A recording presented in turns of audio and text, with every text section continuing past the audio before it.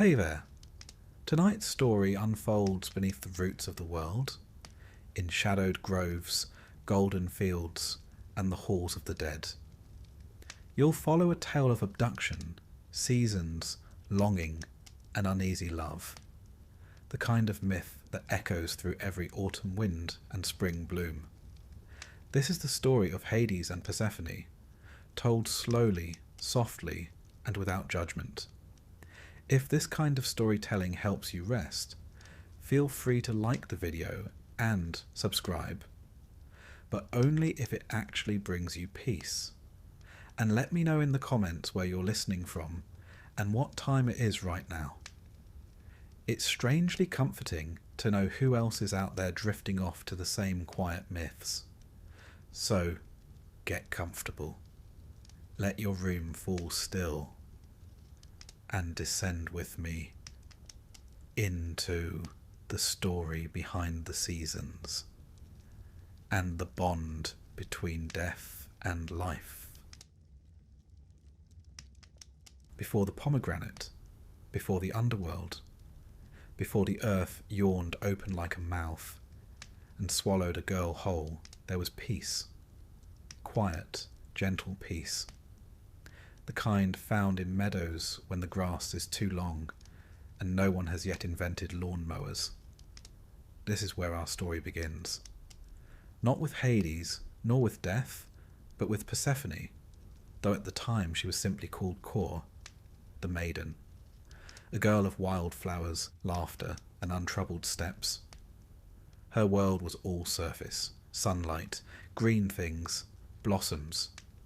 It was a world without shadows, or at least none deep enough to worry about. She was the daughter of Demeter, the goddess of grain, harvest, and maternal overprotection. And like many overprotective mothers, Demeter had one very firm rule. Don't go near boys who live underground. A rule that will, as you'll come to learn, not age terribly well. Now, in the great family of the Olympians, Demeter is one of the older siblings. A daughter of the Titans Kronos and Rhea, she had seen the world reshaped by Zeus and the new order of gods. While her brothers chased thunder and war, she tended to life's quieter miracles. Wheat, barley, fruit that ripened slowly under the sun. The Greeks saw Demeter everywhere food was grown. Not in the feasts, mind you, those belonged to Dionysus and his merry hangovers, but in the silent, back-bent labour of planting, watering, harvesting. To them, Demeter was sacred in the simplest of gestures. A seed placed in soil, a loaf of bread broken in half, the promise that spring would come again. And Kor, her daughter, was spring made flesh, the blooming after winter. The innocence before knowledge. If Demeter was the field, Kor was the flower. It's important to pause here and say that Persephone didn't yet know she was Persephone. Names have power, especially in mythology. Kor was a placeholder of sorts. It simply meant maiden, a title more than a self. A figure unformed, potential waiting for experience. She was not yet queen of anything. She didn't rule the dead. She didn't even have a throne. She was a girl picking flowers with nymphs. And really, if you've ever spent time with nymphs, you'll know that's rarely the setting for wise decisions. The setting was Sicily, or sometimes Attica, or even nicer, depending on which poet you ask. But all versions agree there were flowers. Too many flowers, in fact. Violets, crocuses, narcissus, all blooming unnaturally bright. The ancient Greeks knew what this meant. You don't get that kind of floral extravagance without divine meddling, and divine meddling there was. Because somewhere deep below, beneath the soil and stones, Hades had been watching. Now don't recoil just yet. Hades was not the devil. He didn't twirl his moustache or cackle wickedly. In fact, the ancient Greeks didn't see him as evil at all. Unsmiling, yes, stern, certainly. Not the sort you'd invite to a dinner party, but evil number.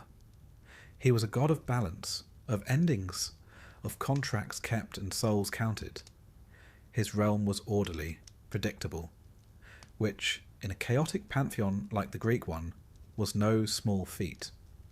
Still he was lonely. He ruled over countless shades, souls of the dead, but not one companion. No wife, no queen, not even a close friend. And so he did what many lonely individuals do in myths written by men. He asked his brother Zeus for dating advice. Zeus, who was not known for wisdom when it came to matters of love, or frankly matters of anything except throwing lightning bolts, suggested his niece Core. This was, you'll note, a fairly standard arrangement in divine genealogy. Olympian family trees are less like trees and more like tangled wreaths with petals missing. Zeus gave his blessing. But crucially, he didn't tell Demeter. Whether out of oversight, strategy, or sheer cowardice, he'd left that little detail off the family group chat. So Hades waited. And the Earth, his ally, waited too.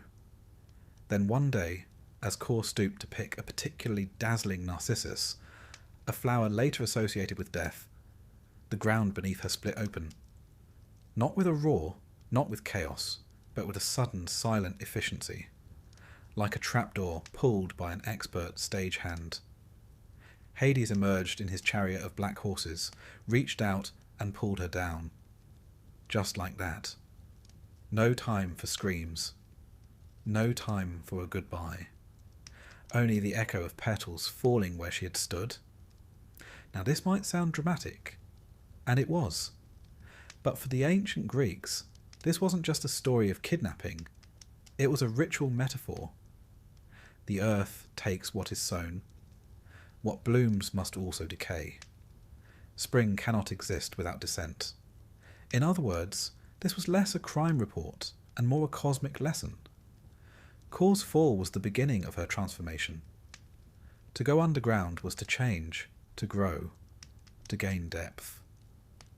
Still, try explaining that to Demeter. When Demeter realized her daughter was gone, she searched the world. Not figuratively, literally. Torches in hand, she wandered night and day. She questioned gods, mortals, winds, rivers. She even interrogated the sun, Helios, who, being incapable of minding his own business, had seen everything. Eventually she learned the truth. Her daughter had been taken by Hades, with Zeus's consent. This understandably did not go over well. Demeter's grief was not weeping in corners. It was not soft or poetic. It was fury and silence, withdrawal. She simply stopped. She withdrew her gifts from the earth. Grain ceased to grow. Orchards withered. Fields turned to dust. Nothing could flourish without the goddess's touch. The world began to starve. And suddenly, the gods, who generally enjoyed having worshippers who were not dead, took notice. Humans had stopped offering sacrifices. Altars were cold. Priests muttered nervously. Cities trembled. Zeus, suddenly recalling he was the one who permitted all this in the first place, decided that perhaps a compromise was in order. So he sent Hermes, the messenger god, down to the underworld with a politely worded message. Return the girl. Please. But meanwhile, beneath the earth, something else had begun to shift. Core, no longer quite a girl, not yet a queen, was adjusting. Hades had given her a throne, a crown, a role. She had walked among the dead, seen their sorrows and listened to their silence. She had not forgotten the sky, nor her mother. But she had changed, as all people do when confronted with the deeper parts of themselves. The moment of return would hinge on one thing. Had she eaten anything while in the underworld? You see, the Greeks believed that eating the food of the dead bound you to their realm. Most souls didn't eat. They drifted. They mourned. They lingered in shades. But Persephone, yes, now we may begin to call her that, had eaten 6 seeds from a pomegranate offered by Hades. Not a feast, not a trick. Just 6 seeds. Just enough. Enough to mean she could never fully leave. Hermes delivered the news. Zeus, ever the negotiator when his own reputation was at risk, proposed a solution. Persephone would spend part of the year in the underworld with Hades, and part with her mother on Earth. A seasonal contract, if you will. No lawyers needed, just divine assent. Demeter reluctantly agreed. Hades predictably agreed, and Persephone, well, she had little choice, but she had also gained something unexpected. Agency, duality, a role in both life and death. Each year, when she rises from the underworld, the world bursts into bloom. Demeter rejoices, the trees awaken, the barley waves gently in warm winds.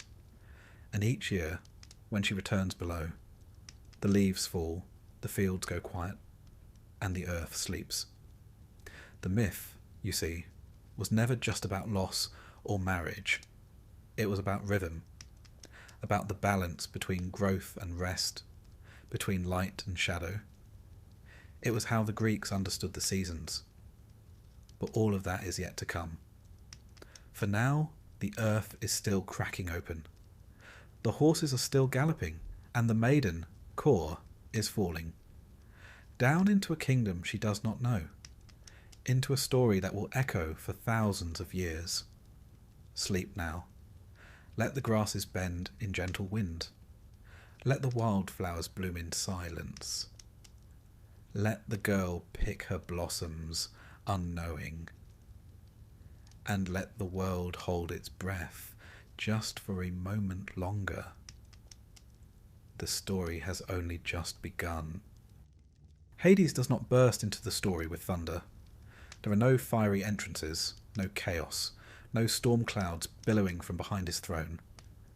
If anything, his presence is more like a cool draft beneath a doorway. Always there, rarely noticed.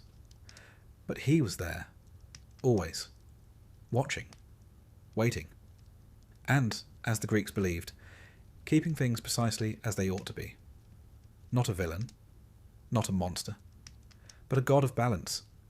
Let us begin properly.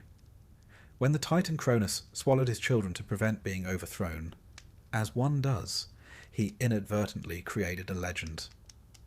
Hades, his third son, was consumed whole, along with his siblings, Hestia, Hera, Demeter, and Poseidon. It was Zeus the youngest who eventually forced Cronus to disgorge them and led the charge in the Great War known as the Titanomachy. After the Titans fell, the brothers drew lots to divide the cosmos. Zeus drew the sky, Poseidon got the sea, and Hades, by chance or by fate, drew the underworld. It wasn't a punishment, though many have assumed it. It was a necessary realm, as old as the stars and twice as deep. Hades took to his role without complaint. While Zeus flung thunderbolts and Poseidon stirred tempests, Hades descended into his quiet kingdom. There was work to do after all. Death, unlike Olympus, did not wait, and it certainly did not gossip. The Greeks did not call it hell. That was a later invention.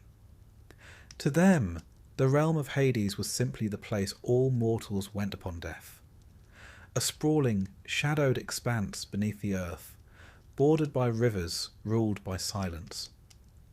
It was called Hades, like the god himself, a factor that led to no end of confusion in later storytelling. But the Greeks, practical as ever, referred to it with several names. Erebus, the place of darkness, Hades, the unseen realm, or simply the house of Hades. It wasn't punishment, not inherently. It was continuation. To enter the underworld, the soul had to cross a river. Not just any river, of course, There were 5 rivers in total. Styx, the river of oaths, black and binding. Lethe, the river of forgetfulness, for those who wish to forget their mortal lives. Acheron, the river of pain. Phlegethon, a river of fire, though no one swam in it, for obvious reasons. Cocytus, the river of wailing. And there, on the banks of one of these rivers, usually the Styx, waited Charon, the ferryman. Now Charon was not especially friendly.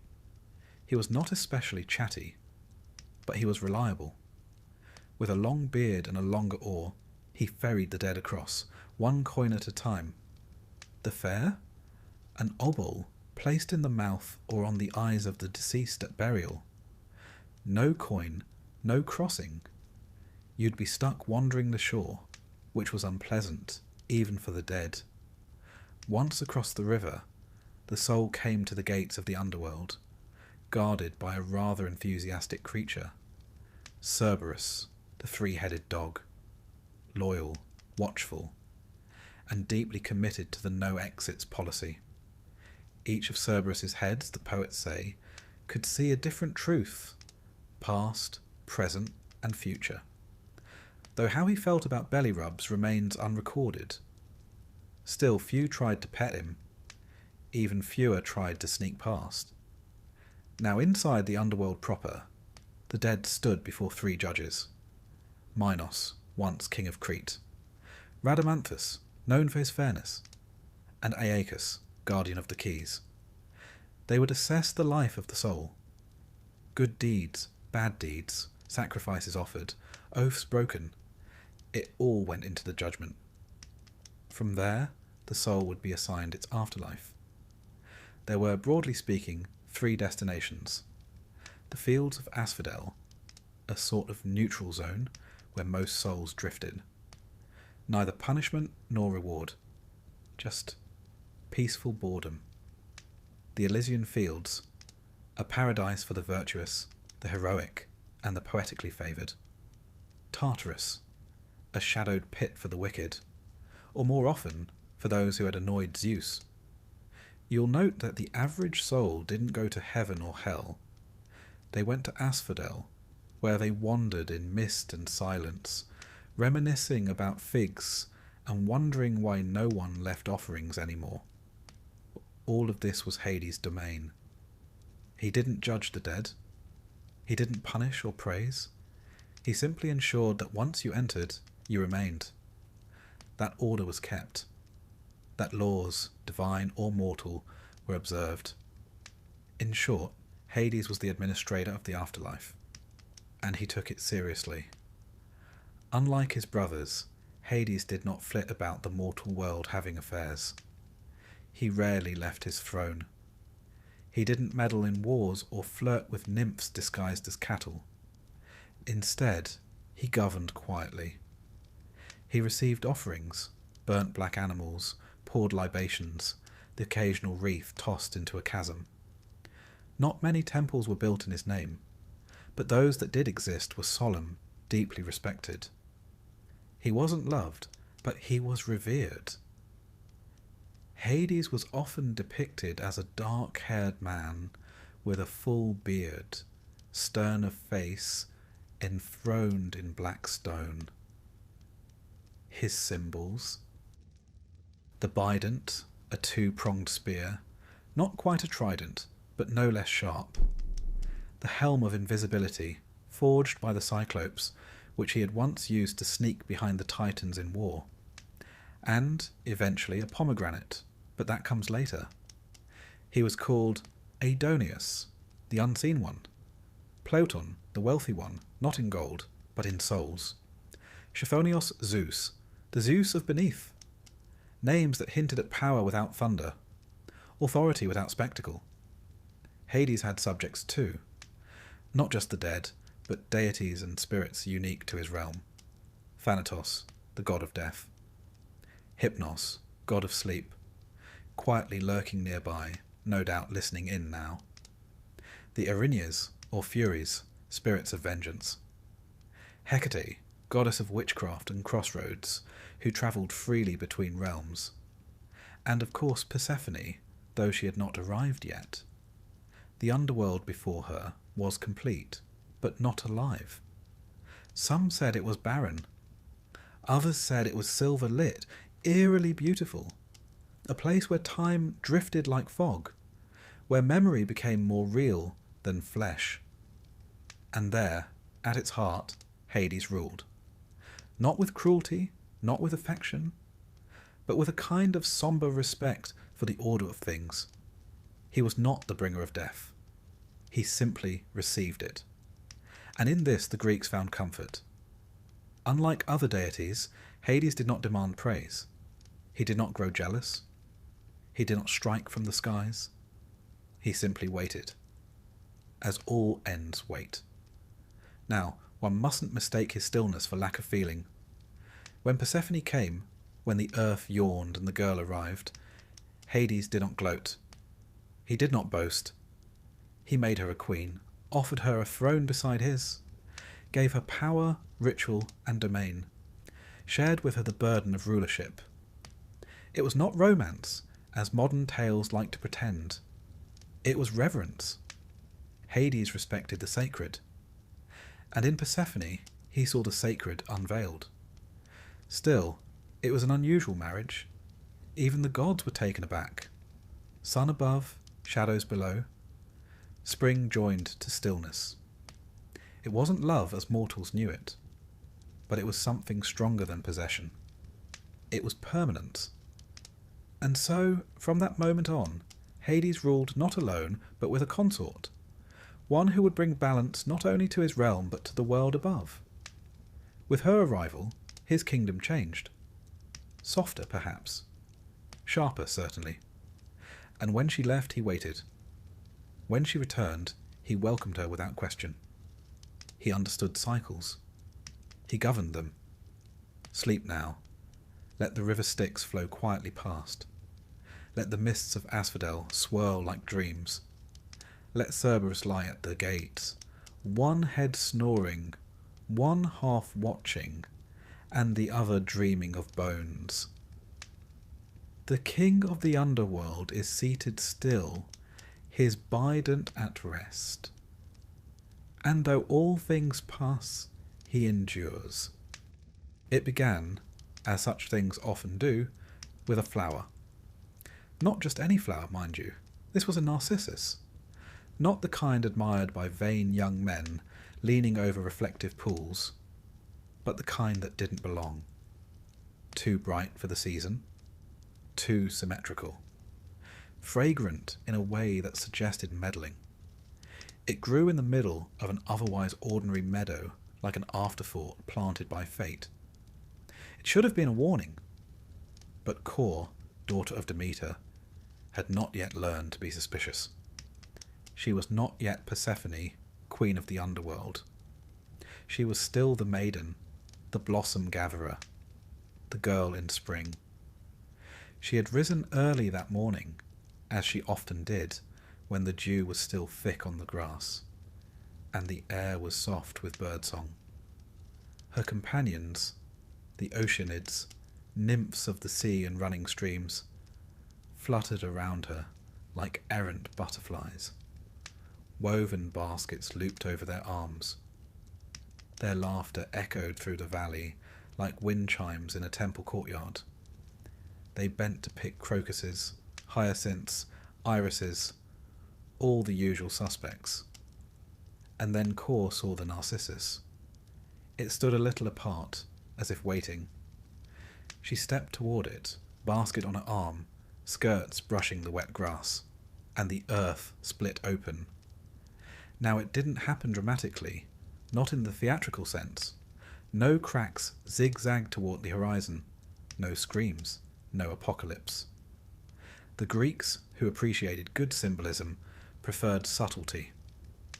The earth yawned open with slow precision, like a door carefully unlatched, and from it emerged a chariot, dark as volcanic glass, drawn by 4 black horses, their hooves hissing against stone, and their breath curling white in the morning air. Hades, king of the underworld, sat at the reins. He did not look monstrous. No horns, no fiery eyes. He was grave, still, composed, like an ancient law carved into stone, a god of order, not chaos, and he reached for her. Some say he seized her. Others claim she barely resisted, that she hesitated, that her hand trembled but didn't pull back. Whatever the truth, Kor vanished, drawn into the chariot. The earth closed behind her like a sigh, leaving only a flutter of petals. The meadow was silent. The narcissus remained. Now, what happened next depends on who's telling the story. To some, this was abduction. To others, it was initiation. The ancient Greeks often blurred the line between marriage and conquest. In many wedding rituals, the bride was taken from her family home, a ceremonial abduction echoing the divine precedent. In this sense, Kor's descent wasn't only a kidnapping, it was a rite of passage. Back on the surface, Demeter knew something was wrong. Mothers do, she called for her daughter. No answer. She asked the nymphs, who wrung their hands and avoided her gaze. She searched the fields, the mountains, the coastlines. With torches in both hands, she wandered through the night, disguised as an old woman. The goddess of grain became a grieving stranger, knocking on doors, questioning the wind. Days passed, then weeks, then months, and the world began to change. Demeter's absence from Olympus went largely unremarked at first. Gods were often moody, but mortals began to notice something far worse. The crops stopped growing, the earth hardened, fruit withered, the fields lay barren. Winter, not as a season but as a consequence, descended. Temples emptied, sacrifices ceased. Humanity, faced with starvation, had no breath left for praise. And so the gods grew uneasy. Mortals were their lifeblood. Worshippers, builders of temples, singers of hymns. If the humans perished, so too would their influence. Zeus, as usual, had a hand in the mess. He had, it seems, sanctioned Hades' abduction of Kor. A quiet arrangement between brothers. A convenient way to marry off a daughter without all the social fuss. Now he regretted it. With the world wilting and Demeter refusing to relent, he sent Hermes, swift-footed, quick-witted, to negotiate. Down to the underworld the messenger flew, passing the gates of shadow, past the barking of Cerberus, through corridors lined with bones and silence. There, in the heart of Hades' realm, sat Kor. But she was not Kor anymore. She had changed. The underworld does that. It doesn't corrupt, it clarifies. Down there, masks are removed. Pretenses rot away. What remains is essence. And what remained in her was strength. Hades had given her a throne, a realm, a name, Persephone. He treated her not as a captive, but a queen. Gave her power. Offered her a crown of jet and garnet. And she, in return, brought spring into shadow. Her present softening even the edges of death. She was no longer a flower picker. She was a ruler. When Hermes arrived, she did not rise eagerly, nor did she weep. She listened. The message, return, or the world above will perish. Her reply, she will go. And yet, as she rose, a complication emerged, quite literally. Hades asked, in a voice quieter than usual, if she had eaten anything during her stay. She hesitated, and then admitted yes. A handful of pomegranate seeds. 6, to be precise. In Greek thought, this was no small thing. Eating the food of the dead bound you to the realm. Symbolically, ritually, eternally. Why did she eat them? Scholars debate. Some say Hades tricked her. Others believe it was an accident. Still others, and they tend to be the quietest, suspect she did it on purpose. To ensure she could return? Whatever the truth, a compromise was struck. Persephone would spend part of the year above with her mother and part below with her husband. 6 months of growth, 6 of sleep. Thus were the seasons born. But let's return for a moment to the girl in the meadow. When Kor reached for that flower, she wasn't just beginning a myth. She was enacting a ritual. The Greeks saw this story not just as entertainment, but as instruction. In the Eleusinian mysteries, secret rites held outside Athens, initiates learned the tale of Demeter and Persephone as a sacred truth. What happened in those rites remains unknown. The participants swore oaths, and remarkably they kept them. But the purpose was clear. To understand death, not as an end, but as a journey. Persephone was the guide. The maiden who went down and returned. Changed, yes, but not lost. She taught that descent is not always defeat, that darkness can be survived, and that transformation, though painful, can be divine. Even today her name lingers. Persephone, she who brings destruction.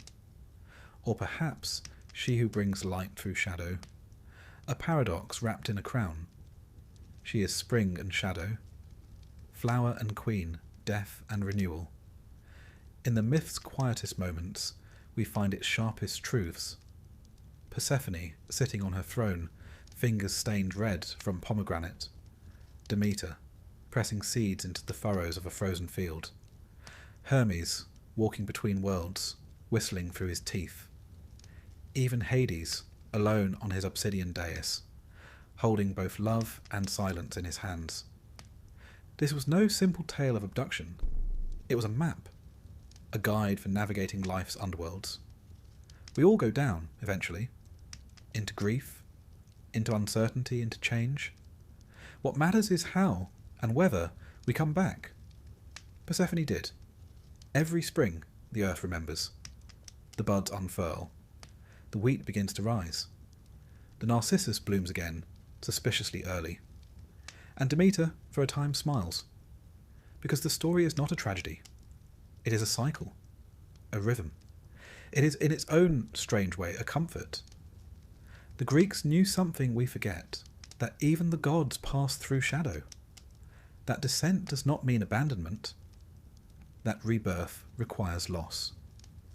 And that sometimes the line between girl and queen is drawn in seeds and silence. Sleep now. Let the field settle. Let the earth rest. Let the horses gallop beneath the soil. Let the goddess turn her face to the sun. She will go down again, but not today. Today she walks, and the world blooms behind her. The day Persephone vanished, the world began to lose colour. Not all at once, not dramatically, but subtly. The grass held its green a little less brightly. The flowers, those lavish gifts of Demeter's goodwill, drooped as if uncertain of their own purpose.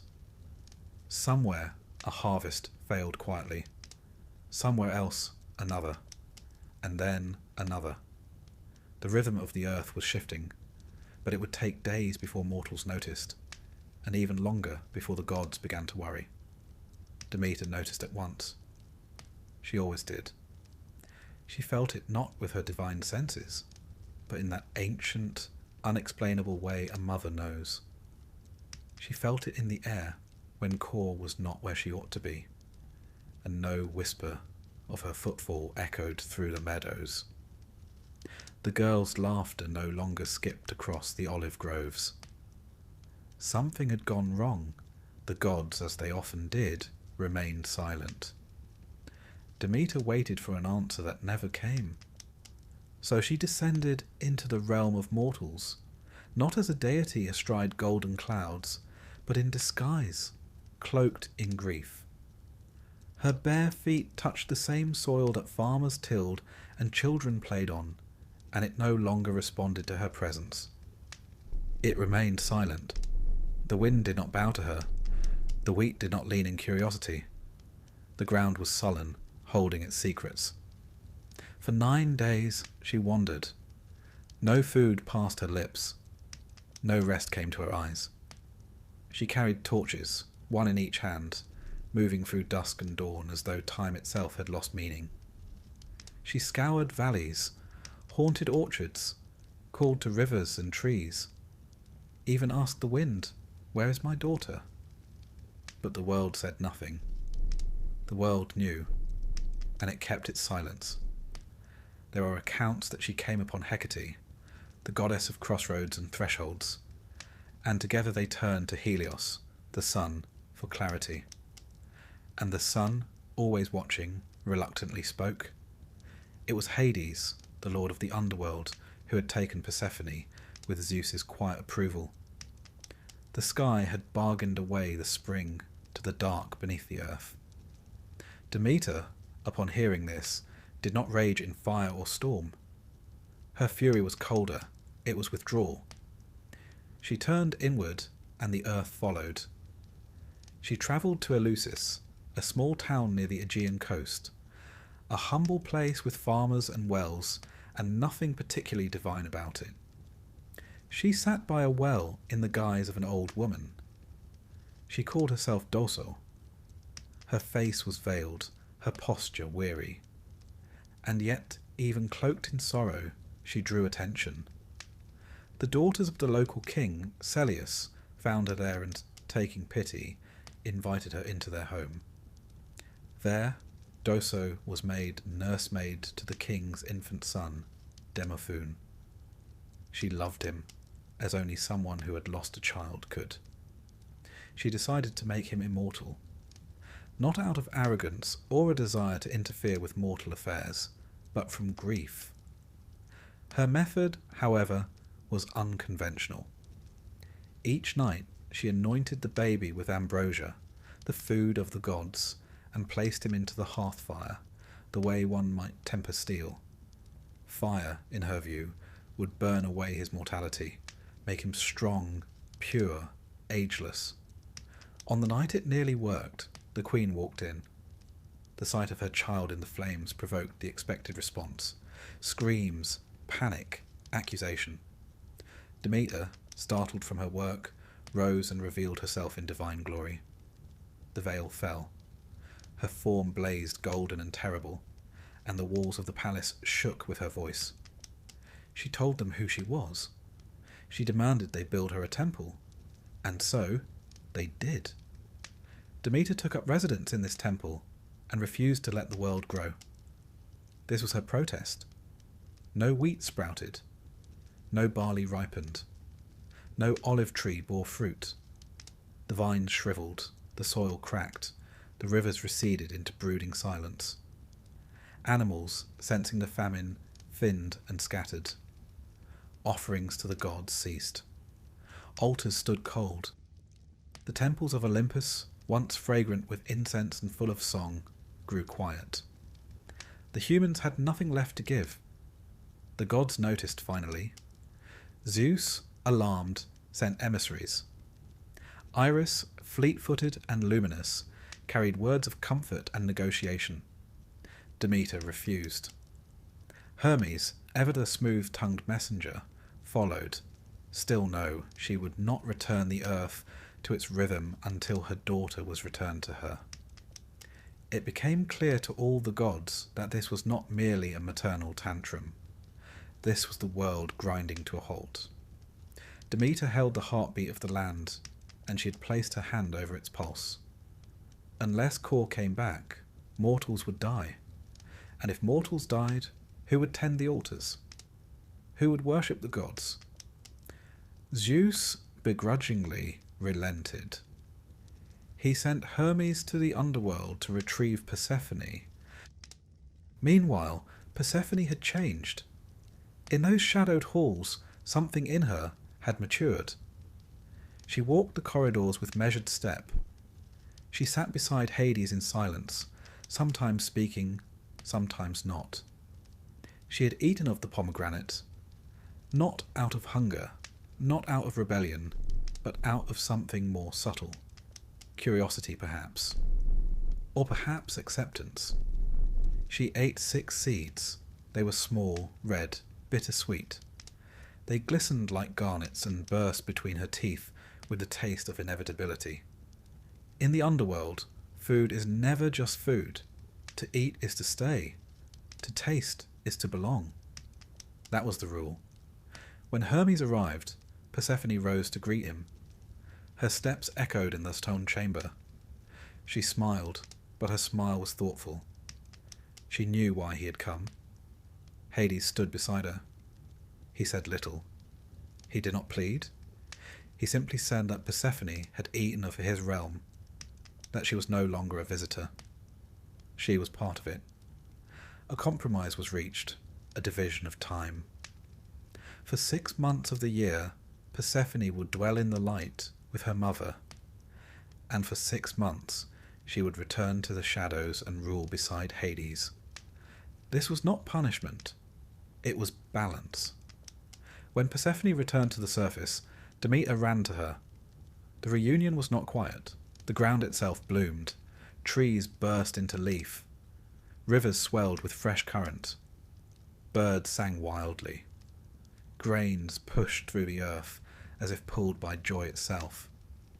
But when Demeter learned of the seeds, her joy dimmed slightly. There would be separation. Again and again, every year. Spring and summer would be hers. Autumn and winter would take her away. The wheel would turn. The earth would sleep and wake, over and over, with the cycle of a mother's sorrow and a daughter's return. This, the ancients said, is how we got the seasons. It was not merely an agricultural myth. It was an emotional truth. Loss is cyclical. Absence returns. Grief, once planted, does not vanish. It changes shape, becomes ritual, becomes weather. At Eleusis, where Demeter had mourned, a new tradition began. The Eleusinian Mysteries. A secret rite. A festival to honour the descent and return of Persephone. Those who took part in the mysteries were promised a deeper understanding of life and death. They fasted. They walked from Athens to Eleusis by torchlight. They whispered secrets, passed objects, drank sacred brews, saw things that could not be written down. The rites were never fully revealed. Not once in all the centuries they endured. Even the Roman emperors, even Christian polemicists could not pry them open. But what we do know is this. Those who emerged from the mysteries no longer feared death. To know Demeter's grief and Persephone's return was to know something eternal. A rhythm that went beyond tombstones and pyres. A rhythm that said, nothing is gone forever. In this myth, Demeter is not the goddess of crops alone. She is the goddess of waiting, of mourning, of empty places at the table, of rooms gone quiet.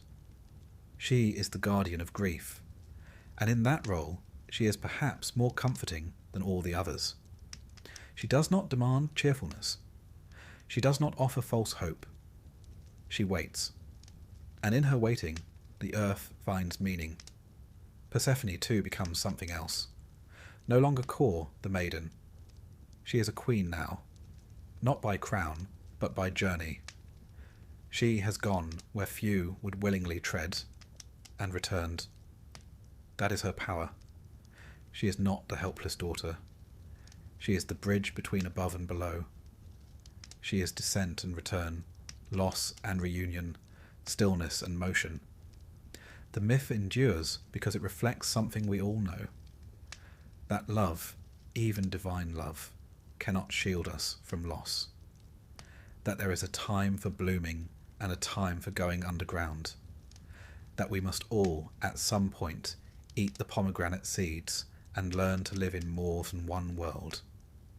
And so the world withers and then revives. The fields go bare and then bloom. The wheel turns, the sun tilts. The silence of winter becomes the whisper of spring. Even now, if you listen, you can hear it. The rustle of stalks breaking through snow. The sigh of Demeter watching the road. The echo of a torchlit procession heading back to the surface. sleep now. Not as the dead sleep, but as Persephone does, knowing that you will return, that the dark is not the end, but part of the pattern, that even below the earth, things still stir. And if you dream tonight of torchlight and flowers, of grain and stone, know that you've walked a path that's been walked for thousands of years, slowly, steadily, in silence, and always home again. Imagine a world beneath your feet, dark, still, vast. A world without wind or weather, where rivers flow in silence and stones absorb time, like ink on parchment. This is the realm of the Underworld, the domain of Hades, and it is here that Persephone, once called the Maiden, must now adapt. We have seen her thrust into this shadowed kingdom by her mother's grief and her husband's will. We have heard of her eating the pomegranate seeds, binding her fate to darkness. Now, let us step inside the house of Hades and walk through its silent halls with her. Persephone's first moments beneath the earth were filled with disorientation. One moment, she stood beneath a bloom-laden sky. The next, she fell through darkness into a stillness so deep it seemed to swallow even the notion of sound. When she came to, she found herself in a vast hall of black marble, column stretching upward into unseen shadow.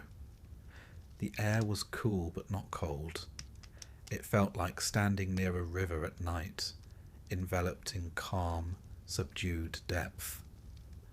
The faint glow of torchlight reflected off polished stone, illuminating silent corridors that stretched like veins into the earth. In that moment, she understood how different this place was.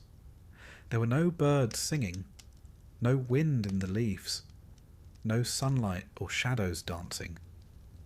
Instead, there was quiet, an almost living hush that pressed gently against her ears and held her thoughts. Hades did not greet her with ceremony or fanfare. He stood in the hall, quiet and composed, when she emerged from her descent. His cloak was dark as storm-tossed night. His expression reserved, not hostile. There was sadness in his eyes, but also firmness. He offered her a seat upon a throne carved of onyx. The seat's back was high and straight, its arms cool under her fingers. There were no cushions for comfort here. This was a place of solemnity after all. In that austere moment, he spoke her name, Persephone. A breath of air passed between them, a recognition. He was her husband, she was his queen, a pact had been made. He saw not a frightened girl, but someone who had eaten seeds from his table. Someone bound to this realm, and yet not yet fully fledged. She had power here, but she also carried absence, for she could no longer fully claim either kingdom. Hades led her through the underworld, first to the Hall of Judgment, where shades stood and waited. Some edged along in silence. Others murmured softly to each other, perhaps exchanging news of mortality's illusions. Still more drifted like memories without faces or names. They stood before the judges, Minos, Rhadamanthus, Aeacus, stern but not cruel. If they had cares about accuracy, it would show only in small things. A furrow of concern, a tilting of head, a nod of solemn acquiescence. Persephone watched, uneasy. The dead were not alive, but they were present. Much more present than she had been above. Gradually, she understood this realm was not a prison. It was an afterlife of shapes and memories. No flowers but echoes. No laughter but recollection. No storms but inevitability. Hades showed her the underworld's rivers. They were few in number, but vast in implication.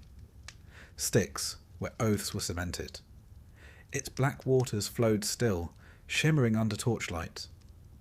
Hades told her no vow made on its banks could be broken, not even by gods. Leaf, the river of forgetfulness. He explained that some souls drifted through it to forget their mortal lives, though most clung to memory, as if it were the only proof of their existence. Acheron, river of pain and grief, quiet now, but heard in your bones as a low, sorrowful current. Phlegethon, a river of fire. Not for those who swam in it, but for those who had transgressed so deeply that even remembrance could not reach them. Cocytus, the river of lamentation, where shades wept silently, their tears falling into mirrors of regret. Persephone stood at each bank, dipping a finger, feeling the truth of each river pressing into her consciousness. They were not threats, they were records. At the threshold of deeper chambers, she encountered Cerberus, the three-headed hound. He lay sleeping across the entrance, heads resting on paws, one eye half open, another closed, another blinking drowsily. He did not threaten her. He merely sighed, a low rumble echoing through the corridor. 3 heads, 3 visions. Past, present, future, or, perhaps, memory, duty, and destiny. Persephone paused, placing a gentle hand on the fur of one head. The dog stirred, sniffed, then surrendered to sleep again. There was no gatekeeping beyond that. The dog was not guardian of prisoners, but keeper of order. It was then she realized, in the underworld, barriers existed not to keep her in, but to keep chaos out. She was learning that restraint was not cruelty, it was balance. One evening, Hades invited her to dine, not on sumptuous feasts, but share in the daily rituals of rulership. A marble table was set, each place laid with simple silverware. Wine was poured, dark, potent, subtly sweet. Bread was offered, dense and plain, olives, figs preserved in honey, and small dishes of barley steeped in herbs.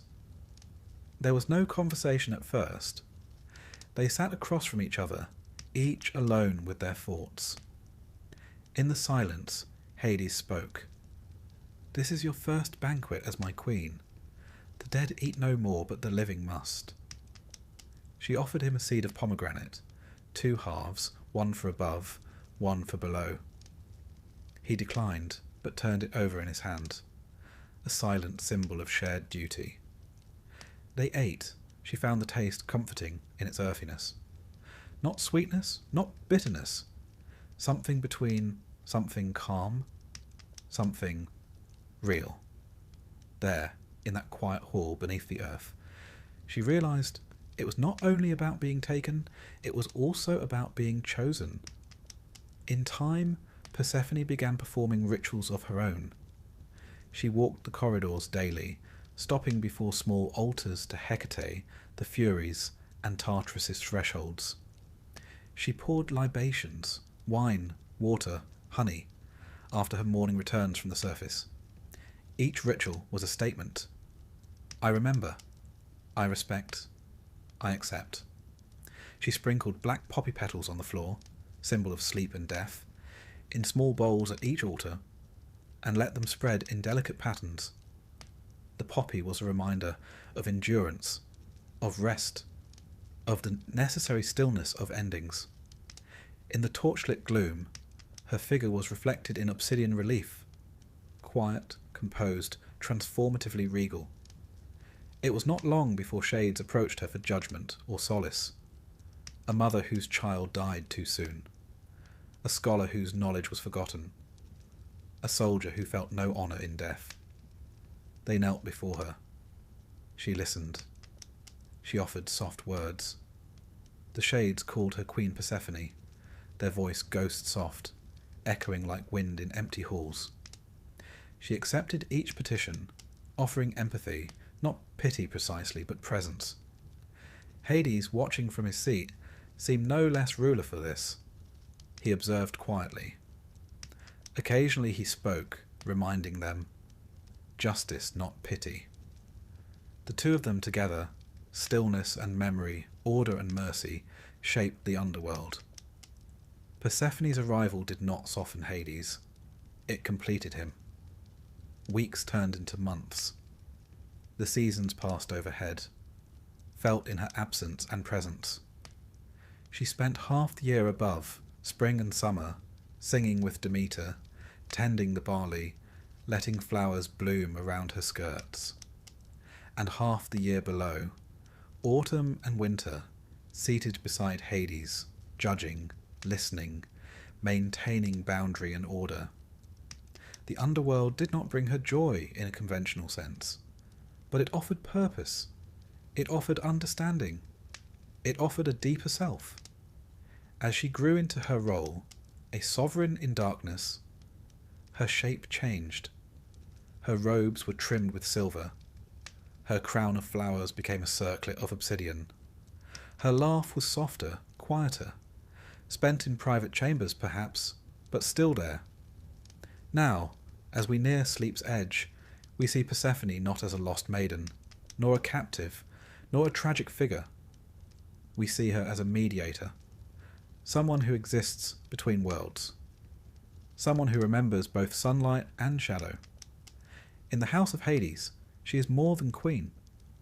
She is a covenant, a living promise that life and death need not be enemies, but partners in a grand design. She has bound herself to darkness, yet learned its purpose. She has tasted what lies below, yet kept her roots above. In that balance lies the true heart of her story. Sleep now, dear listener. Imagine the faint echo of footsteps in a marble hall. A soft torch glowing, never blazing. A queen seated not in splendour, but in quiet authority. A realm that endures, not in noise, but in deep, slow resilience. For it is only by entering the underworld that we can understand the full measure of our days above. In stories, it's always something small that changes everything. A misplaced whisper, a dropped letter, a forgotten promise, or, in this case, a pomegranate seed. Not even a full fruit, mind you. Just 6 of its red, glistening seeds. That's all it took to alter the path of gods and mortals alike. They were juicy, bitter-sweet little things. Slightly tart, oddly fragrant, bursting with colour and consequence. And when Persephone ate them, whether by accident or curiosity or quiet resolve, she did something the gods could not undo. To understand why such a tiny act could bind a goddess, you must understand what food meant in the ancient world, not only to the living, but to the dead. Eating was never just a matter of sustenance, it was a declaration. To eat in a place was to accept its laws. To share bread was to establish trust. To take a bite was, in a way, to sign a contract, especially in the realm of Hades. In the mortal world, guests were protected by rules of hospitality. Zeus himself presided over such matters. To feed someone was to make them part of your household, even for a moment. In the underworld, that custom became even more binding. There was no casual snacking in the land of the dead. To consume was to commit. And Persephone, knowingly or not, crossed a threshold. The pomegranate was not chosen at random. Of all fruits, it carried layers of meaning. To the Greeks, it was a symbol of fertility and death all at once. A fruit of blood-red colour, bursting with seeds that promised new life, yet closed inside a shell like a tomb. It ripened late in the season, a herald of autumn. Its presence in myth was never casual. Some say Persephone was tricked, that Hades offered the seeds when he learned she might leave. Others suggest she took them of her own volition. No one quite agrees. The Homeric hymn to Demeter claims she was given them secretly. Later versions grant her more agency, hinting she made a choice, perhaps to remain, Perhaps to ensure her independence from her mother. Perhaps simply because she had grown used to the silence of the underworld and no longer feared it. Whatever the truth, the effect was the same. She became part of the realm below. She had tasted its food, and so she belonged to it. The gods of Olympus may have argued about justice and motherhood and divine protocol, but the underworld abided by older rules, older than the Olympians themselves. When Demeter learned of this, her joy at Persephone's return dimmed. She embraced her daughter, wept into her hair, held her as though to anchor her to the soil. But Persephone could not stay. She had been claimed by what she had eaten, not by chains, not by force, but by seed and ritual. Demeter raged, then wept, then bargained. A compromise was forged, hammered out like bronze on divine anvils. Persephone would spend a part of the year below, part above. 6 months in the land of the dead. 6 months in the arms of her mother. Thus began the seasons. When Persephone returned each spring, Demeter allowed the fields to bloom. The world stirred. Crops pushed up from the soil, reaching for the sun. The air warmed, birds sang, the winds danced. But when Persephone descended again, the earth grieved. Leaves fell, days shortened. The harvest was gathered in final tribute. Winter was the waiting. The ancients believed this story explained not only the cycle of agriculture, but also something deeper. They saw in the seed a metaphor for human fate. All of us, they believed, eat something of the underworld before our time. We taste sorrow, or loss, or longing. And in that moment we become dual beings, creatures of both light and shadow, bound to joy and to the inevitable pull of endings. Persephone's 6 seeds were not just a legal tether, they were the moment of her transformation. No longer called a maiden, no longer merely a daughter. She was now someone who had seen both sides of existence. She became, in a sense, the first to die and yet not remain among the dead. She went willingly to the realm where no god chose to dwell, and she returned. And that made her more powerful than before. Even among mortals, the idea that what you eat can define you is ancient. There were foods reserved for sacred rituals, foods avoided in mourning, foods used to mark passage from one life stage to another. To abstain or to consume was never neutral. It always meant something. The Greeks fasted during mourning and broke the fast to honour the return of the soul. Wine was poured to honour the dead. Bread was broken to celebrate the living. The Eleusinian mysteries, those sacred rites held in honour of Demeter and Persephone, were built around this idea. The initiates fasted, then drank a sacred barley drink called kykeon. It was no delicacy, grain, mint, water.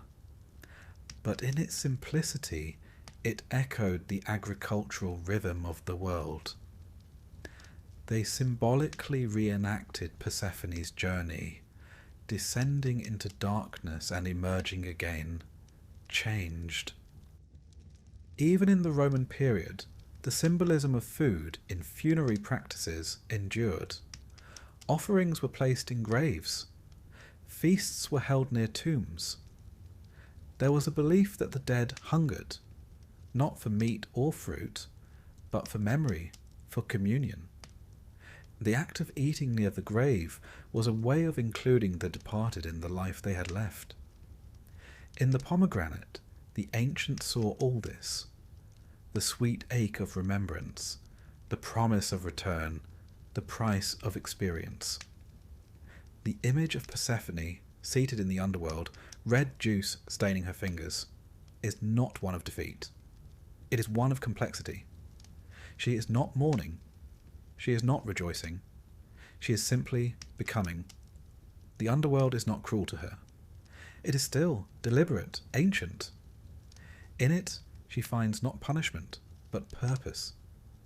Hades himself is a quiet figure in this moment. No longer the abductor, he is the keeper of law. He does not gloat, does not leer, does not restrain her. He reminds her, perhaps gently, perhaps gravely, that to eat here is to stay. He speaks not as a husband, but as a ruler. The contract is made not with him, but with the realm itself. She cannot be unbound. She can only divide her time. Even among the gods this pact held. Zeus, mighty as he was, could not overrule the food of the dead. No thunderbolt could strike the seeds from her stomach. What had been consumed remained consumed. What had been joined could not be unjoined. This was not a punishment, but a principle, one that even Olympus respected. In some later versions of the myth, Persephone's 6 months are not a punishment, but a duty. She goes below not as a prisoner, but as a queen. She chooses to rule beside Hades, to govern the realm of the dead with wisdom and compassion. Her time above becomes renewal. Her time below becomes reflection. The pomegranate seed becomes not a shackle, but a crown. The act of eating itself becomes a rite of passage. Before the seed, she was passive. After, she acts. Before things happen to her. After, she makes things happen. The fruit is a hinge upon which the myth turns. In daily life, the ancients understood this instinctively. Meals were not merely nourishment. They were moments of decision. Sharing a loaf of bread, a cup of wine, could mark the beginning of alliances or betrayals. Contracts were sealed with salt. Oaths were made over meals.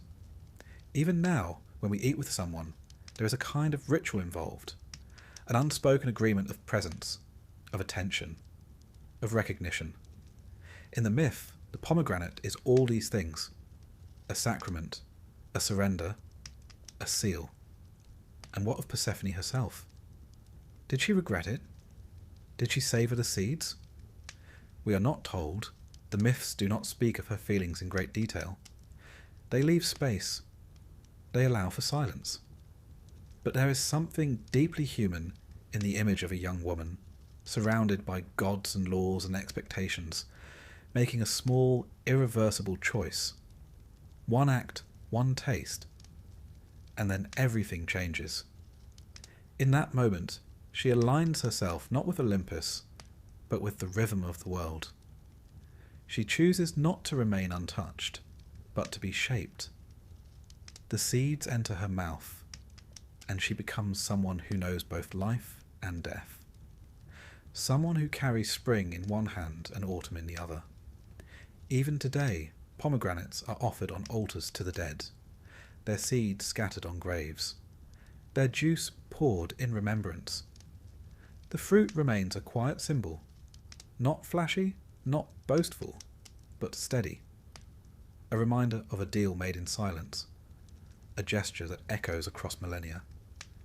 As you drift now, deeper into stillness, imagine Persephone seated on a dark throne, torchlight flickering on stone walls. In her hand a split pomegranate. Its seeds glint like drops of garnet. She holds it without fear. She knows what it means. She has made her peace with its taste. There is no tragedy here, only balance. 6 seeds, 6 months, 6 gestures of becoming. The world turns. The shadows lengthen. The spring waits. Sleep. There are few who walk the boundary. Fewer still who belong to both sides of a line, and yet are trapped by neither. Persephone, the daughter of sky and earth, became something more than either intended. Shpi became a hinge between worlds, a queen in sunlight and a queen in shadow. Her power, strangely enough, did not lie in violence or divine spectacle. It lay in passage, in her ability to descend and return, to rule one world while never forgetting the other. The ancients never imagined their gods as all-seeing or all-loving. They imagined them as powerful, yes, but tangled, capable of beauty, rage, jealousy, and quiet acts of grace. Persephone's reign is not marked by thunderbolts or songs of conquest. It is marked by seasons, by cycles, by patience. She governs the underworld not as a tyrant, but as a presence, unshaken, still, familiar with sorrow but unbroken by it. Her realm is not just one of death. It is of memory, of judgment, of quiet continuance. Persephone's court has no trumpet fanfare, no marble steps dusted with rose petals. Her throne is carved from obsidian and polished until it gleams like still water. The torchlight plays along its surface, casting reflections that flicker like thoughts half-remembered. She does not sit in isolation. Hades is beside her, though rarely does he speak unless he must. This is her domain as much as his, and perhaps more. She learned its contours over time. Not quickly, not in a day. First, she observed, the way the shades moved or didn't, how the rivers whispered and the stones remembered. She watched the judges weigh souls and wondered what made one life nobler than another. She heard the weeping near Lethe and the silence near the gates of Tartarus. There were patterns here. There were rules older than Olympus. She came to understand that the underworld was not a place of punishment by default. It was a place of reckoning, a place of truths that could not be silenced. Here the past did not vanish. It echoed, and she listened. Over time, the shades came to her, not with cries for justice, but with questions. A soldier wondering if his cause had mattered. A mother searching for a child lost in a plague. A poet who feared his words had died with him. She did not always answer. Sometimes she simply sat with them. Sometimes she reached out her hand and offered stillness. They called her queen not out of fear, but out of recognition. She was not one of them, but she had walked where they now walked. She had eaten of the same fruit. She understood. Her presence brought a change, not in the geography of the underworld, but in its texture. Where once there had only been resignation, now there was ritual. The dead began to mark her arrival. They lit oil lamps in her honour. They traced her name on urns. They placed poppy seeds at the mouths of caves, hoping to gain her attention. She did not demand worship, yet they gave it. And yet, her reign was not unbroken. Each year, when the time came, she rose again. The first breath above ground was always sharp, too bright, too noisy, too alive. But then she would hear her mother's voice and the earth would begin to move. Demeter would greet her with tears and barley offerings. The fields which had lain dormant would stir. Shoots of green would push upward, tentative, and then joyful. The air would carry warmth again. Animals would emerge from hollows. Birds would sing not out of habit but out of recognition. Persephone had returned, and the world knew it. Above ground, she was not merely a daughter restored. She was an embodiment of renewal. Her steps across the land were marked by blossoms. Not lavish, artificial ones, but delicate wildflowers, pushing through soil, leaning toward her with reverence. She spent time among the olive groves, the orchards, the grain fields. Not because she needed to, but because it was part of the rhythm. She brought with her the memory of stillness, and with it a deeper appreciation of life. Mortals told stories of spotting her in spring. Hair dark as night, crown made not of gold, but woven herbs and petals, walking with bare feet through a grove. She rarely spoke, but when she did, Her words had weight. She never wasted them on pleasantries. She asked how the harvests fared.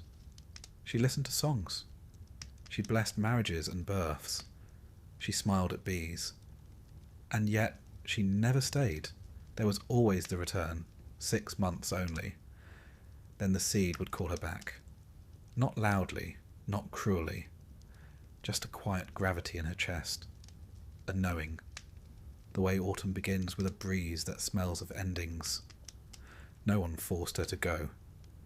She simply understood that balance demanded it. Each descent became a ritual.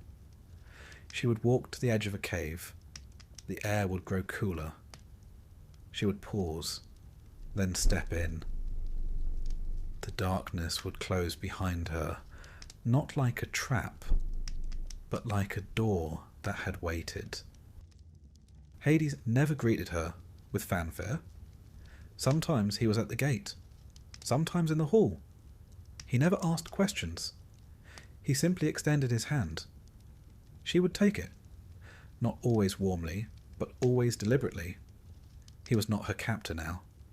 He was her counterpart. He ruled the bones. She ruled the memory. Their court became known for quiet justice. Not mercy necessarily, but understanding. The souls who came there did not expect pardon, but they expected fairness. Persephone saw them as they were, and as they had been. She did not forget. She kept a garden, even underground. Not of roses or lilies, but of asphodel, poppies, and pale narcissus. Flowers that did not need sunlight. They grew in silence, fed by memory. She tended them herself. No nymphs, no servants. Just her and the soil. Sometimes she would pluck a flower and place it on the path of a wandering soul. A sign. No one quite knew what it meant, but it mattered. The other gods did not interfere. They kept their thrones, their dramas, their temples. Persephone rarely visited Olympus. She did not seek grandeur. She had no chariot of lightning, no spear of war. Her power was quieter, more enduring. When mortals prayed to her, they did so not with shouts but with whispers. They prayed to her for peace in death, for dreams of loved ones lost, for strength to endure winter, for the safe return of what was precious. In the Eleusinian mysteries, she was honoured alongside Demeter. The initiates walked in torchlit silence, enacting the descent and the return. They drank the sacred barley drink and waited for the moment when light returned. What they saw, they never said, but they emerged changed. They no longer feared death. That, they said, was Persephone's gift. Her story did not end in triumph or tragedy. It continued quietly across centuries. Artists painted her not always in darkness, but in twilight.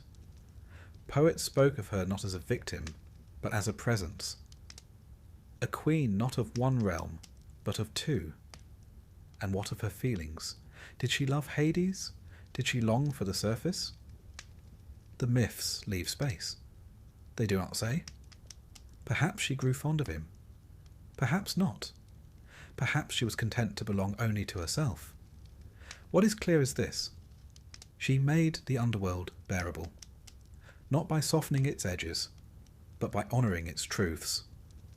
She did not turn it into Olympus beneath the ground. She preserved its silence, its reflection, its dignity. She became the face the dead saw last, and the name the living whispered first when the cold set in. They did not fear her, they turned to her. Even now, some say, she walks the boundaries. A shadow across a garden path, a flicker in a mirror, a presence behind a dream. She is neither wholly here nor there. She is transition itself. In autumn, as the leaves curl and the air turns sharp, we remember her descent. In spring, as the earth thaws and the birds return, we remember her return. In between, we live, and in living, we echo her rhythm. Persephone teaches us that to walk between is not weakness, it is wisdom. That change is not failure, it is growth. That you can belong to darkness without losing your light. And that the crown you wear does not have to gleam, it only has to endure. So sleep now. Let your thoughts walk quiet paths, past stone gates and pale flowers. Let Persephone guide you, not into silence, but into stillness. Not into forgetting, but into remembrance. She is there, waiting, not as a warning, but as a promise, that nothing is final, that return is always possible, that two worlds can be held in one hand, and one heart can hold both sun and shadow. Close your eyes. You are walking beside her, and she is not afraid. At the edge of Athens, where the dust of the city gave way to the rolling hills of Eleusis, there was once a silence not born of emptiness, but of reverence. It was a place set apart. Fields grew golden with barley and wheat, but it was not the grain that made the ground sacred. It was the memory of a goddess who once wept there, of a mother who searched, of a daughter who vanished and returned, of death and what might lie beyond it. This was the heart of the Eleusinian mysteries. For over 1,000 years people came, not just the poor and the pious, but emperors and philosophers, generals and slaves. All walked the same dusty road from Athens to Eleusis under torchlight. All bore offerings. All entered in silence. No one was exempt. No one was elevated. Once within the rites, all were equal, equally ignorant, equally expectant, equally human. They were not told what they would see. They were only told that what they saw they could never speak of. The mysteries were centered around Demeter and Persephone. Their story of loss, descent, and return was not merely recited. It was enacted. Not as theatre, but as transformation. To take part was not to watch, but to pass through something. A ritual, yes, but more than that. A pattern lived again and again by each generation. It began with preparation. For 9 days the initiates fasted. They bathed in the sea. They purified themselves with smoke and silence. They abstained from certain foods, beans perhaps or fish. They donned simple robes, pale linen tied at the waist.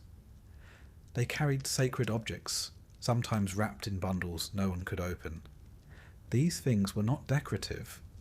They were thresholds, small doorways to something unspoken. On the appointed day, they gathered in Athens and began the walk to Eleusis. It was not a long journey, but it was done with deliberation. They moved as a body, as one long thread winding across the land, each step an echo of Demeter's own search. Torches held high, feet stirring dust, voices low or silent. The road wound through sacred sites, shrines, springs, olive groves. Along the way jokes were permitted, even laughter. A strange detail, perhaps, for so sombre a rite. But the ancients understood that reverence did not always mean solemnity. Sometimes laughter was part of the mystery. When they arrived, they entered the telesterion, the hall of initiation. It was a vast stone building, simple in design, with a dark interior and thick columns. Here, under heavy beams, the heart of the mystery unfolded. But what exactly happened inside, no one ever wrote down. Not clearly, not fully. What little we know comes from whispers, fragments, sidelong glances in other texts. It was not for the curious outsider. It was for those who had walked the path. Some say they were shown a stalk of grain. Others say there was a light, a sudden blinding flash in the dark. Some speak of sacred words whispered, of a fire kindled from no visible source. Still others mention a reenactment of Persephone's return, but all agree on one thing: those who came out were changed. Plato himself, no stranger to abstraction, hinted that those who had seen the mysteries no longer feared death, not because they were promised eternal life, but because they understood something deeper. That death was not the end. That beneath the soil something stirred. That loss was not annihilation, but passage. The rites followed the pattern of the myth. Fasting mirrored Demeter's sorrow. The walk mirrored her search.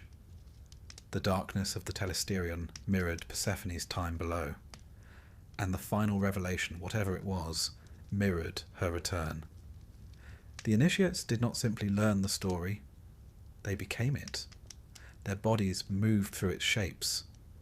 Their breath aligned with its rhythms. They descended, they waited, and they rose. The symbolism was layered. Barley, for instance, was not just a crop, it was Demeter's gift. The kykeon, the barley drink consumed during the rites, was no mere refreshment. It was sacred. Earthly, slightly bitter, grain, mint, water, humble ingredients stirred with memory. To drink it was to join the old cycle: seed, soil, growth, harvest, rest. The torch was sacred too, not only as light, but as guide. Demeter had searched with twin torches in each hand. The initiates carried their own, not just to see, but to remember. Each flicker of flame was a memory made visible. Each step illuminated by borrowed grief. In sleep, one might imagine the telesterion. Its stone floor cool under bare feet.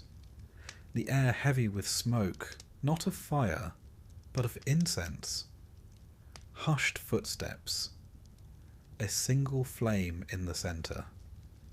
And a voice, not loud, but steady, telling a story you already know, but in a language older than thought. There were lesser and greater mysteries.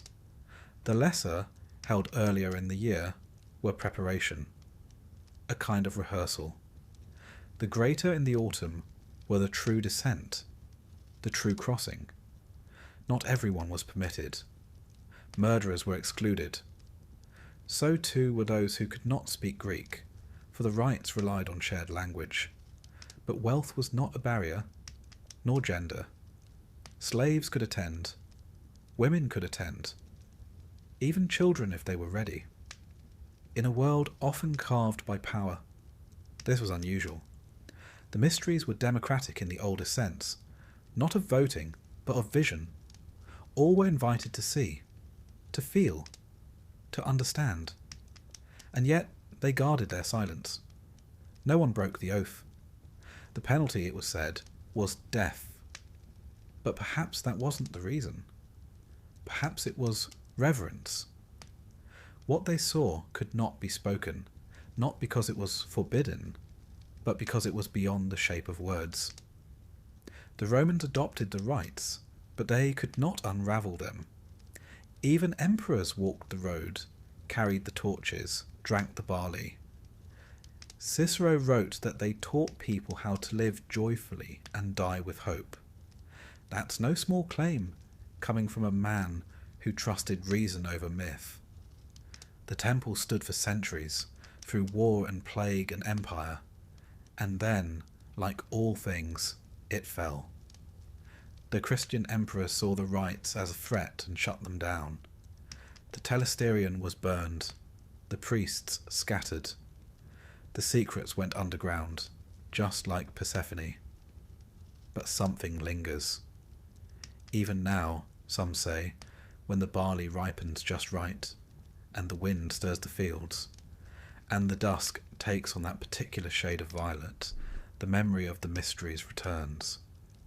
Not in grand visions, but in quiet knowing. In the sudden, inexplicable sense that there is more to grief than pain, more to death than absence, more to darkness than forgetting. In the end, the Eleusinian mysteries were not about theology. They were not creeds. They were not even doctrines. They were experiences. One stepped into a pattern and came out changed. It's easy to imagine it in sleep. You walked the path at night, torch flickering in your hand. Others beside you. Faces half lit, half shadowed. No one speaks. The road curves. The stones are warm from the day, but cooling. Ahead, a doorway. A gate of no particular grandeur. Just a dark opening in a stone wall. You step inside. You breathe the scent of dust and barley. You hear a hush that feels ancient. Not silence exactly, but memory holding its breath. And somewhere, not seen but known, she waits, Persephone. Neither smiling nor frowning, not radiant, not shadowed, just present, a steady gaze, a nod, as if to say, yes, you understand now. You've walked the descent, you've kept the fast, you've tasted the bitterness, and still you are here. Then the light, not blinding, just enough. You emerge, changed, no thunder, no applause, just a feeling in your chest like a door gently closing, like the quiet of a room once full of voices, like the moment you wake and remember a dream, not fully, but enough. That was the Eleusinian mystery, a grain of truth planted in silence, a torch held steady in the dark, a descent walked with bare feet and open hands, a return promised, if not in life, then in the shape of it. And now, sleep, let the torches guide you. Let the dust of the path rise softly beneath your heels. Let the story unfold, not as something told, but something remembered. You are not alone. Others have walked here. Others will again. You are part of the rhythm now. You are part of the mystery. Close your eyes. The grain is growing. The goddess is watching. And spring waits, quietly, beneath the frost. For the ancient Greeks, the afterlife was not a paradise of angels and golden gates, nor was it a furnace of fire and brimstone. It was a quiet place. Not exactly comforting, but not deliberately cruel either. More bureaucratic than biblical, more misty than magnificent. The soul of a person, or psyche as they called it, was thought to drift away at death like a faint exhale, the final breath as the body collapsed and the spirit, thin as smoke, took its leave. They believed the soul did not vanish. It moved on somewhere, but not upward and not necessarily downward, just away, toward the west where the sun sets, toward the horizon, across a river, into another realm. But make no mistake, what came after death was not meant to be inspiring. For most Greeks, it was simply the next step in a long and largely impersonal journey.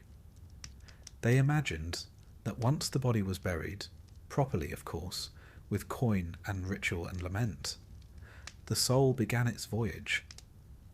It would arrive at the edge of the underworld and stand before a river, wide and slow, cloaked in a mist that never cleared. This was the river Styx, one of several rivers that encircled Hades' realm like concentric boundaries of memory and time. It was not to be crossed lightly. The dead would wait for Charon, the boatman. He did not wear a hood or carry a scythe. He was simply old, a little impatient, a little indifferent, like a public official who's been working the same station for centuries. He rowed a creaking bark across the Styx, but only for those who had proper burial rites. A coin, typically an obol, was placed beneath the tongue of the deceased, a fare for the journey. No coin, no passage.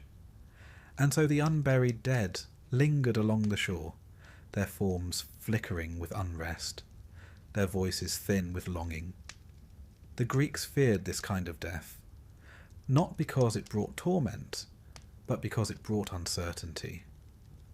To be forgotten, to be left unburied was to wander eternally at the edge of the underworld, denied even the gloom of Hades' halls.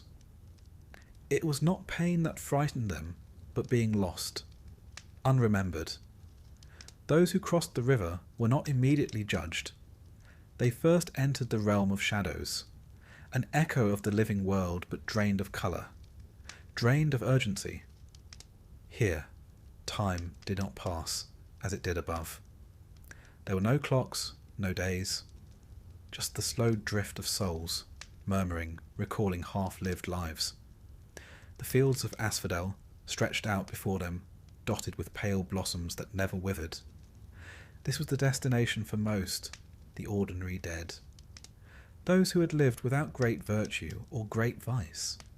Farmers, sailors, mothers, potters, poets. All gently absorbed into the soft greyness. They were not punished. They were not particularly rewarded either. They simply continued, as shades, sometimes aware, sometimes not. The philosopher's ghost might walk beside a stonemason's ghost, neither quite able to remember the full shape of their former lives. There was a kind of serenity in this forgetfulness, a settling. The Greeks did not long for heaven. They hoped only for a peaceful end. For those rare souls whose lives had been truly remarkable, there was another destination, the Elysian Fields. This was the Greek version of paradise, though even that term feels too rich. Elysium was not the golden garden of later myths. It was a quiet meadow, warmed by an unfailing sun, kissed by breezes that never grew stale. Here the virtuous heroes might dwell. Achilles, perhaps, or Orpheus, if he earned it on a second attempt. Poets dreamed of it. Philosophers speculated about it, but few expected to reach it. Elysium was reserved for those who had been chosen by the gods or had lived lives of exceptional nobility. Over time, the idea expanded. Some believed that certain souls could be reborn and, through cycles of purification, earn a permanent place in Elysium. It was a sort of reward, not for belief, but for being brave, just, or wise. Then there was Tartarus. Not hell exactly, though it had flames and punishment enough. It lay far below, deeper even than Hades, a prison more than a dwelling place. Here were sent the worst offenders, not everyday criminals, but cosmic traitors. Titans who defied Zeus. Sisyphus, the clever king who cheated death and was condemned to roll a boulder for eternity. Tantalus, who fed his son to the gods and now stood forever thirsty with water just out of reach. These were cautionary tales, not expected outcomes. Most mortals never came close to Tartarus. Interestingly, the Greeks didn't have a clear sense of moral judgment at death. There were no commandments, no final tally. Rather, three judges, Minos, Rhadamanthus, and Iarchus, sat in judgment, but they weighed lives less by a ledger of sins and more by a sense of balance. Were you just? Did you respect the gods? Did you keep your oaths? And perhaps, most importantly, were you remembered? Remembrance played a central role in their beliefs. The living had a duty to honour the dead, not just at the moment of burial, but year after year. Libations were poured, honeyed wine, sometimes olive oil. Offerings were left at tombs. Names were spoken aloud. The belief was that so long as you were remembered, you were still, in some sense, alive. That's why dying childless was a source of anxiety. Who would speak your name? Who would tend your grave? Without remembrance, the dead might fade further, losing form, losing even their place among the shadows. Not tortured, just dissolved. The Greeks also believed in the river Lethe, the river of forgetting. Many souls drank from it, willingly or not, to forget the pain of life, to forget themselves. Some believed that this forgetting was necessary for rebirth. Only by letting go of the past could the soul return to the world of the living. But others, poets, mystics, and initiates of the Eleusinian mysteries, believed in another river, Mnemosyne, the river of memory. They whispered that some souls could choose to drink from it instead, to remember, to carry the truth through death and into life again. These were the ones who might escape the cycle, who might ascend to the Isles of the Blessed. These ideas coexisted in a kind of philosophical murmur. There was no single doctrine. The afterlife was not rigidly defined. It adapted over centuries, changed by oracles, refined by poets. Homer's Underworld, bleak and sombre, gave way to Plato's more hopeful interpretations. Some believed the soul was immortal. Others saw it as a flicker destined to fade. The physical rituals surrounding death reflected these beliefs. Bodies were washed, anointed, wrapped.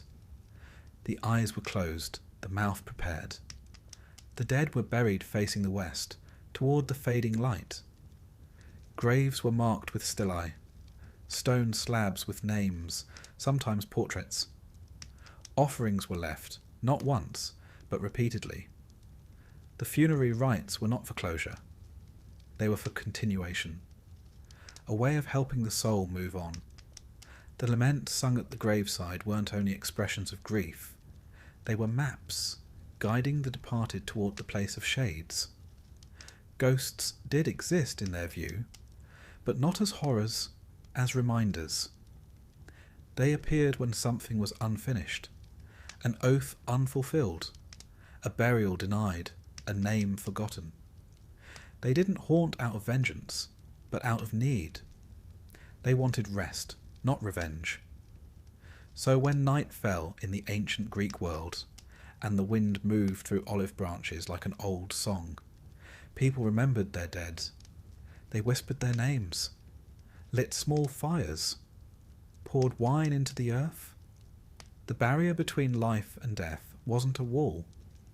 It was more like a curtain, thin, shifting, momentarily transparent. Even the gods visited the underworld. Hermes, guide of souls, moved between worlds with his winged sandals. Orpheus descended, lyre in hand, to sing for Eurydice. Heracles wrestled Cerberus. Persephone herself moved with the seasons, her footsteps tracing a map across both realms. And the mortals too carried these maps, not in their hands but in their myths. The stories were not instructions but invitations. They told the living, this is what might await, this is what could be. Not to terrify, but to prepare, to soften the fear, to make death a companion, not a stranger. They did not expect glory. They expected shadows, a return to the earth, a place among the roots. And yet, even there, they believed something of the self endured. The afterlife was not about punishment or pleasure. It was about continuity, a slow descent, a long rest, a possible return. And now, as you rest, picture that world. Not bright, not dark, but muted.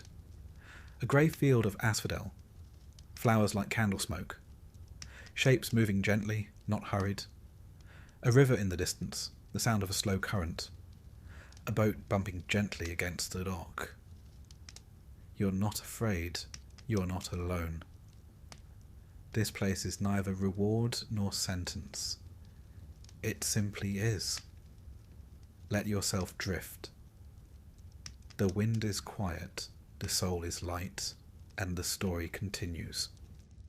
In the gentle hush between death and sleep, the ancient Greeks imagined something more than silence. They saw the soul not only departing, but perhaps returning. A second act, a cycle. The body might rest in the earth, reduced to ash or dust, but the soul, psyche, was lighter, slipperier, more persistent. It did not stay in one place forever. It moved. It wandered. And sometimes it came back. They never thought of this return as a guarantee. It wasn't expected like sunrise. It was possible like rain in the dry season. It might come. It might not. But it was there, lingering on the edge of their thinking. This idea of rebirth. That even in the afterlife's grey corridors, a door might open back into the world. The Greeks didn't have a word for reincarnation as clean-cut as later philosophies, but they hinted at it. Pythagoras, the mathematician with a fondness for triangles and silence, famously claimed to remember his past lives. He once said he had been a warrior at Troy, Euphorbus to be precise, and recognised his shield hanging in a temple. A charming thought, whether or not you believed him. Plato took the idea more seriously. In his dialogue called The Republic, at the end of all that discussion about justice and the soul, he gives us a curious myth, the myth of Ur was a soldier who died in battle, or seemed to. After 12 days, he awoke on his funeral pyre and told a story. He had seen souls waiting in a meadow, some descending into the earth, some rising from it. He saw a great spindle of necessity, stars turning like threads on a cosmic loom, and he saw the souls choosing new lives, drinking from the river of forgetfulness, Lethe, and returning to the world. It was not a judgment, precisely, more of a realignment. Some chose the lives of kings, others chose to be animals. A wise man might choose a simple life. A foolish one might choose power and regret it. It wasn't punishment or reward. It was choice, born from knowledge or from the lack of it. But not everyone returned. Some souls lingered in Elysium, content. Others dissolved after drinking too deeply from Lethe. Some, perhaps, passed into realms beyond Greek understanding, beyond words. But enough returned that the idea remained. This, for the Greeks, explained certain things. A child born with unusual wisdom. A musician who seemed to remember melodies without ever learning them. A dream that felt like memory. A fear with no origin. These were signs, not proof, but clues. Whispers of a soul that had walked before. Still, it wasn't just a matter of waiting.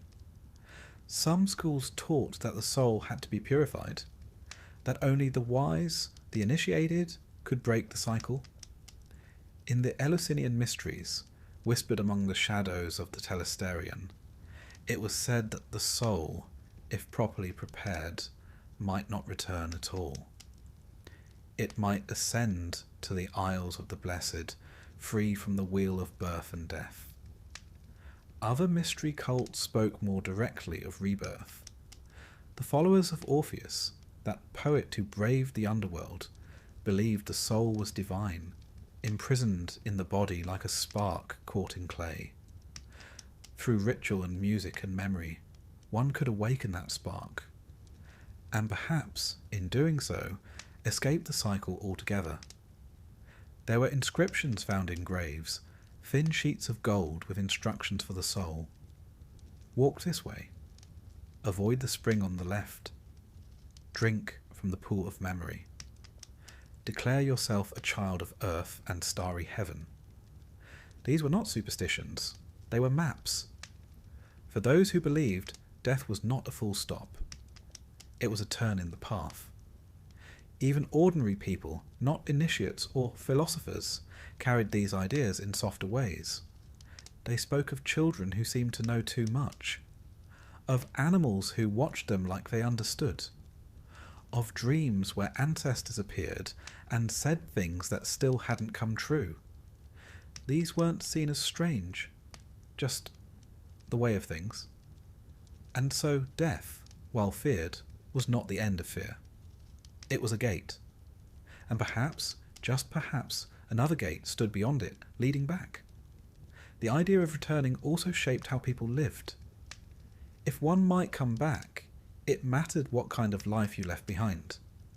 It mattered how you treated others, how you tended to your duties, what lessons you learned. The soul, after all, might have to try again, and again, until it got something right. And if you were to return, would you remember? That was the question. Most did not. Lethe made sure of that. The water of forgetting washed everything clean, but not always. There were stories, rare and fragile, of souls that carried something with them. Not full memory, but echoes. A pull toward a place. A sense of déjà vu. A face that felt familiar before it was known. In this, the Greeks were ahead of their time, or perhaps simply older in their thinking. They didn't need proof. They had poetry. They didn't demand doctrine. They had myth. The idea of returning wasn't meant to be solved. It was meant to be considered. Like a pebble in the mouth. Like a song half heard in a dream. The philosophers debated it, of course.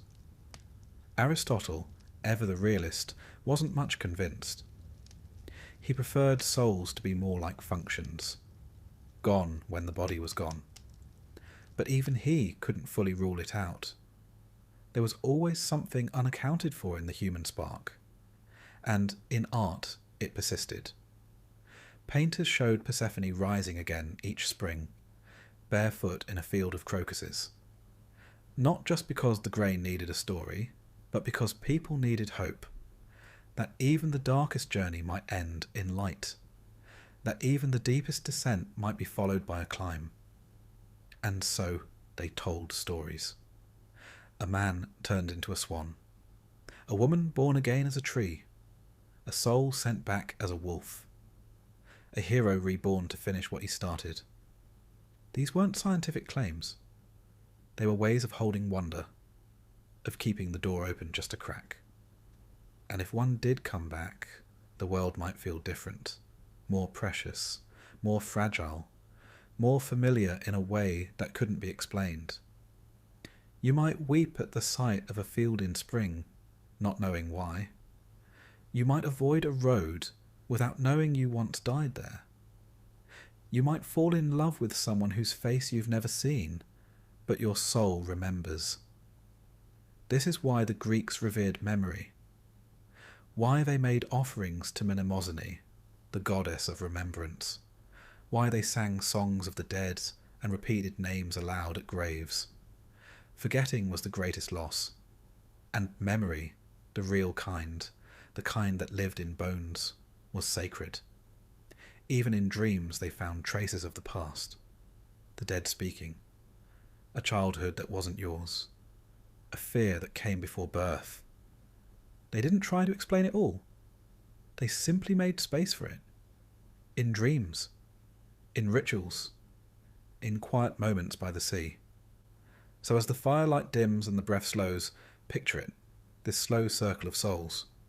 Some resting, some remembering, some returning. Imagine a soul, thin as mist, stepping into the river. The water cool but not cold. A single sip. A hesitation. A turn away. Another spring found, quiet and hidden. A sip there. And suddenly, memory. Not clear, but enough. A name, a promise, a song. Then the light. Then the world again. Perhaps that soul is you. Perhaps this life is not the first. Perhaps the dreams you carry are more than dreams. Or perhaps not. It doesn't need to be certain to be real. The Greeks knew this. They understood that belief was not a cage, but a lamp. That the soul didn't need to be proven. It only needed to be listened to. And now you rest. The breath deepens. The limbs go still. The body folds into the quiet. If there is a return, let it come gently. If not, let the sleep be deep. Let the soul do what it does best. Drift, turn, remember, wait. The journey is not over. It never really is. Good morning. You're awake. Not because you've had enough sleep. Don't be ridiculous.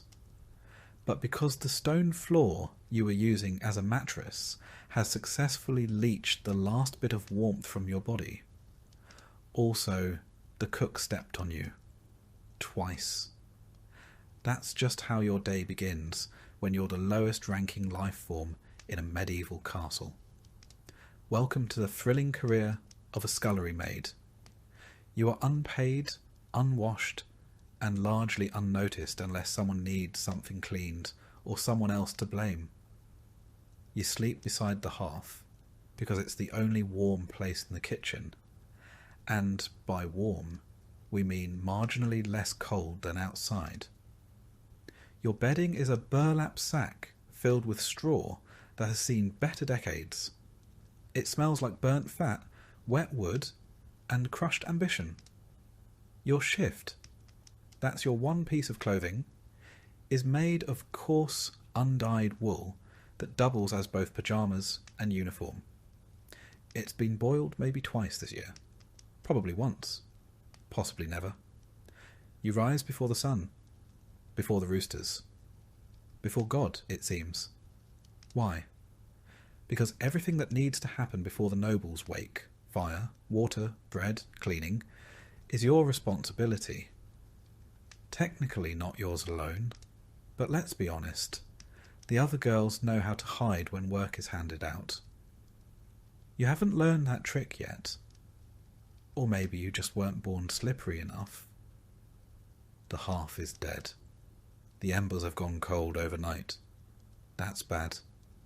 A scullery without fire is like a knight without armour. Still dangerous, but mostly just pathetic. You shuffle outside into the pitch-black courtyard, barefoot, because your shoes disintegrated last spring, and were repurposed as door insulation. The flagstones are wet and jagged. You gather kindling with hands too numb to feel splinters. Back inside, you crouch by the hearth and begin coaxing flame from damp wood and angry thoughts. Eventually the fire crackles to life, and you hold your fingers above it until they stop resembling corpse fingers. You're now ready for your next task, water.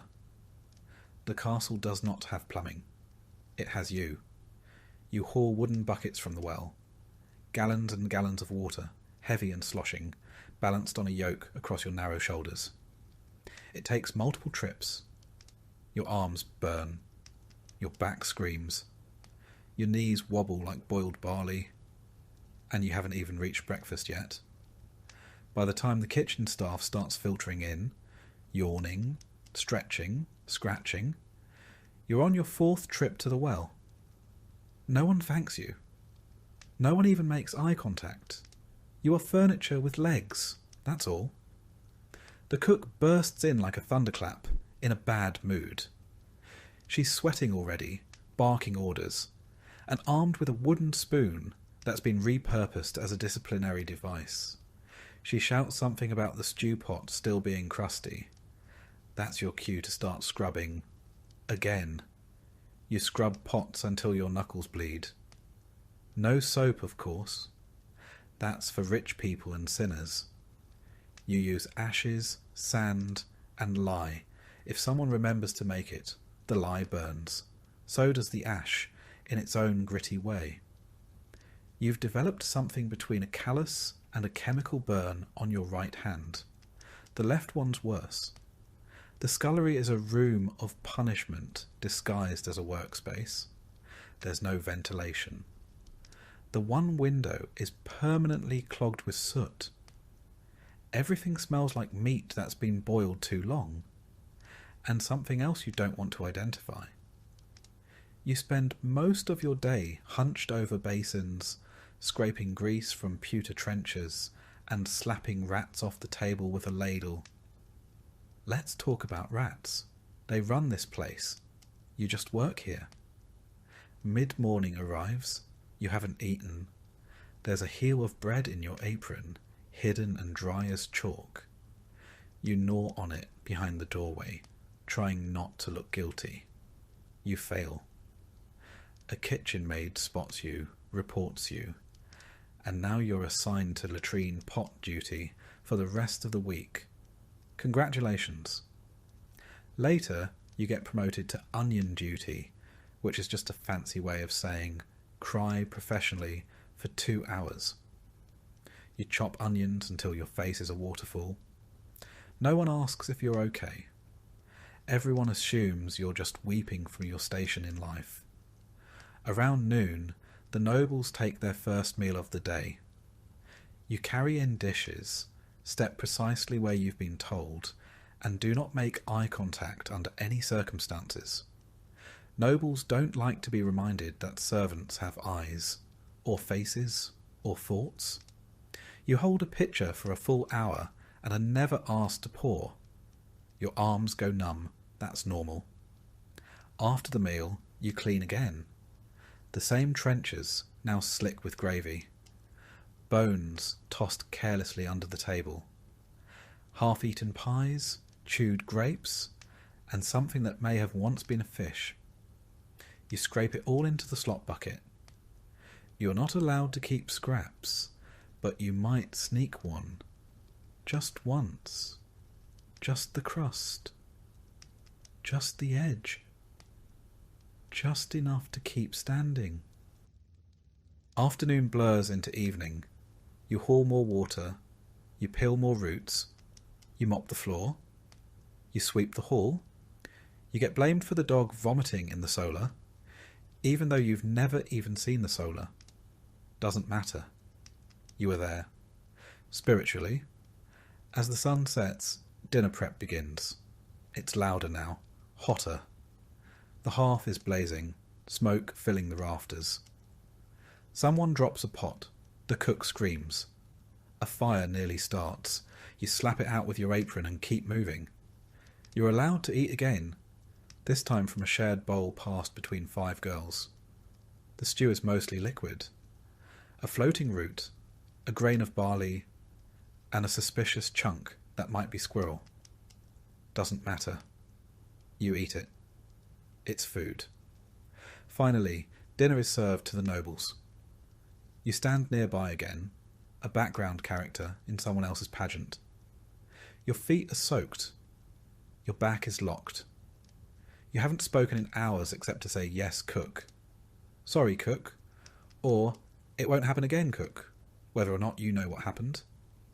Night falls. Dishes again. More scrubbing. Bones stuck to the pan like medieval cement. Your hands are shaking now. Not from cold. From exhaustion. You're dismissed with a grunt. You crawl back to your sack near the hearth. The fire has dimmed to glowing embers. You press close to the stone for warmth. Your tunic is still damp.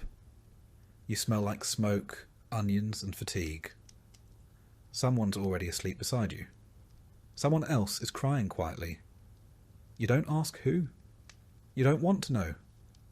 You lie there for a moment, not asleep, not quite awake, thinking about what came before this. You didn't choose this life.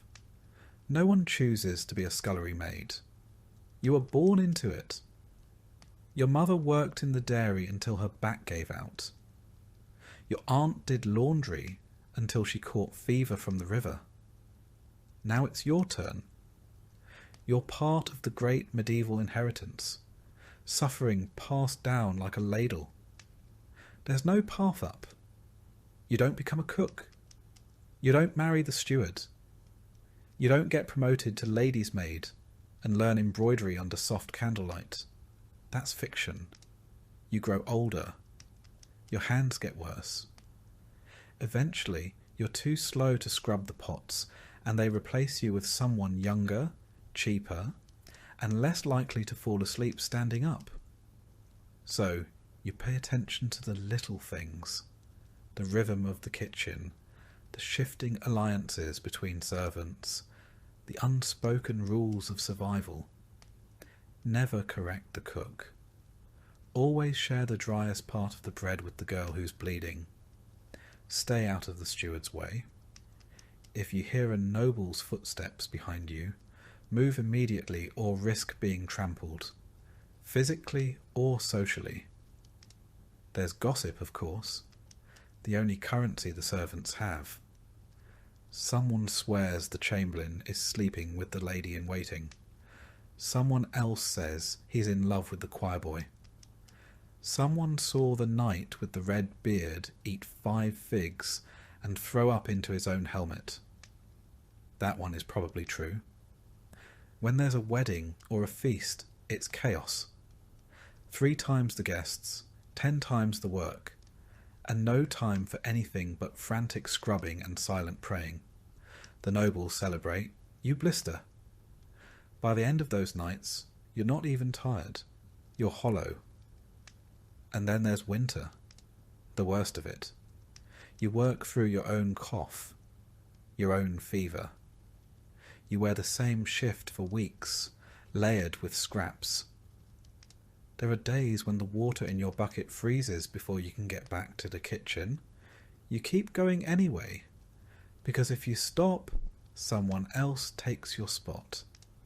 And because you've been told that suffering without complaint is a virtue, especially for girls like you. You used to have a name. People used to say it.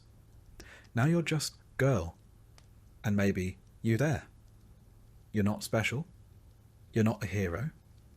You're just another invisible cog in the castle machine. And yet, the castle runs because of you. Because you get up before the sun. Because you know how to quiet a squeaky hinge with goose grease. Because you remember which bucket is clean and which one holds the mop water. Because you scrub the pans until they shine like coins you'll never hold. No statue will ever be carved for you. No song sung. But if you disappeared tomorrow, the kitchen would fall apart in a week. You don't sleep well. You twitch. You ache. Your dreams are strange and half-formed. Sometimes of green fields, sometimes of boats sailing away, sometimes of nothing at all. You wake with your mouth dry and your arms heavy. Another day begins. Another day exactly like the last. And no one notices. Except maybe Lord Crumbs. You are the spit boy. Congratulations or condolences. It really depends on how much you enjoy rotating slowly in front of open flame while contemplating your life choices. You're somewhere between 8 and 12 years old, small enough to crouch under the hearth, old enough to not cry every time you burn yourself. You are either orphaned, sold, or your parents were very persuasive when it came to convincing you this was an opportunity. Your job is to sit on a stool, if you're lucky enough to have one, beside the great kitchen hearth and turn the spit. All day, slowly, clockwise mostly, until someone tells you otherwise. Sometimes you're told to stop. Sometimes you're told you are turning too fast or too slow, or that you weren't turning it with enough noble dignity. Once, someone accused you of cheekiness because you blink too often. It's hot. Hot in a way that feels unnatural. Like living inside a loaf of bread that's halfway through baking. Your cheeks are constantly flushed. Your hair is always damp. Your tunic, singed at the hem, smells like every type of meat that's ever passed through this kitchen. You used to like the smell of roasting duck. Now it gives you migraines, burns, constant, blisters, everywhere. The kitchen has no sympathy. You're just expected to get better at dodging. If you blister your palm, wrap it in a rag. If your eyebrows singe off, grow new ones. If you faint, try to land somewhere that won't spill anything. You don't get breaks. The meat doesn't care if your arms are tired. The fire doesn't care if you're sweating so hard it's dripping into your eyes. The nobles expect their roast goose to spin at the correct angle and pace, or heads will metaphorically roll, sometimes literally, depending on how drunk the steward is. On special feast days, the spit gets longer. Bigger birds, whole pigs, once an entire deer. It took 2 of you to turn it. Your partner had a lazy eye and a mean streak. He'd let go of the crank at random intervals, just to watch you panic. You haven't seen him in a while. Rumour has it he's been reassigned to the kennels. You hope the dogs are treating him fairly. You sit for hours in the same position. Your knees go numb. Your back knots up. One time, your foot fell asleep so hard you thought you'd gone lame. The steward called you dramatic and threw a turnip at your head. The kitchen is chaos. Shouting, boiling, clanging. People running into each other with trays of oysters and jugs of wine. You are the eye of the storm. Nobody thanks you. Nobody remembers you. But if that roast comes out uneven, someone will blame the boy who turned it. When the meat is finally declared done, you help pull it off the spit. Carefully. The fat sizzles. The grease drips. If you flinch, you get scolded. If you hesitate, you get slapped.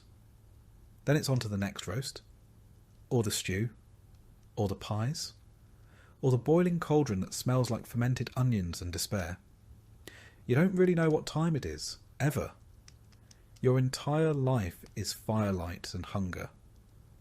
Sometimes, if you're lucky, someone throws you a bone, literally, not a metaphor. A half-gnawed bone with just enough meat on it to pretend you had lunch. You eat it in the corner with your hands, hunched like a little animal, and then go back to turning. By late afternoon, the fire has turned your cheeks red, and your lips dry and cracked. Your hands are black with soot. You've inhaled so much smoke that you cough like someone 4 times your age. You're still rotating. You hear the sound of plates clattering, and nobles laughing in the hall above. You'll never go there. You're not allowed. That room is clean and bright and full of soft chairs and white bread. You exist so they don't have to. Eventually, the feasting ends. That doesn't mean you're done. It means you now get to help carry trays of half-eaten meat back down to the kitchen. You don't get to eat it. You carry it. You scrape bones into a slop bucket, rinse goblets, and drag the roasting spit into the scullery for cleaning. It's heavy. Your shoulder aches. You pretend you don't feel the blister bursting under your palm. Someone shouts that the Lord wants a roast prepared for his hounds. You start the process all over again. The dogs will eat better than you tonight. Again. It's late now. Your tunic is stuck to your skin. Your hair is stiff with grease. Your hands are shaking, and not just from fatigue, from hunger too. You finally get a bowl of pottage. It's thin, just boiled grain and a few soft turnips. You slurp it down in the corner. You don't talk to anyone. There's nothing to say. Everyone's too tired to pretend they're people. You clean the tools. Dull knives, the spit, the hooks. Everything must be spotless before the steward's rounds. If he finds a smear of fat, you're scrubbing it with your own spit. If you're lucky. If not, you're on floor duty in the Lord's privy the next day. Night settles like smoke. The kitchen quiets. The last pots clatter into place. The cook finally stops yelling. You sit near the dying fire, too sore to lie down, too wired to sleep. A rat crawls past. You don't flinch. You're too tired to care. You think about your old life, before the castle. You were a shepherd's son, maybe? Or your parents ran a mill? Maybe they still do. Maybe they forgot you. Or maybe they were just desperate. One less mouth to feed. There's no path out of this. the best you can hope for is that your burns heal properly and that your back doesn't twist too early. If you're lucky, maybe you'll graduate to assistant cook by age 20, if you survive that long. Winter is especially cruel. The castle walls are thick, but the draft still cuts through like a blade. Your station by the hearth should be a blessing. Warmth, light, fire. But it's not warmth, it's exposure. One side of your body roasts, while the other side freezes. You rotate like the meat. A human kebab of fatigue and frostbite. You don't have proper shoes. You wrap your feet in scraps and try not to stand in puddles. When you walk, your knees pop like old door hinges.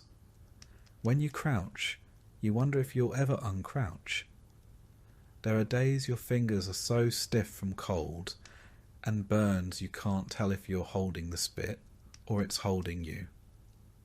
And your health? You don't have that.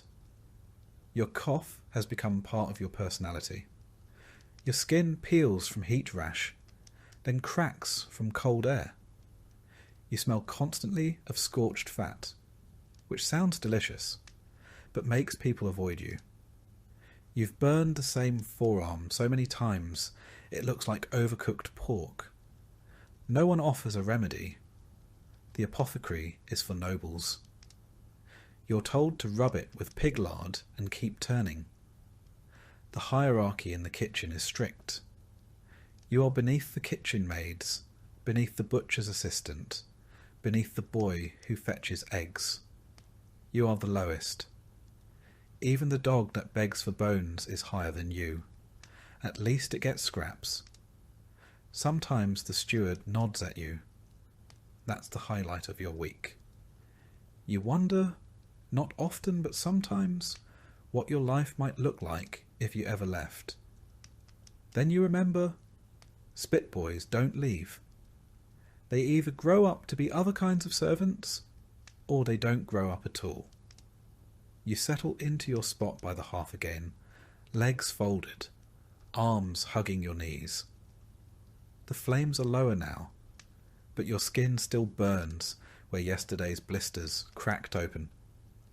You stare into the coals and imagine what it might feel like to be warm without hurting. You don't know. You've never felt that. Outside, snow is falling. Inside, meat is sizzling. And in between them, forgotten and ignored, you keep turning, like you always do. You know how every castle or town needs someone to deal with the human waste? That's you. You're a gong farmer, which is a polite medieval way of saying professional human filth remover. If it goes in the chamber pot, you take it out. If it ends up in the latrine, you get it back out again. You are the bottom of the bottom, scraping the literal cesspit of society. And somehow, it's a real job, one that paid better than some others. But before you get excited, remember, it paid better because no one else wanted to do it. Your shift starts at night. Not because you're nocturnal, but because no one wants to smell or see you during the day. You're banned from public markets until you've bathed. Not that bathing helps. The stink doesn't wash off. It lives in your pores now. You're the reason people cross the street and pretend they didn't see you. Your tools, a rake, a bucket, and a shovel. Your uniform, layers of thick wool stuffed with moss and whatever you can find to try and block the smell. It doesn't work. The smell finds a way. It always does. Your job is simple. Go to the cesspits. Dig out the compacted, fermented, semi-liquid remains of everything the castle or town has flushed into the earth for the last 6 months. And get it out before it overflows into the streets. You climb down into the pit. Yes, down. Ladder optional. Rope if you're lucky. The smell hits you like a brick wall dipped in sewage and fermented despair. It burns your eyes, coats your tongue, and makes you wonder what choices in life led you here. You breathe through your mouth, but it doesn't help. Now you can taste it. You descend slowly, boots squelching on the moist slope of decomposing waste. The pit is ankle-deep in places, knee-deep in others, and bottomless in imagination. You rake through it all. The recent stuff is bad, but the older layers? That's where the nightmares live. Grey sludge, black crusts, slick masses that burble and shift as if they're thinking about becoming sentient. You don't ask questions. You dig. And what are you digging through? Human waste, of course. Animal waste. Broken chamber pots. Straw soaked with fluids you'll never identify. Bits of food.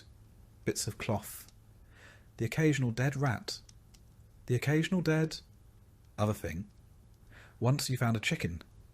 You still don't know how it got down there. You buried it with some dignity. Sometimes, if you're lucky, you find coins, dropped from nobles who used the latrine in a hurry. You pocket them. You've earned it. Once your bucket is full, you haul it out. You dump it into your cart, an open wooden box on wheels that creaks like it resents you. You repeat this process 12 times. More if the castle's had a feast recently. And you always do it at night, under torchlight, because the people above don't want to see the cost of their comfort. You work in silence. No one talks in a cesspit. Once your cart is full of what medieval records gently call night soil, you roll it through the quiet streets. The wheels leave tracks. The air behind you wilts. If anyone sees you, they gag or mutter a prayer.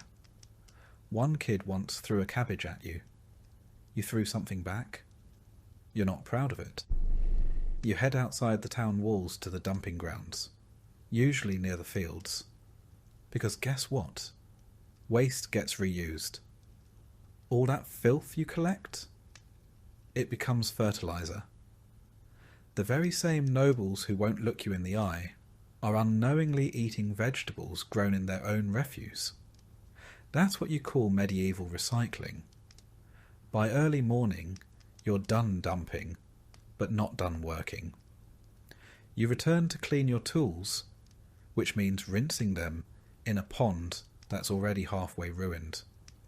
You wash your boots, your clothes, your hands. It doesn't help. The stink clings. Your neighbours can always tell what shift you've worked. Some won't sit near you at meals. Some won't even share a table. You try not to let it get to you. You tell yourself it's honest work, important work. If you stopped showing up, the entire castle would flood in filth within the week. You're not a hero, but you're what stands between society and ankle-deep disaster. You eat alone most days. Your bread tastes like ash.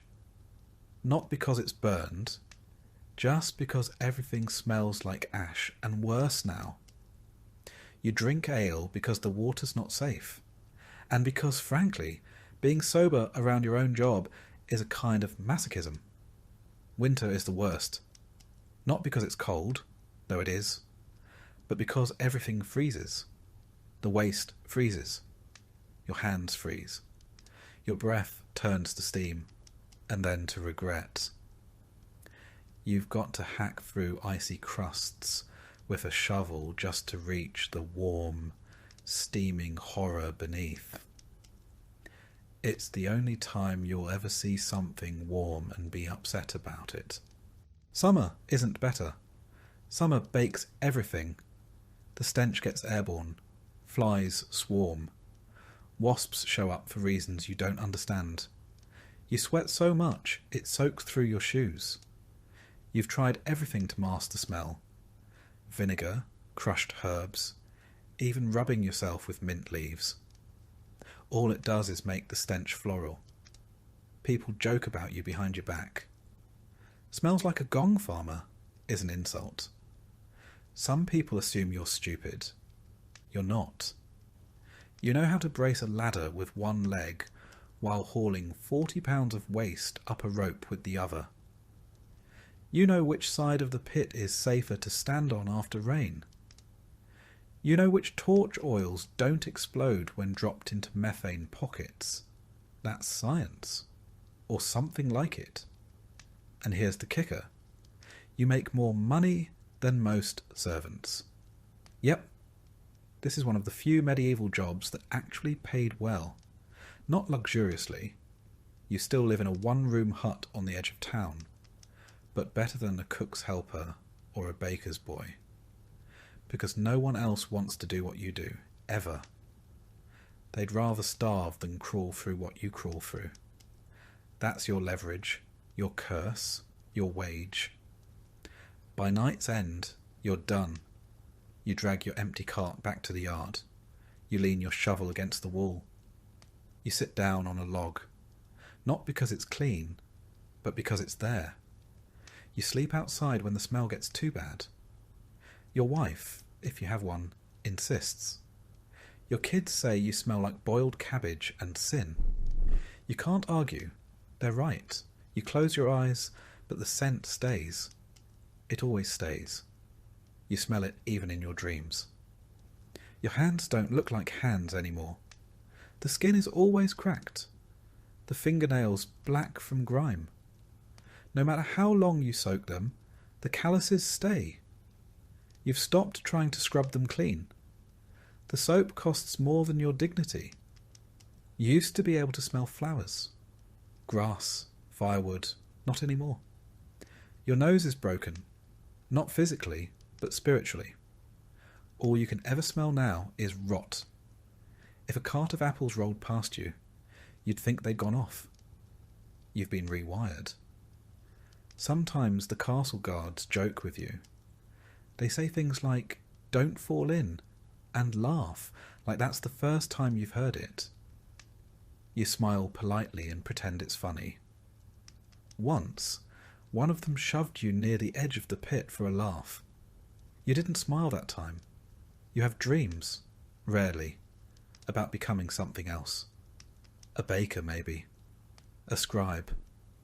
But when you wake up, your hands still smell like last night.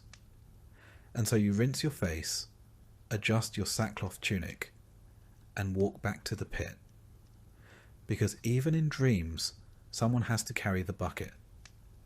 As the sky turns grey and the roosters begin their song, you haul your last bucket, scrape your last shoe, and exhale into the morning.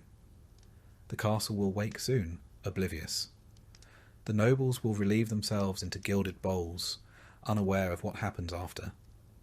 And you'll vanish into shadow again, like the stink you carry.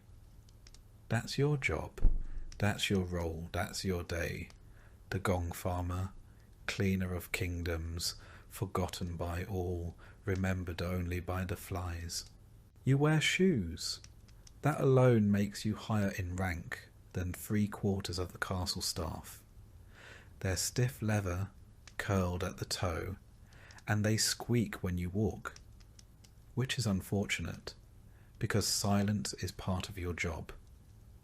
You're the apprentice to the chamberlain, which means you carry ledgers, memorize inventories, and pretend to understand what the words protocol and accountability really mean.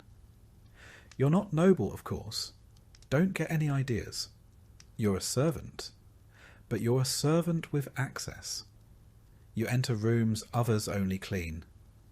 You witness things most peasants couldn't spell. You fetch parchment, write numbers, and maintain calm when the countess is screaming that her linens smell like goat. Your day begins before the lords rise. You wake in the servants' hall near the good fire, the one not used for cooking rats or heating piss buckets. You splash water on your face, comb your hair with your fingers, and brush your tunic clean with your own sleeve. Presentation matters. First task, candles. You walk the long hallways, replacing the stubs with fresh tallow tapers. Beeswax is for the chapel and the great hall only. Everyone else gets the cheap stuff that smells faintly of sheep. As you move from room to room, you know anything out of place. That's your second job, to notice. If the salt cellar is low, you write it down. If the wine stock is 2 casks short, you investigate. If the chamber pot in the guest room is full, you find someone else to deal with it. You delegate downward. It's tradition. The chamberlain is already awake, of course. He never sleeps, or so it seems. He's a narrow man with a sharp nose and sharper expectations. He smells faintly of ink and dried lavender. His robes are always spotless, and he always knows when you've made a mistake, sometimes before you make it. He speaks in lists. 2 bolts of woolen broadcloth, 4 barrels of lamp oil, 1 visiting friar with dietary demands bordering on heresy. You nod, write it all down, and pray you don't spill ink again. Last time you did, he made you recopy an entire month's ledger by candlelight, while the steward watched and chewed pickled herring directly into your ear. Your job is part clerk, part courier, part scapegoat. When the linens go missing, it's your fault. When the firewood is damp, it's your fault. When the Lord's hunting dog defecates in the guest stairwell, somehow, still your fault. Mid-morning is for inspections. You follow the chamberlain through halls and chambers like a silent, scribbling ghost. He taps walls, lifts bed covers, tastes wine, sniffs rushes. You nod and record. You try not to sigh.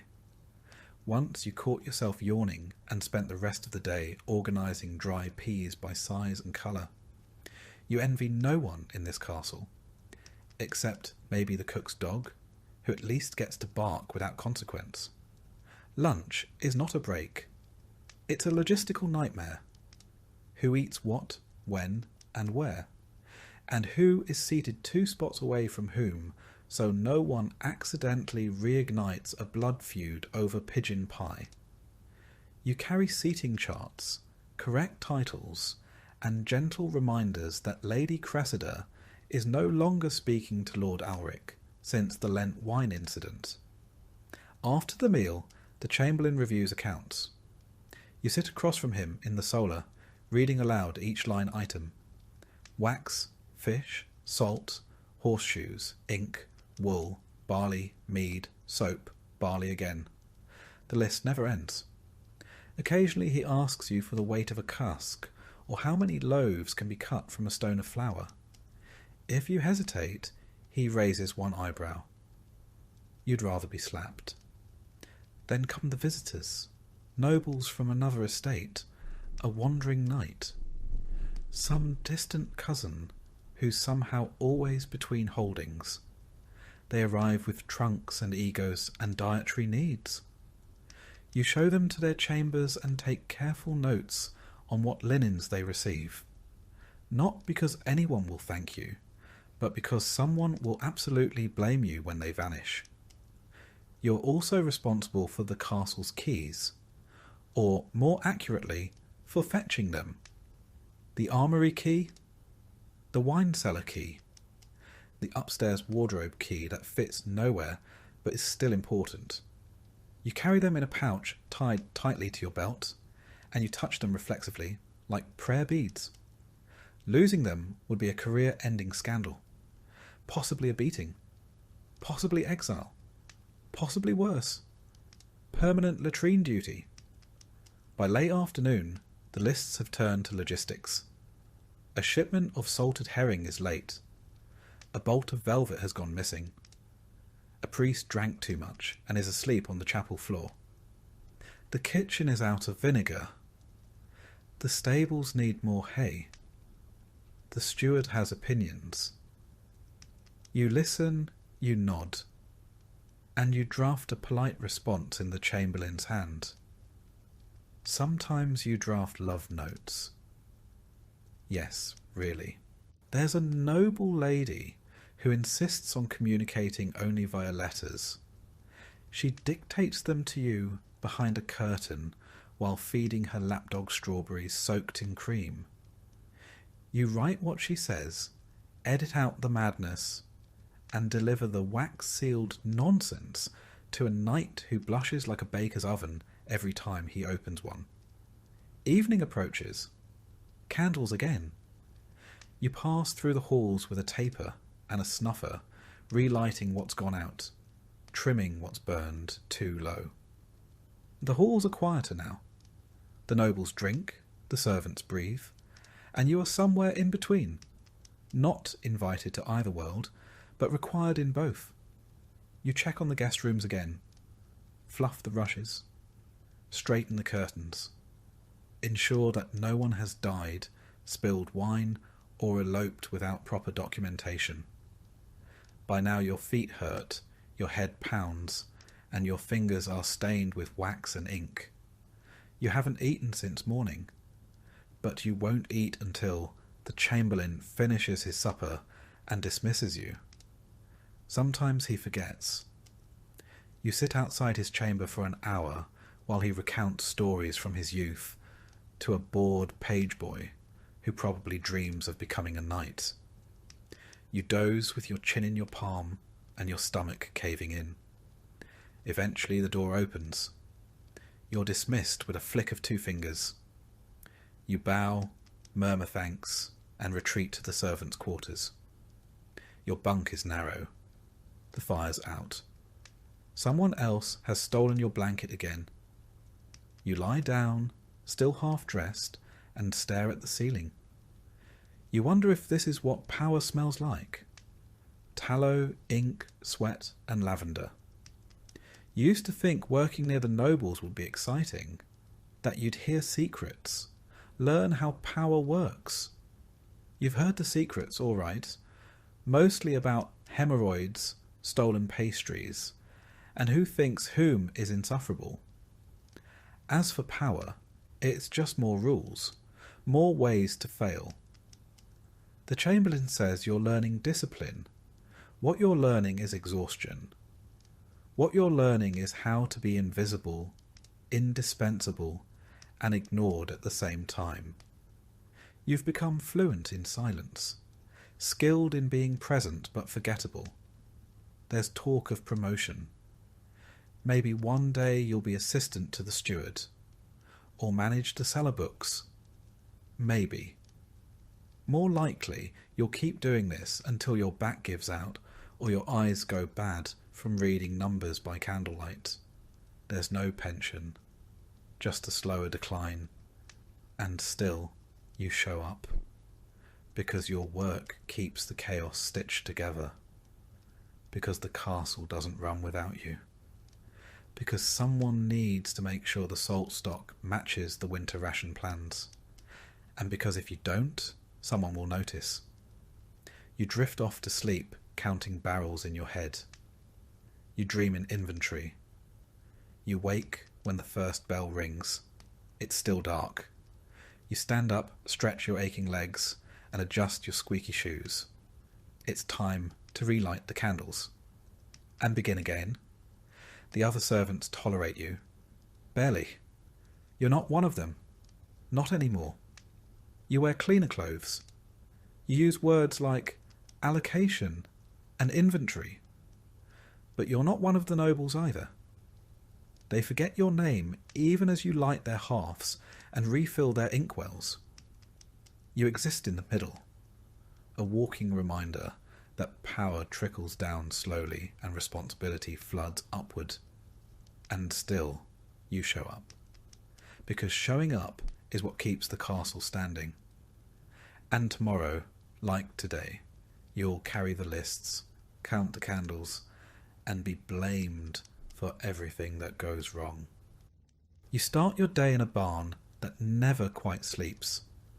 The horses stir before the sun rises, snorting clouds of steam into the frozen air, hooves clattering softly in stalls layered with straw and the occasional rat. You are the stable boy. That means you shovel, you brush, You haul. You get kicked. Often. But mostly you apologise to creatures that outrank you in both grace and nutrition. You sleep in the hayloft above the main stable, if you can call it sleep. The floorboards are thin, and the horses below never stop shifting. You hear everything. A tail swishing. A hoof stomping. The unmistakable sound of something large defecating very close to your pillow. Your hands are already cracked before dawn. You pull on the same stiff boots, the same sour-smelling tunic, and climb down the ladder. The cold hits you like a slap from God. You start mucking out the stalls. One by one. Shovel, pitch, shovel again. It's not glamorous. It's not even tolerable. But it has to be done before the master of horse arrives, or else you'll spend the morning with a split lip and a lecture on discipline. You work fast, but not too fast. Moving too quickly spooks the horses, and spooked horses are worse than angry nobles. They bite, rear, and crush. You've already broken 2 fingers and once got a hoof to the ribs that left you coughing blood for a week. Still you love them, the animals. They don't lie. They don't yell. They don't pretend to be better than you. The stable smells like hay, manure, sweat, and horse, which is somehow worse and better than anything inside the castle. You don't mind it anymore. You've stopped smelling things the way regular people do. You know the scent of a healthy stallion versus one with colic. You can tell when a horse is nervous just by how it breathes. These animals make more sense than most people. After the stalls are cleared, you fetch feed. Heavy sacks of oats and hay bales stacked high in the loft. You lower them one by one, careful not to twist your back again like last winter. You nearly passed out and the master said, "He's faking it," before throwing a bridle at your head. Feeding is a delicate dance. Some horses are greedy, some are shy. Some will bite your hand if you reach at the wrong moment. You've got scars to prove it. You pat their necks, check their hooves, and whisper nonsense to keep them calm. They know your voice. They trust you more than most nobles ever will. Mid-morning means grooming. You brush, curry, clean hooves, and untangle manes. You pluck burrs, wipe noses, and scoop more dung than you care to count. If the Lord is riding, you polish the tack until it gleams. Not because he'll notice, but because the master of horse will. And if anything is amiss, it's your hide that gets tanned, not the leather. Sometimes the nobles bring dogs into the stable. Hunting dogs. Loud, twitchy things with more pedigree than sense. You clean up after them too. No one ever says thank you.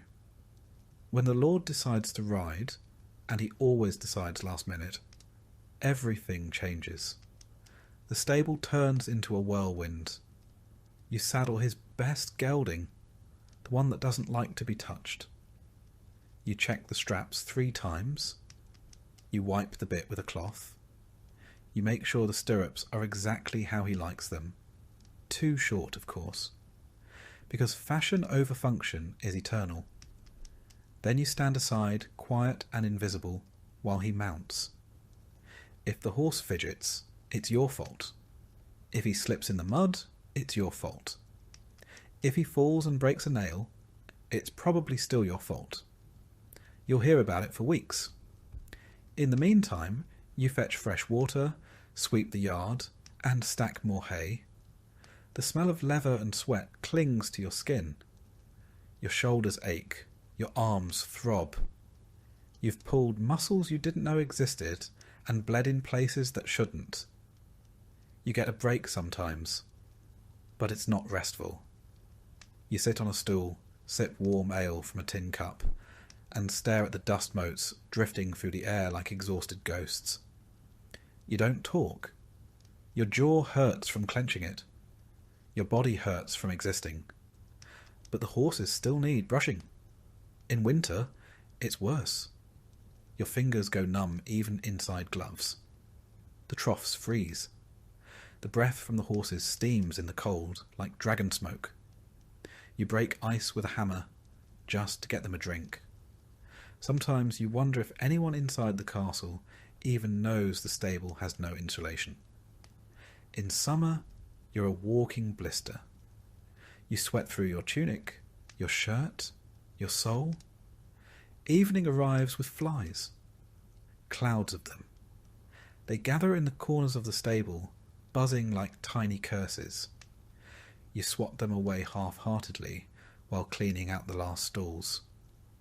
One of the older mares has soiled her bedding 3 times today. She's nervous. Bad weather is coming. You feel it in your joints, the way the air shifts. You know before the sky even darkens. You sweep again. You rake again.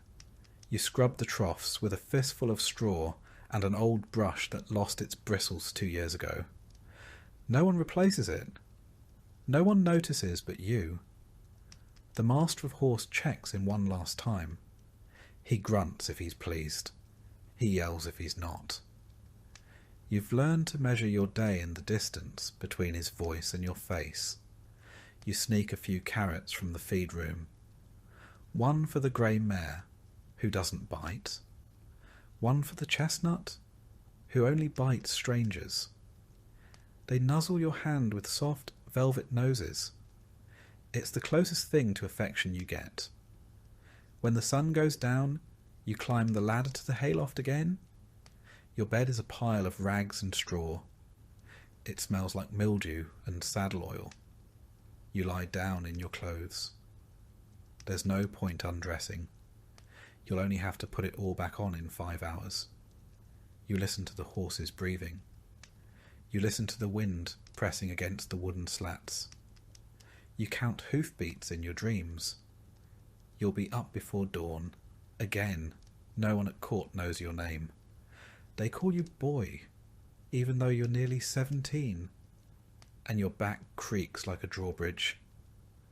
When you pass in the halls, they wrinkle their noses, not because you're rude, but because you smell like a life they don't want to imagine. Still, some nod. The kitchen maid leaves you crusts. The blacksmith grunts a greeting. Once, a knight gave you a silver coin because you calmed his stallion before battle. You still have it. You don't plan to spend it. It's proof that you're not invisible. You're not stupid. You know you won't rise high. There's no ladder from stable boy to steward, no horsebrush that turns into a sword. You're not going to become a knight, not even a squire. But you know animals, and that's something. You know how to wrap a wound, calm a foal, and spot a lame leg before it gets worse. You matter in a quiet way. You've seen what happens to boys who can't take it. They leave, or break, or disappear one night after a whipping. No one asks questions. You do your job and keep your head down. In bad weather, the stables leak. In summer, the hay rots. In winter, your breath ices on the rafters. But the horses are still there, waiting, breathing, trusting. And that's enough. Not always, but most days. So you close your eyes, listening to the weight of hooves in straw, the creak of wood, and the soft breath of creatures that never judged you. Tomorrow it starts again. You are the stable boy, and the horses need you. You don't stay for the praise. There isn't any. You stay because the horses know your voice, because they nicker when they hear your boots, because in a world full of orders, lies, and punishments, this is the one place where you're trusted, not for who you are, but for how you move, how you speak, how you listen. And that kind of trust, that's rare, even in a castle. You wake up with a paw in your mouth. Again, it belongs to a turnspit dog. Short-legged, long-bodied, vaguely miserable. Like a sausage with trauma. He's sprawled across your straw pallet, snoring softly, his fur matted with kitchen grease, and what might be duck fat. You don't mind. He's warm.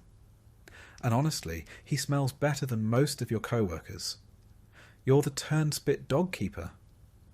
Which means you are the invisible, overworked, underfed bridge between noble cuisine and the medieval animal treadmill. Yes, that's a thing. The dogs run, the spit turns, the meat cooks, and someone has to make sure the dogs don't die, snap, or sit down mid-roast. That someone is you. Your shift begins before the fire's even lit. You get up, stretch your back until it clicks, and immediately step in something wet. Hopefully water. Probably not. The dogs are restless. They know what's coming. You haul the first of them from the pallet. A stubborn mutt named Snipe. He bites you. Lightly. You deserve it. He's been on spit duty 3 days in a row. You rub his ears, mutter an apology, and lead him into the kitchen. The fires are already smoking. The cook is yelling about Swan again. You open the turnspit wheel. It looks like a hamster wheel, if hamsters weighed 30 pounds and had job-related trauma. Snipe crawls in. You latch the gate behind him. He starts walking. The spit begins to turn. The roast, boar maybe, begins to spin. Now you watch. You time, you bribe, you beg. The trick is keeping them moving without pushing them too hard. If the dog slows down, the roast cooks unevenly, and the cook throws things. Hot things, sharp things, emotional things. If the dog stops completely, the spit jerks, the meat slips, and you spend the rest of the morning being told that you've ruined Christmas. It's May. There are 4 dogs. You rotate them like wheels on a cart. 2 on duty, 2 resting. But none of them really rest. They just whine, twitch, and gnaw on old bones in the corner, while you rub their legs and whisper encouragements like you're raising canine gladiators. You clean the wheels too. Not because anyone tells you to, but because they squeak loud enough to make the cook's temples throb. You learnt that lesson last month, when a squeal mid-banquet earned you a ladle to the forehead. Sometimes the Lord himself walks through. He doesn't speak to you, just nods vaguely toward the meat and compliments the earthy flavour. That's your sweat, and probably some dog hair. You're welcome. Feeding the dogs is another gamble. They're not supposed to eat scraps from the noble table, but you do it anyway. No one wants to run on an empty stomach, and dried peas aren't exactly performance fuel. So when no one's looking, you slip them bits of goose fat or crusts soaked in gravy. They love you for it, until one of them bites your thumb off, which almost happened last week. Burns are common. Your forearms look like parchment. The kitchen is a furnace. Even in winter, it's a wall of smoke, heat, and shouting. In summer, it becomes a punishment from God. The fire never goes out. Not really. Even at night, it smoulders. And you sleep nearby, just close enough to be useful, just far enough to be forgotten. You've inhaled so much ash that your snot comes out black. Your cough sounds like a dying bellows. Your eyes are permanently red, which at least hides the tears. You used to think dogs were cheerful, loyal, friendly. Now you know better. These are working dogs, bred not for companionship, but for endless mechanical endurance. They don't want affection, they want your bread. And if you're late feeding them, they organise a rebellion. You once walked into the wheel room to find 3 of them sitting in a circle, chewing your shoe. No one taught you how to train them. You just learned by trial, error, and blood loss. You keep a stick nearby. You don't like using it. You really don't. But sometimes they refuse to run. Sometimes they dig in their paws and stare at you with the eyes of an animal who knows it's part of a joke it can't understand. You've named them all. Snipe, Button, Maud, Guts. Guts is the mean one. He only likes you when you feed him bacon grease. Otherwise he growls like a brewing storm and snaps at your ankles when he's off duty. You think he sees the world the same way you do. Tired, greasy, and full of smoke. Once, a noble child wandered into the kitchen. She pointed at the dog wheel and said, "Look, a spinning puppy." You smiled. Then her tutor yanked her away and glared at you like you'd exposed her to something indecent. You didn't say a word. You never do. At some point, you realise your posture's changed. You walk hunched now, from years of ducking under low beams, crouching beside dog pens, and carrying iron spit still hot from the fire. Your hands are covered in calluses and burns. Your knees ache when it rains. You're 17. You used to dream of being a falconer. You thought maybe you'd train birds, walk through forests, wear a leather glove and squint at the sky like you understood something. Now you can't even hear birds over the constant drumming of paws in a wheel. When you do get a moment alone, you sit by the back door, just out of sight. You let one of the dogs curl up next to you, usually Maud, the quiet one. She's the only creature in the kitchen that doesn't demand anything. She just breathes, warm and real, and you rest your head against the side for a minute. Maybe two. Then the bell rings again. More meat, more spinning. No one thanks the dog. No one thanks you. At night, you scrub the grease from your arms with sand and prayer. You curl up in straw, listening to the slow pant of sleeping dogs and the lingering sizzle of fat in the hearth. You dream of running. Not from anything, just running. And the wheel keeps turning. Sometimes you hear the nobles talk about the charm of rustic kitchens. They mean the decor, the roasted swan, the smell of herbs they think came from the garden, and not from the sweat of the scullery maid who harvested them barefoot in the dark. They don't know you exist. They don't know the dogs exist. If they do, they think it's quaint. A detail for the minstrels to include in their songs. The turning hounds of House Wexford, or something equally oblivious. You once overheard a bard say that turn-spit dogs enjoy the exercise. You nearly choked on your own laugh. You've learned a strange patience working here. You don't argue. You don't complain. You just keep the wheel turning. You feed the dogs, tend the injuries, clean the wheel, and hope the day ends without blood. You've seen worse. One boy got his hand caught in the gearing last year. He doesn't work here anymore. You're not sure if he died or just became someone else's problem. You have a small cloth pouch hidden behind a beam. Inside is a bit of cheese you've been saving, a button shaped like a flower, and a dog's tooth. Guts lost it during a particularly bad day. You keep it like a relic. A reminder that even the meanest dog can break under pressure. Your ears ring from the shouting, from the heat, from the spin. Your bones hurt. Your stomach is never quite full. But every once in a while, one of the dogs nuzzles your arm after a long run, and in that brief, strange moment, you feel seen. Not by the castle, not by the cook, but by something living. And for now, that's enough. Because in this place, even the smallest kindness, a warm side, a steady breath, a dog that doesn't bite, is worth holding on to, especially when the fire never goes out and the wheel never stops.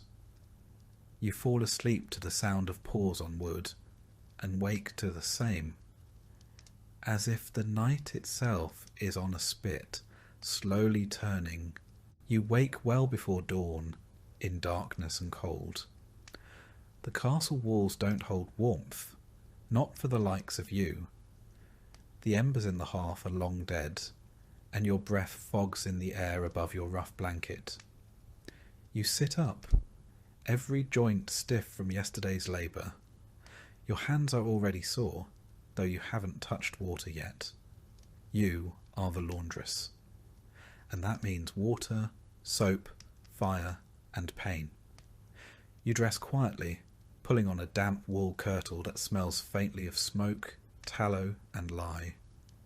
The apron goes over it, stained and stiff with salt from old sweat and splashes of boiled linen water. You wrap a scarf around your hair, shove your feet into cracked leather shoes, and move like you're already late. Because you are. The castle is mostly asleep as you pass through the cold stone halls, carrying a basket filled with the previous day's laundry. Shirts yellowed with sweat, underthings damp with fear, linen napkins stained with wine or worse. Some of these pieces belong to nobility, and any error, any shrinking, tearing, staining, will be treated as a personal offence. You've seen girls dismissed over a scorched tablecloth. You've nearly been whipped over a missing chemise. In the courtyard, you fill 2 wooden buckets at the well. The pump groans. The water splashes cold and loud in the morning silence. You carry the buckets balanced on a yoke over your shoulders. It digs into your skin with every step. Past the smokehouse, past the scullery, to the yard where the great copper boiling pot waits blackened over yesterday's ashes. You light the fire underneath with trembling hands and flint. By the time the water starts to steam, the air is sharp with smoke and your fingers are red with cold. You mix in a scoop of lye, made from hardwood ash you soaked and filtered last week. The liquid goes cloudy. You stir it with a long wooden paddle, careful not to let it splash. The burns on your arms are still healing from the last time you slipped. With the lye water heating, you sort the laundry. Coarse linens in one pile, fine ones in another. The lord's shirts and the ladies' undergarments are treated with reverence, not for what they are, but for what happens to you if they're returned imperfect. Woolens stay separate. You don't boil wool. You've seen a full cloak reduced to the size of a doll's coat in one careless afternoon. You begin with the soak. Linens go into the hot, lye-laced water and are stirred gently to loosen the stains and stench. Then comes the scrubbing. At a flat stone slab near the well, you kneel and press a servant's tunic down hard against the rock. You rub soap into the fabric, black soap, made of tallow and lye, harsh on the cloth and worse on your hands. You scrub it in strokes, knuckles whitening. The stone is rough and the cloth is heavy, waterlogged and stubborn. When you dunk it into a barrel to rinse, the water clouds instantly. You smile faintly. Progress. The rinse water is cold. So cold your fingers go numb within minutes. You work anyway, switching hands, clenching them to keep the blood moving. Every now and then, you blow on your fingers and flex your wrists, but it barely helps. You think of other women, the scullery maid, the wood carrier, and know they're cold too. It doesn't make you feel better. It just reminds you you're not alone. Once the worst of the dirt is out, you haul the linens to the stream that runs behind the outer wall. There, in the shallows, you beat the larger items, sheets, tablecloths, with a wooden paddle. You swing and smack and swing again, the water splashing up your sleeves. Every blow knocks out dirt. Every splash soaks your skin. You can barely feel your knees in the mud. Around you, a few washerwomen from the village do the same. No one speaks. No one needs to. The only sound is water, wood, and the occasional sigh. When the linens are beaten, rinsed, and twisted dry by hand, a process that leaves your shoulders screaming, you drape them over bushes or on long ropes strung between trees. In summer, they dry in the sun. In winter, you hang them near the hearth, praying they don't catch fire. Damp fabric and open flames make uneasy neighbours. You tend the fire again, check the boil, stir the next batch, fetch more water. You lose track of time in the repetition. Haul, soak, scrub, wring, hang. By midday you can't feel your forearms. By afternoon your lower back is a knotted rope. There's a moment, though, when the lady's veil comes clean, a stubborn wine stain finally gone. You hold it up, steaming, white against the smoke-dark sky, and feel a flicker of pride. Brief. Then you spot a fray at the hem and mutter a curse. You'll have to patch it and pray no one notices. When all is hung and steaming gently in the afternoon wind, you sit for a moment on an upturned bucket, just to breathe. You tear a bit of crust from the pocket of your apron. Hard bread, mostly stale, but food all the same. You chew slowly and watch the linen dance in the wind. Then you're back at it, collecting the dry, folding the crisp, cold shirts, checking for mist stains or lingering damp. You sort the noble garments into a separate basket, laying a cloth between each folded item like layers of armour. You will deliver these by hand, quietly, without making eye contact, without drawing attention. You are invisible. You must stay that way. At the kitchen door, you exchange a nod with the scullery maid, who smells like fish and onions and exhaustion. Inside, the cook shouts something about missing cloths. You wordlessly pass her a folded bundle of kitchen rags. She grunts her thanks. You leave before she can remember your name. The last stop is the Lord Solar. You knock. A servant answers. You hand him the basket with a practised bow. He doesn't thank you. He closes the door. Your hands are raw. Your neck aches. Your back feels twisted. But nothing is stained. Nothing is missing. That means today was good. You return to the laundry yard to put out the fire, empty the tubs, and rinse the soapstones. A sheet has blown loose and lies half in the mud. You grab it before anyone sees. It's only a little dirty. You'll wash it again tomorrow. You don't complain. There's no point. At last, just as the sun begins to set behind the battlements, you sit again, this time longer. You hold your hands out toward the fading warmth of the fire and feel the pain pulse back into them. Your nails are chipped. Your fingertips are peeling. But they still work. In your apron pocket, you carry a scrap of linen, a torn piece from a ruined towel. You've been sewing it into a handkerchief in quiet moments. There's no time for that tonight, but just knowing it's there gives you something that belongs only to you. You eat in the servants' hall. Pottage, bread, warm ale. You eat quickly, quietly, eyes low. Then you return to your pallet near the chimney. Your shift is over. Tomorrow will be the same. Water, soap, fire and pain. But tonight you sleep. When all is hung and steaming gently in the afternoon wind, you sit for a moment on an upturned bucket, just to breathe. You tear a bit of crust from the pocket of your apron. Hard bread, mostly stale, but food all the same. You chew slowly and watch the linen dance in the wind. Then you're back at it, collecting the dry, folding the crisp, cold shirts, checking for mist stains or lingering damp. You sort the noble garments into a separate basket, laying a cloth between each folded item like layers of armour. You will deliver these by hand, quietly, without making eye contact, without drawing attention. You are invisible. You must stay that way. At the kitchen door, you exchange a nod with the scullery maid, who smells like fish and onions and exhaustion. Inside, the cook shouts something about missing cloths. You wordlessly pass her a folded bundle of kitchen rags. She grunts her thanks. You leave before she can remember your name.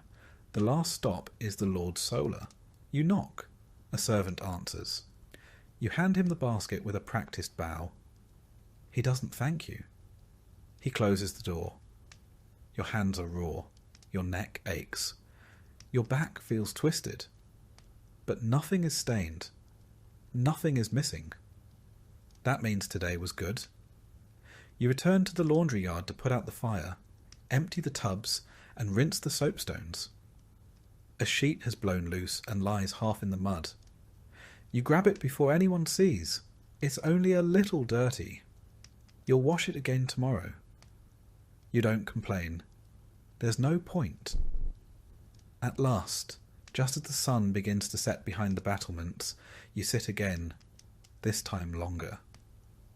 You hold your hands out toward the fading warmth of the fire and feel the pain pulse back into them.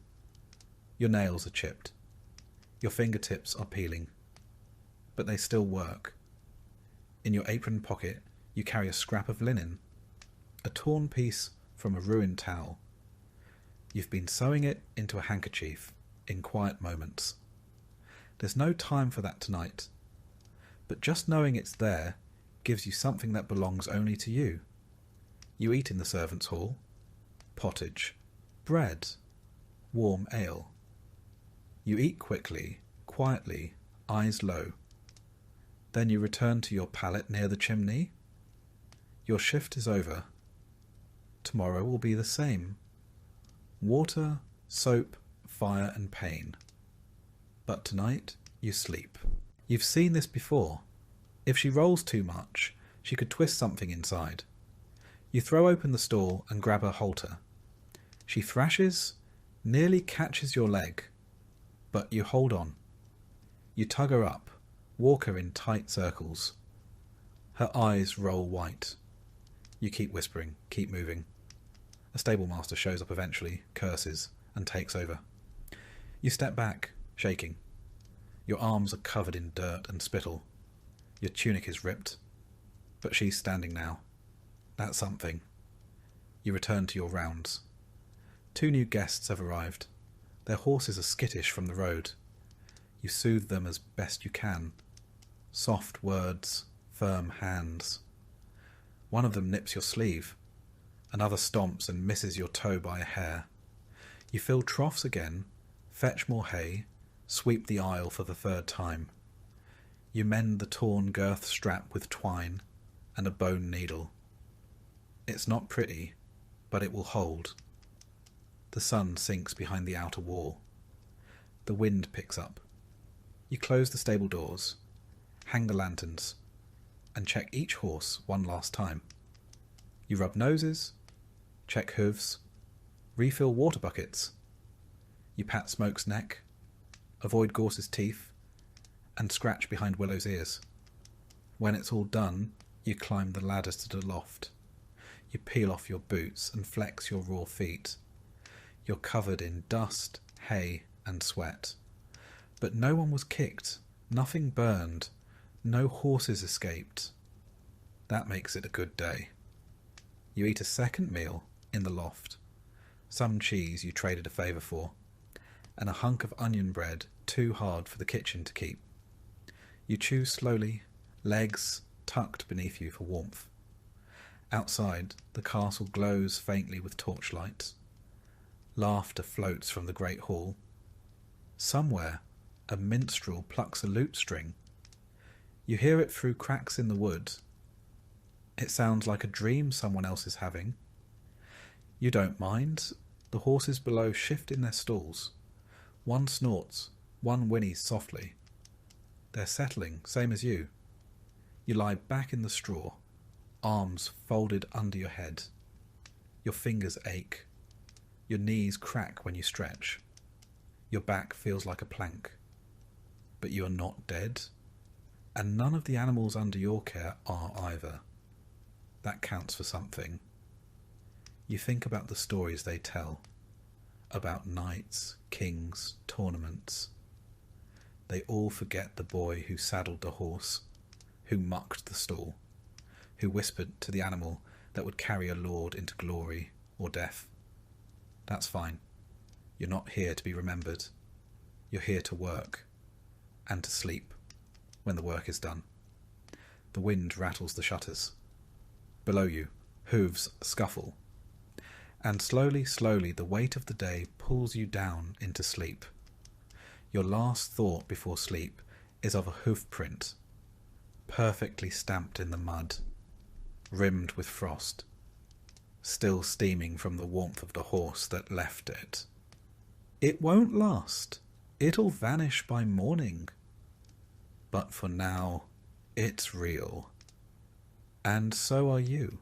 You wake with a jolt, the butt of your spear still clutched in one hand. You must have nodded off. Again, but only for a moment. You're sure of it. The brazier beside you is nearly out. Just a few orange coals crackling faintly in the darkness. You rub your eyes, shift your weight on the cold stone bench, and peer through the arrow slit beside you. Still night. Still fog. Still your watch. You're the castle guard. Not a knight, not a soldier. Not a man-at-arms with songs written about him. Just a guard. You stand, you wait, you freeze.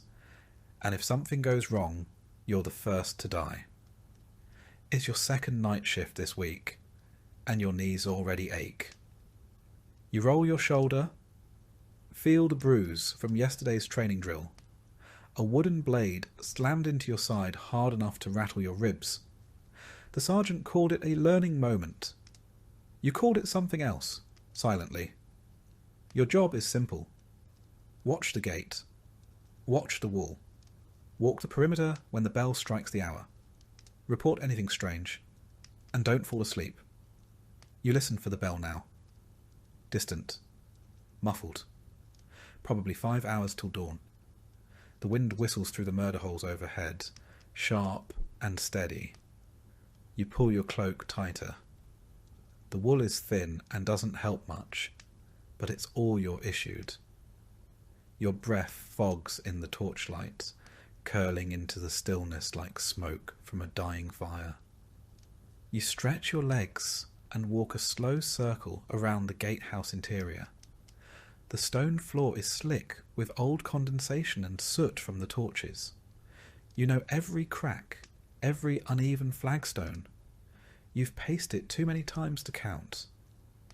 At the outer parapet, the wind hits harder. Your cloak flaps against your legs. The courtyard below is quiet. A lone dog sniffs around the kitchen door. Somewhere, a drunk stumbles out of the barracks latrine, mumbling a tune and failing to close the door behind him. You don't cool down. Not your problem. Not tonight. You check the iron hinges on the main portcullis. Still locked, still rusted.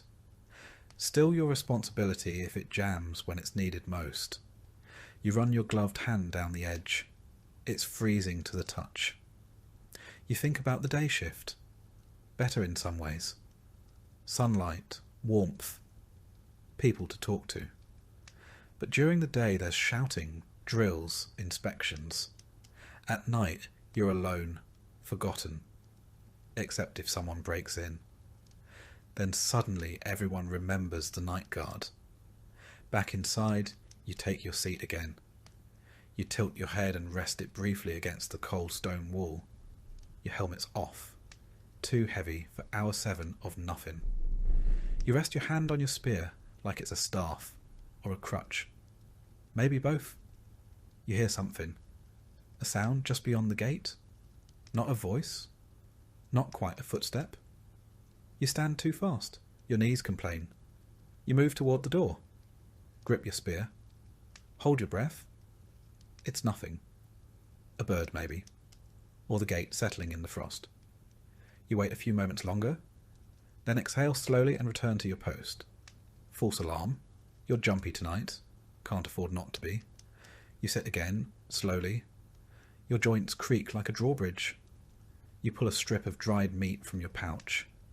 Cold, hard, a bit of gristle stuck to the edge. You chew slowly, jaw aching. This is dinner.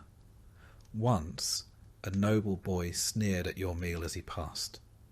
He had a pastry in one hand and a silk handkerchief in the other. You didn't say anything. You just kept chewing. That's what guards do.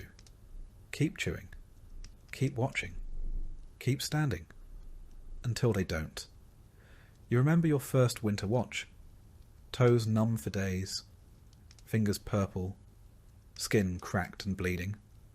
You learned the trick of wrapping wool inside your boots, layering grease cloth under your gloves. It helped. A little. Midnight bells toll. You stand and make your round. From the eastern tower to the west, past the armoury, past the chapel. You pause there. Light flickers in the chapel window. The priest must be praying again. He never sleeps either. You climb to the wall walk and scan the woods beyond the outer bailey. Black trees sway in a sea of mist. The moon casts a pale stripe across the fields. You see no movement. You see everything. You think of your mother's farm, of harvest moons and cider, and wonder if she's still there. You hope she is. You make it back to your post just as the brazier dies completely. You don't bother relighting it. The cold keeps you awake better anyway. Sometime after the last bell, the captain arrives. His boots echo on the stone as he enters. He doesn't speak at first, just looks you over, checks the ledger, taps the pike rack once with the butt of his halberd. Still breathing? He asks. Barely, you answer. He grunts, then passes by without further word. He never says, good work. You're not here for praise. You're here because someone has to be. He leaves. You stretch once more, rotating your shoulder. The fog is lifting. The sky to the east is beginning to pale. Soon the bells will ring for morning prayer, and your shift will end. The day guards will arrive, loud, well-rested, and freshly shaven. You'll nod, hand off your spear, and disappear back into silence. You descend the tower steps and make your way to the barracks. Your cot is rough. The blanket smells of mildew and smoke, but it's yours. You peel off your cloak, set your boots beside the bed, and sit a long moment before lying down. As your eyes begin to close, you hear the castle come alive, shouting in the yard, buckets clanking, the cook's voice barking orders. You've earned your sleep, but you know you'll be back tonight. The castle doesn't guard itself. There was a time last year, you still remember it, when bandits tried to storm the gate. Not many, just 6 or 7 desperate men, starving, drunk on stolen wine. They came after midnight, thinking the wall guards were asleep. You weren't. You sounded the bell. You shouted. You held the gate while others armed themselves. One of them, a tall one with an axe, almost made it to the portcullis. You caught him with a spear thrust through the ribs. He collapsed at your feet, died gurgling in the dirt. You didn't sleep for 3 nights after that, but no one thanked you. The steward sent down an extra crust of bread. The sergeant nodded once, said, "You did your job?" That was it. You did sleep eventually. And when the bruises faded and the frostbite healed, you were posted right back on the gate. Because now they trusted you to stay awake. That was your reward. You shift your weight again, bones grinding. Your hip has a knot in it from years of leaning on stone. You ignore it. You've gotten used to ignoring things. Hunger, cold, the sneers of nobles, the fear of being the first to die if anything truly bad happens. And yet, despite everything, there's pride. Not the kind people toast in halls, but the kind that keeps your back straight when no one is watching.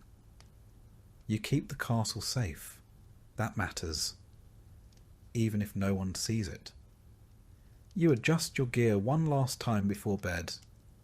The leather straps of your jerkin are cracked, the iron studs dulled from years of wear. Your helmet, dented at the rim, hangs beside your bunk. You should replace it. You won't. It still works. Around you the other guards breathe deep in sleep. Some snore. One twitches as if fighting in his dreams. You envy them. They've done their part. Now they rest.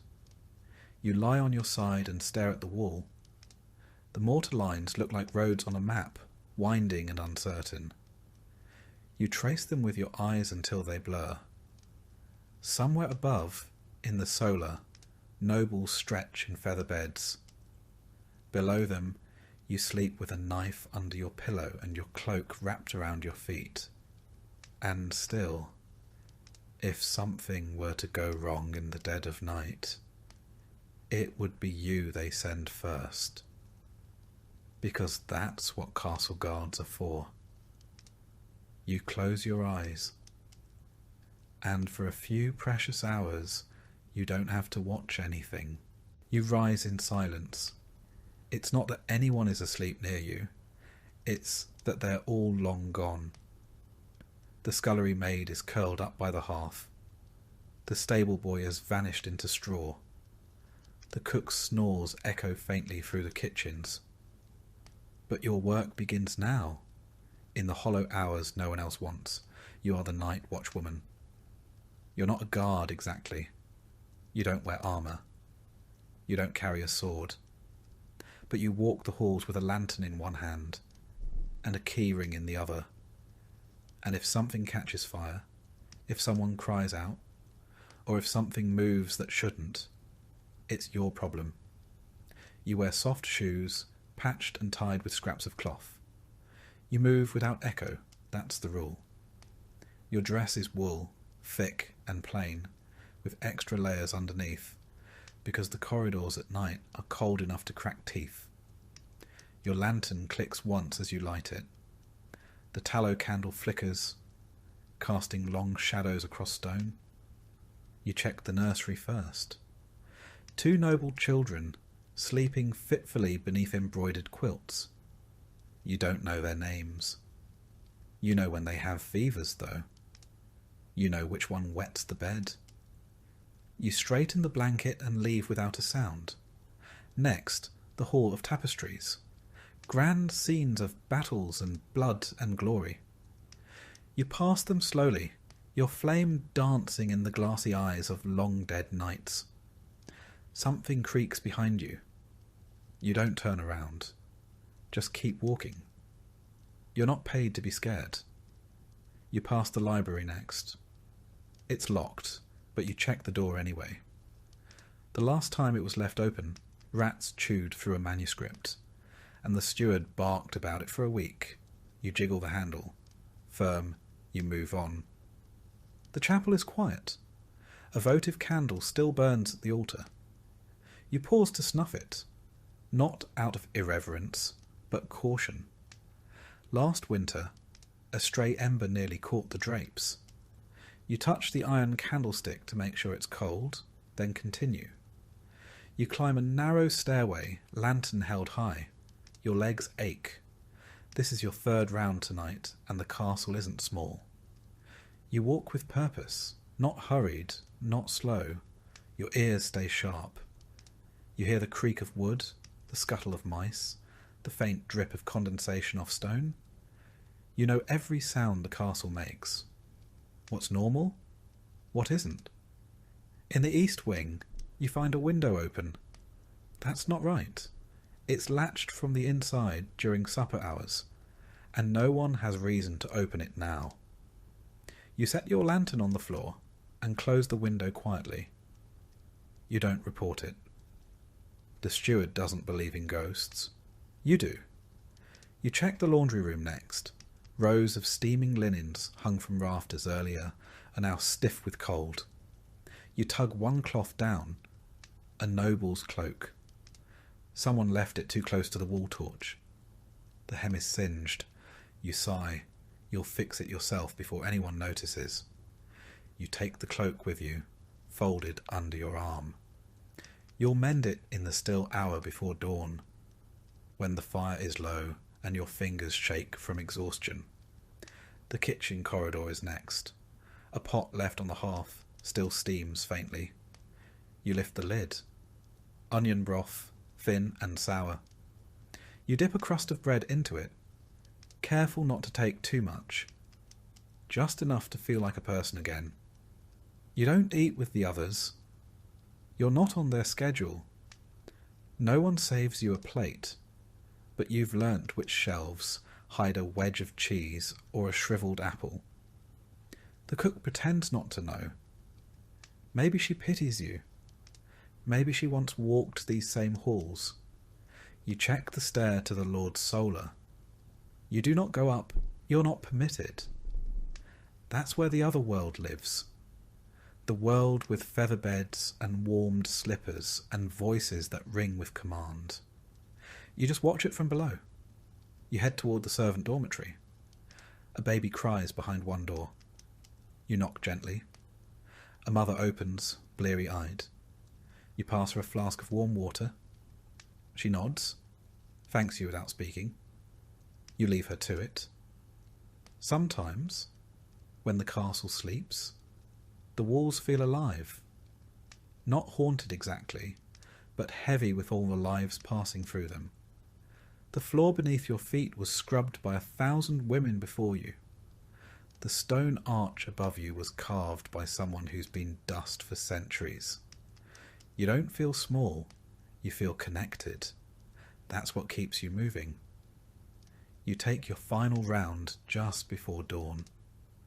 The lantern is low now. You tilt it to coax out more light from the stub of candle, but there's not much left. The flame flutters, casting dancing shadows along the hallway walls. You pass through the lower storerooms, eyes peeled for anything out of place.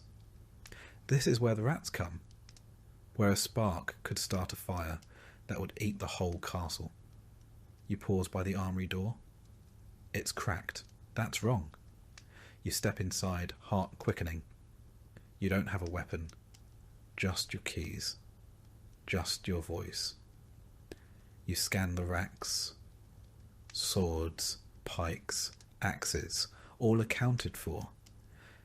You check the back wall. Nothing. No one. A draft must have nudged the door, or someone left it unlatched.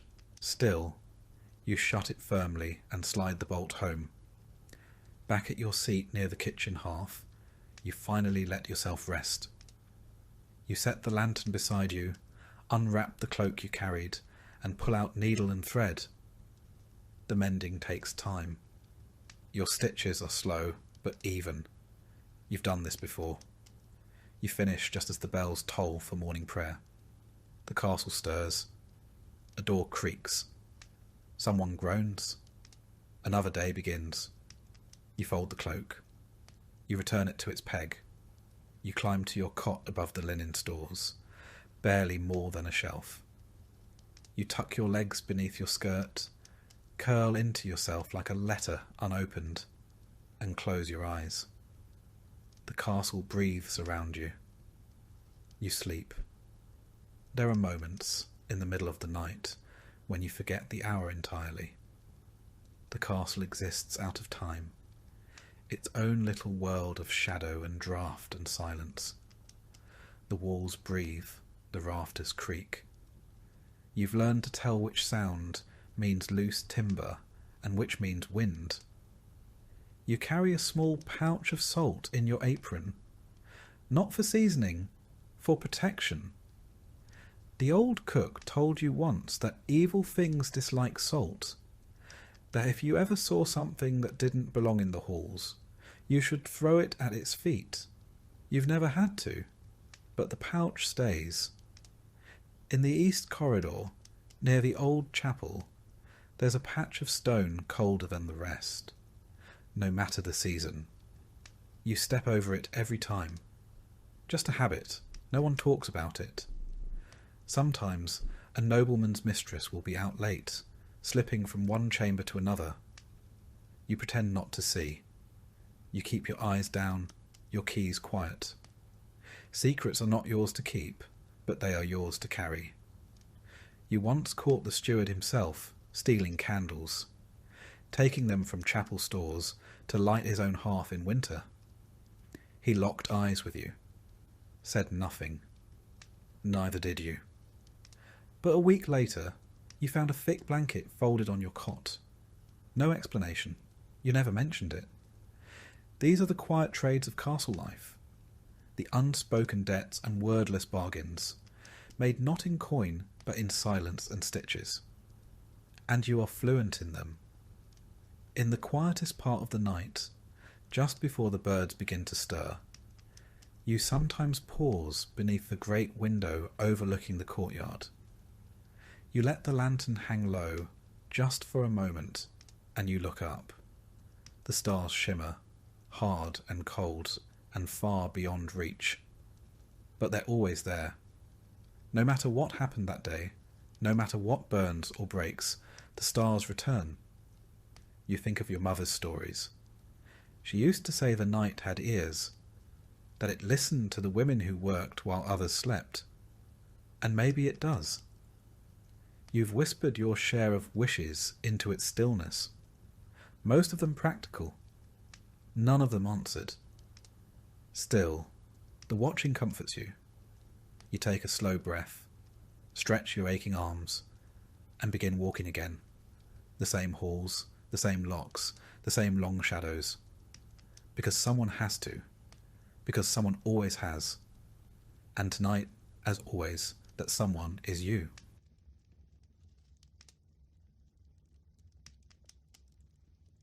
They tell me I came into this world on a cold morning in late November, though calendars didn't mean much in the village, unless it was planting season or a saint's feast.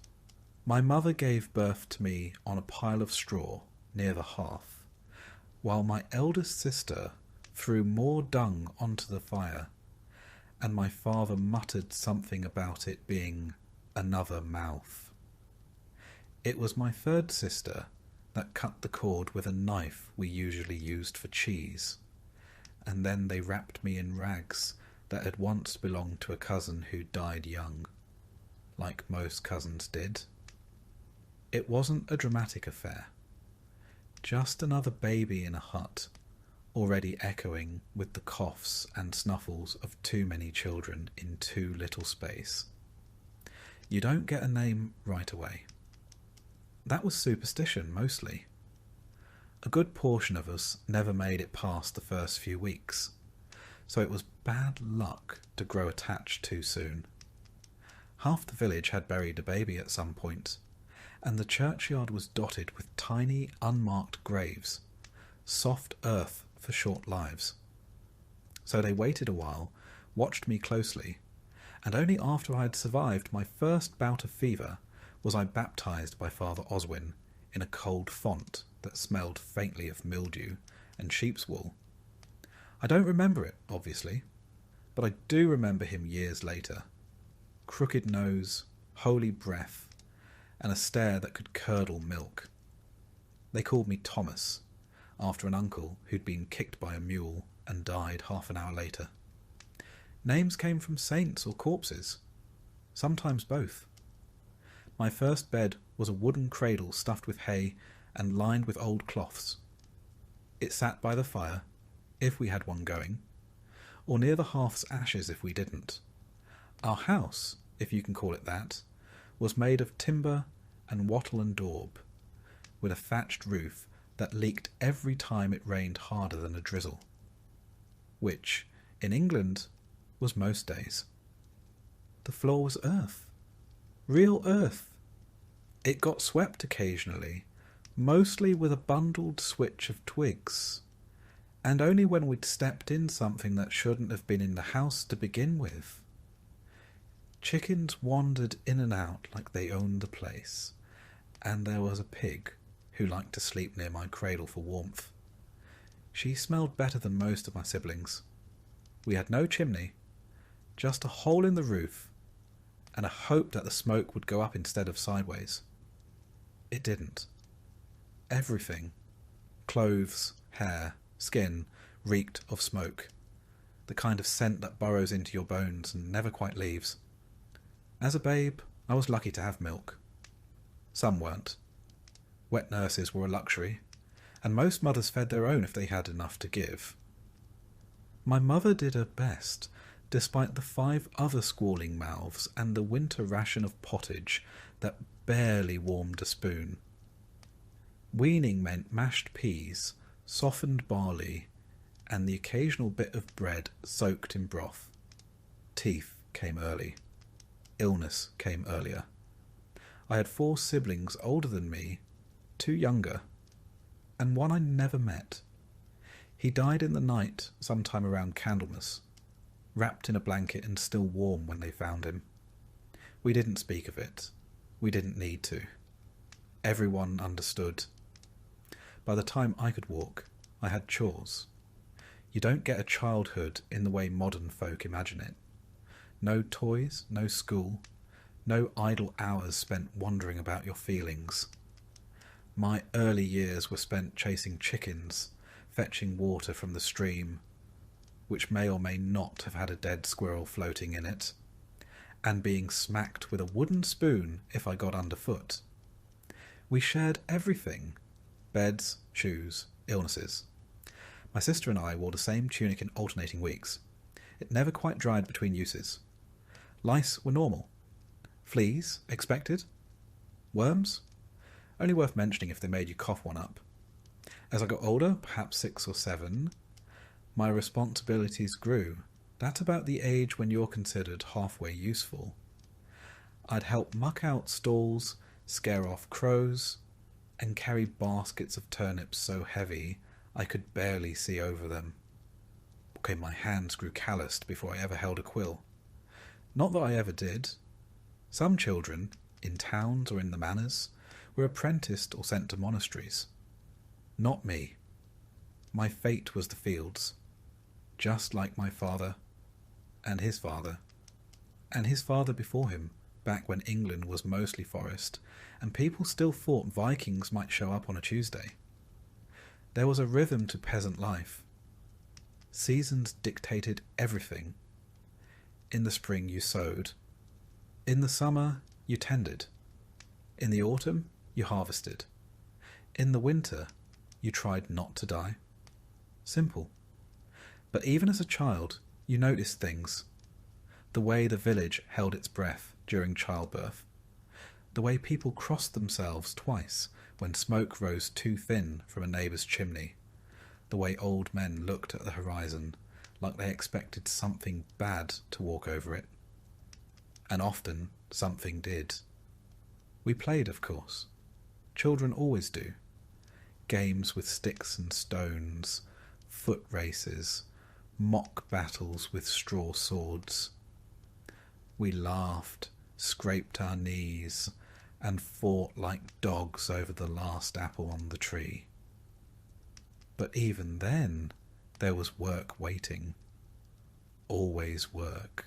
Sometimes, when Father Oswin wasn't looking, we'd sneak into the chapel just to feel the cool stone under our hands and see the candles lit. It felt otherworldly, a place where mud didn't stick and whispers echoed like prayers. I didn't understand Latin, but I understood silence and how rare it was. There was a boy named Will who lived 2 houses down. He'd lost 3 brothers to a fever, and used to say that if you saw 3 crows in the field before breakfast, someone would die before sundown. We all believed him. Superstition wasn't a pastime. It was a survival mechanism. Saints protected our animals, relics cured our boils, and dreams were warnings. Especially the ones with fire in them. My education was oral. Stories, prayers, curses. I learned what crops to plant when, how to spot a snake in tall grass, and that stepping on the church threshold with your left foot meant a week of bad luck. These were the lessons that mattered. Latin could wait.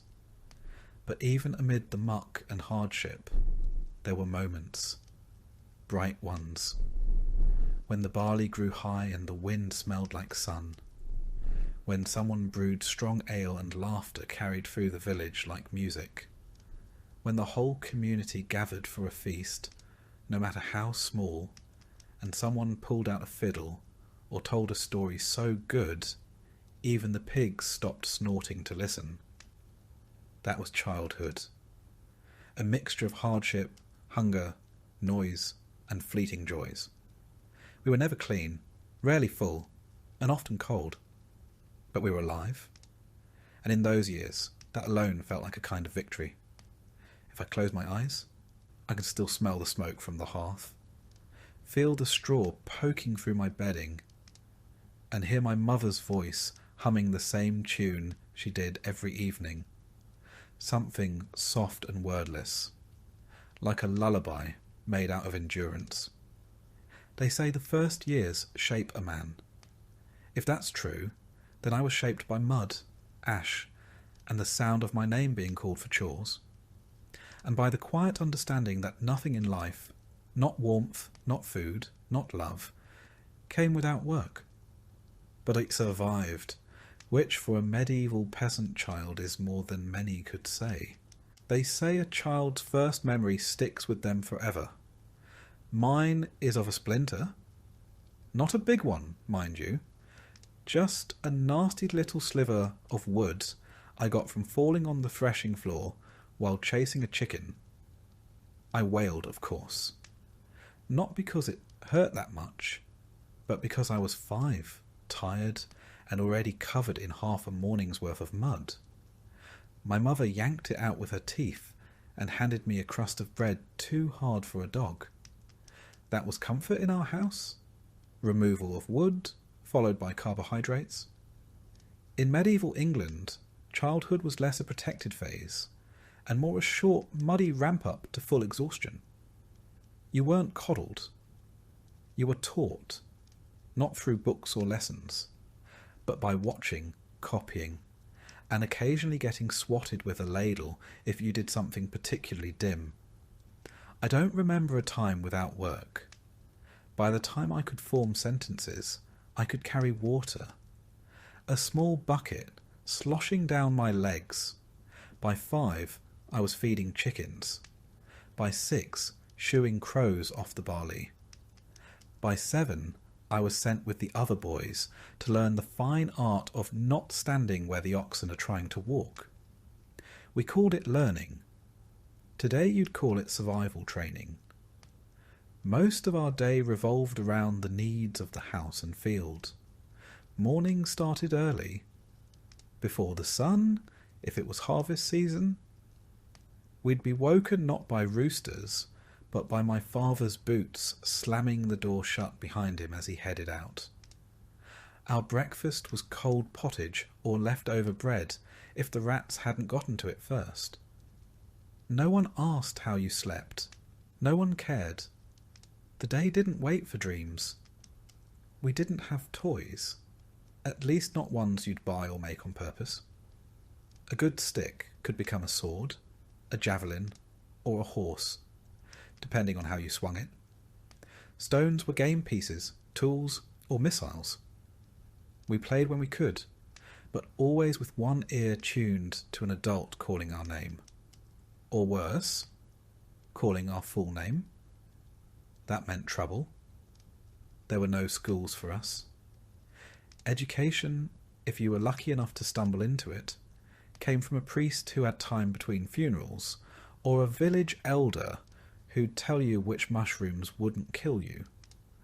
The most I ever learned to write was the first letter of my name, scratched into the dirt with a twig. And even that was seen as a bit fancy. What I did learn, and quickly, was everything needed to stay alive, and mostly out of trouble. How to walk behind a plough without tripping, how to lift with your knees, how to spot a weasel in the chicken pen, how to keep quiet when Father Oswin started talking about sin and hellfire, and how to pretend you weren't the one who stole the last apple off the cart. Religion found you early. You didn't understand it, not really, but you understood fear. You feared hell. You feared the devil. You feared Agnes, the woman 2 houses down who looked at you funny and might have cursed your sister's goat. God you feared too. But he was a bit harder to picture. The priest painted him with fire and guilt and long silences.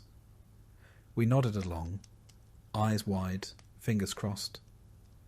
Around age 7, things shifted. That's when you stopped being seen as a small creature and started being seen as a small adult. Your chores got more serious.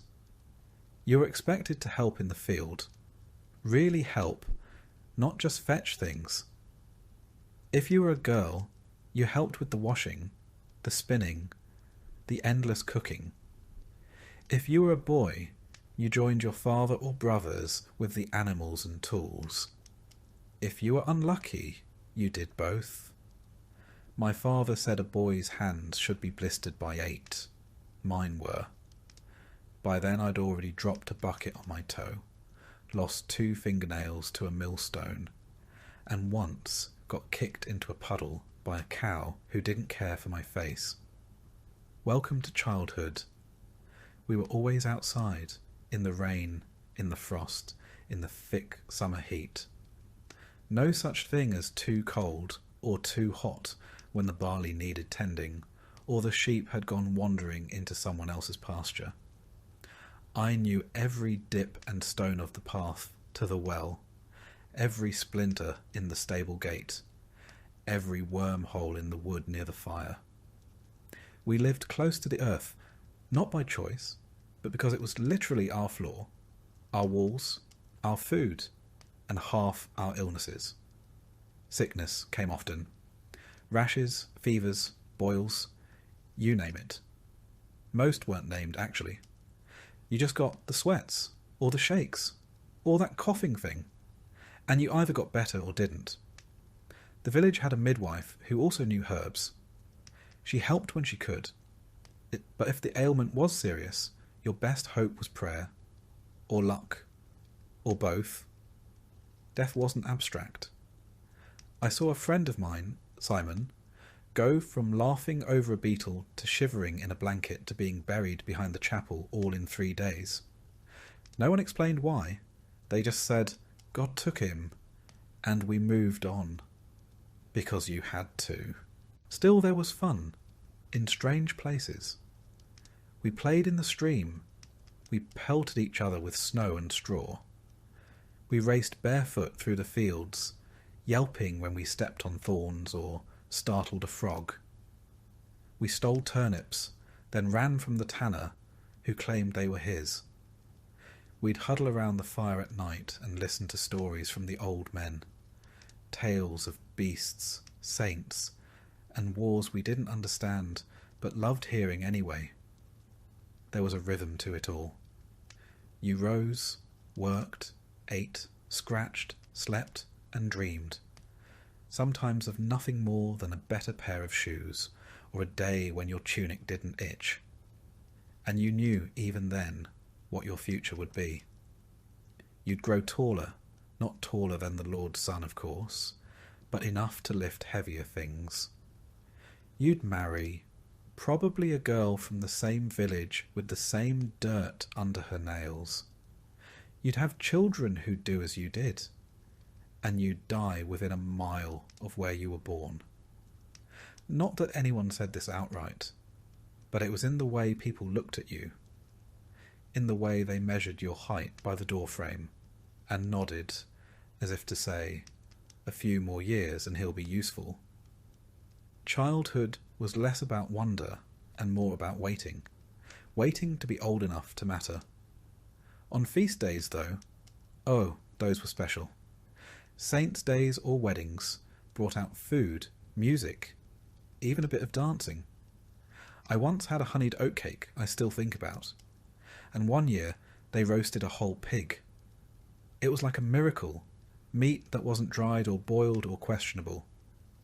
We ran wild that night, bellies full, hearts light, and for a brief while it felt like the village belonged to us, the children, as if just for one night the future was something to look forward to. But dawn always came, and with it the chores, the weight of wood on your back, the sour smell of the sheep pen, the clanging of the pail against the well wall, back to the cycle, back to the growing. By the time I was 10, I could drive a cart, gut a fish, spin a rope, and fix a broken fence. I knew when the rains would come by the scent of the wind, and I could guess the mood of my father by the way he shut the door. I was, for all intents and purposes, nearly grown. At 12, you're no longer a child. In the eyes of the village, the church, and your own aching bones, you're a working man. A small one, sure, but one expected to pull your weight. And so childhood ends. Not with a celebration, not with a speech, just with a new job, a longer list of things to do, and the quiet realization that from here on out, the only difference between you and your father is how much your back hurts. But I survived those years. I didn't freeze, didn't starve, didn't fall into the well or get crushed by the oxen. I made it to the part where people stopped calling me boy and started asking me to carry heavier things. And if that's not success in medieval England, I don't know what is. By 13, I'd stopped asking questions and started growing blisters instead. That's about the time a boy in our village stops being a boy. There's no ceremony for it, no candlelit moment where someone hands you a sword or a speech. One day you're helping in the fields, the next you're in the fields. All day, every day. Sunrise to sundown, stomach rumbling, back bent, eyes stinging from the wind and the smoke of last night's fire still clinging to your tunic. My voice had started cracking like the rafters in our cottage after a rainstorm, and the older men noticed. They began talking to me less like a child and more like a very disappointing colleague. "You missed a row, Thomas." "That plough line's crooked, Thomas." "Stop walking like your legs are made of porridge, Thomas." Encouraging stuff. Still, there was pride in it. I had a tool of my own. A scythe, duller than it should have been, but mine. I was trusted to feed the animals, turn the soil, even fetch deliveries from the manor storehouse, assuming the steward wasn't in one of his moods. I earned my bread now, quite literally, and I ate it with the dignity of someone who'd bled for it. Work came in seasons, just like weather and fevers. Spring was ploughing and sowing, your boots caked in wet earth, hands raw from gripping the handles. Summer meant long days under a wide, hot sky, your neck blistered, eyes squinting against the glare, swatting flies with every other breath. Harvest season was its own madness. No sleep, no rest, just reaping until your arms felt like someone else's. And winter. Winter was when you wondered if your toes still counted as part of you. Our food didn't get better now that I was older. If anything, I noticed how often we went without. Dinner might be a ladle of barley stew, chewy with leftover bones. Supper, if we had one, was cold. Bread hardened on the hearth. Once I cracked a tooth trying to bite through it. We laughed. Then we cried a little because we realised it was the last loaf. Water, fetched by my younger brother now, still came from the stream or the communal well, depending on which was less cursed that week. It always tasted a bit like moss and worry. We drank it anyway, when there was no beer. The older I got, the more I noticed the things grown men didn't speak of, but understood.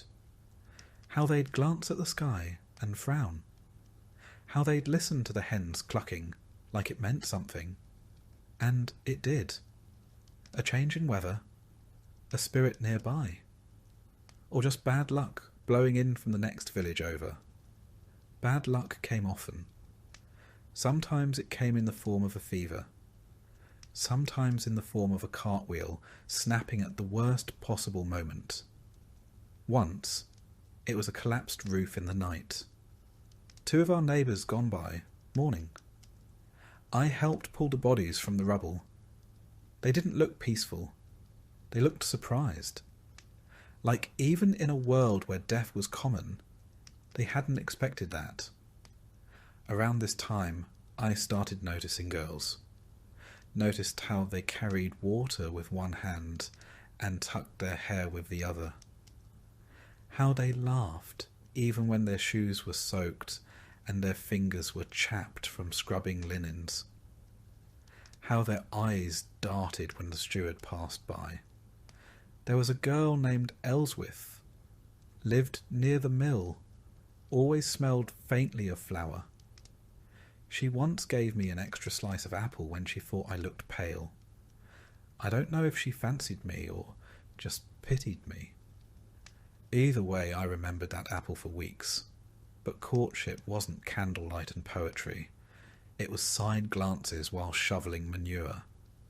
Maybe a shared song during harvest. If you were lucky, you'd sit beside her at a feast. And if things went well, you'd ask her father, or the village reeve, for permission to wed. Love was optional, land was essential. I wasn't ready for marriage yet. I didn't even own a second tunic.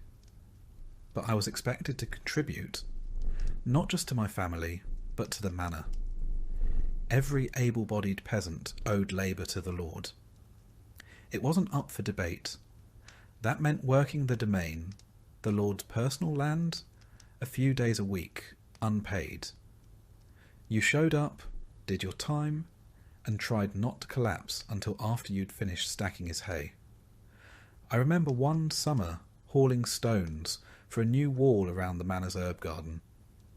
My back ached for a week. I don't even like herbs. I'd also learned by now how to keep quiet around authority. You didn't question the reeve. You didn't question the steward. And you certainly didn't question the lord, even if you thought his velvet hat made him look like a goose in disguise. Religion played a larger role now. I was old enough to understand the sermons, or pretend to.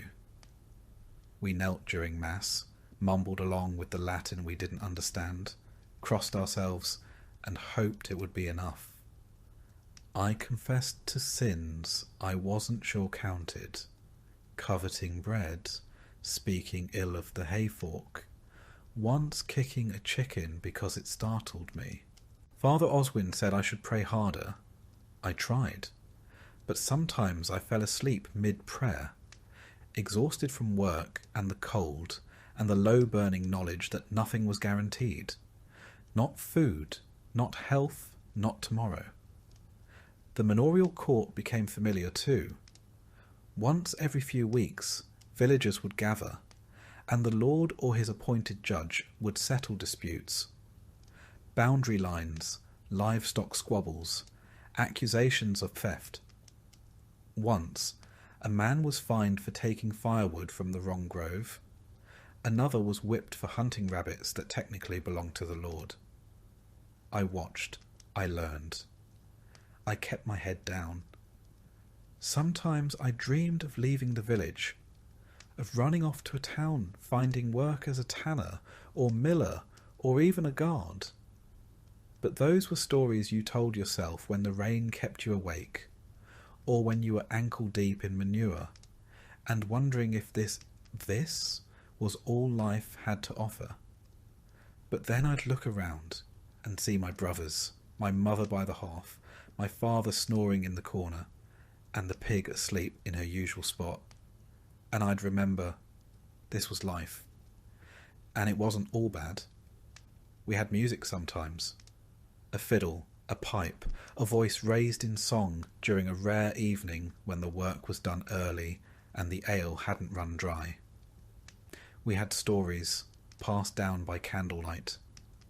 We had the steady rhythm of the seasons, the first shoots of spring, the golden sheaves of autumn, the deep hush of winter snow. And slowly I found I wasn't the smallest boy anymore. There were others now, younger than me, looking up, watching how I tied the rope or sharpened the blade, asking questions I once asked. I wasn't yet a man, but I was no longer a child.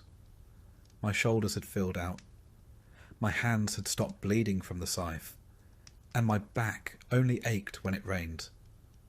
One morning my father handed me a set of tools without a word, just nodded. That was it.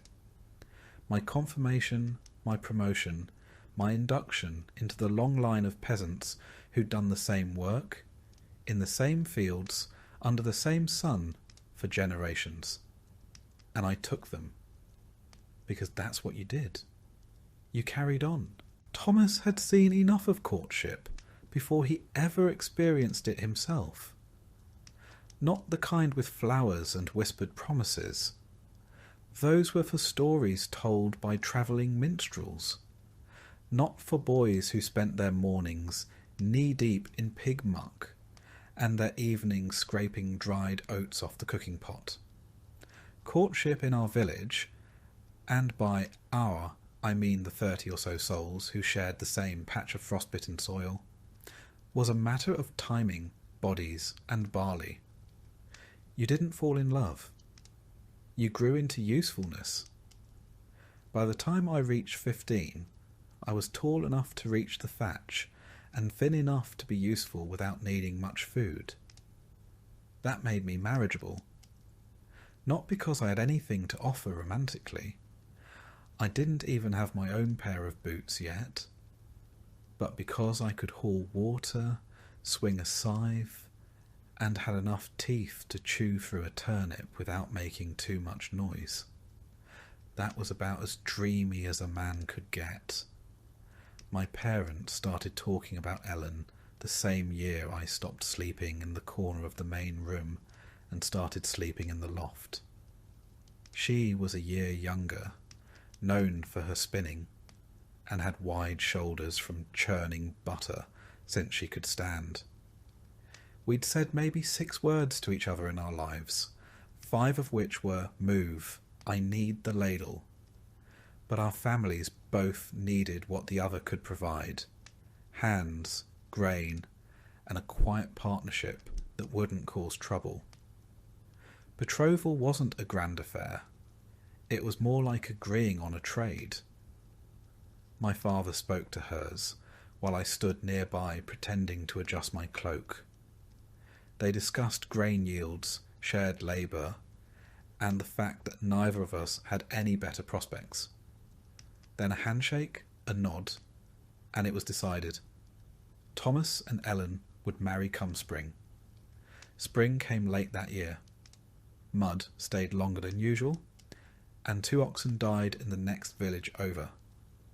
But when the church bells rang on St. Walpurga's feast day, we stood before the priest in our second-best tunics, shivering more from nerves than cold. The whole ceremony took 5 minutes.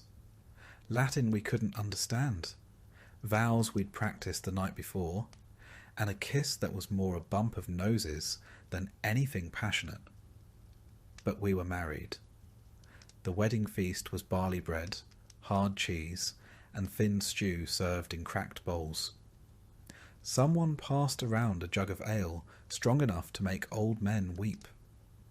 A few folks danced until their shoes came off.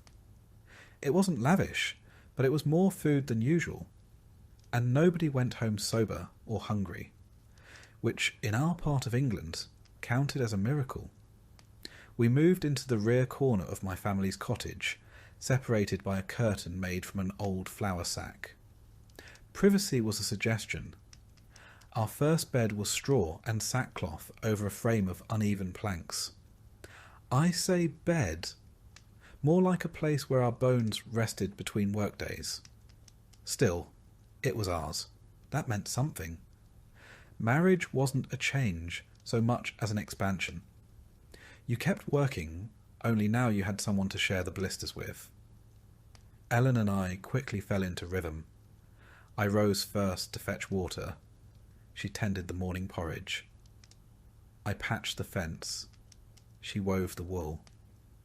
Her tasks never ended. Neither did mine, but we got good at avoiding each other's tired spells, at picking up slack without asking. Romantic? Number, but stable. Predictable. That was more useful than poetry. Ellen had strong opinions, though she rarely voiced them. But she was smart. Sharper than me in most ways. She kept track of stores, remembered debts, and knew when to nod during church, even if she'd fallen asleep standing up. She could spot a wormy apple from across the field, and once shamed a travelling peddler into giving us proper change just by staring at him. I respected her long before I realised I liked her. Children were expected. That's what marriage was for, after all. Adding labour to the household. It took a while. Our first winter was rough, cold enough to freeze the wash bucket mid-scrub. Food ran thin. Then in the spring, Ellen fell ill. She recovered slowly, her hands trembling for weeks. We didn't speak about babies that season, but by the next year, she was with child. Pregnancy didn't come with cushions and cravings. It came with nausea, work, and prayers. She worked up until the week of the birth. No doctor, just old Mab, the village midwife, who smelled of time and sweat, and had delivered nearly every soul within shouting distance. Labour lasted from sunset to near dawn. I sat outside the whole time, carving pointless lines into the frozen earth with a stick. When I heard the cry, 2 cries, I didn't believe it. Twins, a boy and a girl. The boy we named Will. The girl, Alice. Will died 6 days later. No illness, no sign. Just didn't wake up. We buried him near the boundary oak, with a cross made from the last dry branch of the season. Loss was constant, but that didn't make it easier. Life moved on. It had to. The seasons didn't stop because we grieved. Ellen barely wept. She just folded Will's swaddling cloth and tucked it under the bed. Alice lived, grew, walked early, spoke late. Her laugh sounded like spring water over stone, clear, brief, surprising. We lived for that sound. As husband and wife, we had a simple understanding. We did not speak of dreams. Not aloud. Dreams were for the Lord's children, the ones who learned Latin and ate meat twice a week. Our world had no room for wants, only for tasks. The field needed tending. The wall needed mending. The pig needed salting. And we did it all year after year without fuss. But sometimes, when the fire burned low and Alice slept in the crook of Ellen's arm, I thought about building a second room, about teaching my daughter to read, about having a day, just one, without worry. Then the wind would howl through the thatch, and I'd remember who I was, Thomas, son of William, husband of Ellen, father of one, maybe more if luck held, a man with cracked hands, a weak roof, and a woman who warmed a stew without being asked. That was enough. The years following our marriage were not marked by great changes, but by small, repeated ones. A new tool, a second pig, a patch of land the steward let us borrow. Each improvement came with a cost. More labour, more obligation, more eyes on us. But they also stitched a new shape to our life. Our roles in the village became clearer too. I was no longer just young Thomas. I became Thomas who fixed the well rope, Thomas who loaned barley seed, Thomas whose daughter didn't die last winter. These small noticings, shared over ale or during idle talk near the bakehouse, mattered more than I admitted. Respect in a village doesn't come from speeches. It comes from surviving while being useful. Ellen, for her part, was respected by women and feared slightly by men, not because she was harsh, but because she remembered everything. She became a sort of informal registrar of marriages, debts, and feuds. No one could recall whose turn it was to borrow the cart. Ask Ellen. Couldn't remember if Marta's son was born before the plague or after. Ellen would know. By our 5th year, we had another child. A son this time, named Hugh after my grandfather. Ellen delivered him with old Mab again, though the midwife's hands were slower now, her eyes more sunken. I paid her with eggs and a new bundle of rushes for her floor. Hugh was hearty, loud, and always hungry. That last trait never changed. Marriage changed me in ways I hadn't expected. It made me think ahead. Not far, never more than the next harvest, but farther than I used to. I began to notice roofs that might leak come autumn, boots that wouldn't last the winter. I bartered more carefully, saved bits of tallow, kept kindling dry even when I was too tired to care. These weren't grand ambitions. They were survival skills, sharpened by the weight of others relying on you. Historically, peasants like me weren't expected to have inner lives. But the truth is, we did. We just didn't have time to dwell on them. The rhythm of life as a full-grown peasant is less a schedule and more a relentless loop. There's no concept of adulthood as we'd understand it today. Just a gradual thickening of calluses and responsibility. One morning you wake up and realise that no one tells you what to do anymore, because they assume you're already doing it. That's how you know you've made it. The year is not measured by holidays or birthdays. It's carved into your body by the seasons. Spring stretches your back with ploughing. Summer cracks your hands with reaping. Autumn stains your knees with muck from gathering. And winter? That's when your bones remind you of every bad harvest and every splintered fence you ever repaired. There's always something to do, and rarely anything to show for it. You dig, sow, mend, fetch, chop, patch, and then start over. The tools are basic. A wooden plough, a rusting sickle, a hoe that's more patched than iron. And when they break, which they do frequently, you either fix them with what little you have, or borrow from someone who will expect repayment in kind, or worse, in favours. My work, like most men's in our village, is dictated by the land and the Lord. I hold a few strips of earth in the open fields, not mine, technically, but mine to tend. In exchange, I owe the steward labour days, a few dozen in theory, closer to 100 in practice. These are spent repairing roads, harvesting the Lord's grain before my own, and helping construct things I'll never use. Last year it was a granary. year before, a new gatehouse. This year, rumour says we're building a dovecote. For birds we're not allowed to eat. On top of that, there's the tithe. 1/10 of everything I grow, raise or make goes to the church. In theory, it's for God. In practice, it means that if I produce 10 bundles of barley, only 9 come home, if no one else recalculates the share first. The priest says this keeps us humble. I say it keeps him well fed. The rest of my day is spent trying not to fall behind. If a fence breaks, I fix it. If a pig falls ill, I call in the neighbour who once treated his cousin's pig with an onion and a prayer.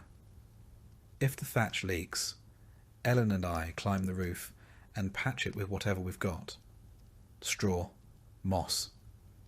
On one occasion, the hide of a goat that had outlived its usefulness. It didn't help the smell. Our food depends on our labour. And luck.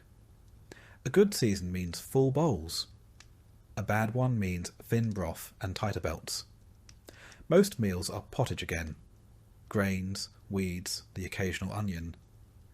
Meat is rare, eggs are seasonal, and milk depends on whether the cow feels like cooperating that week.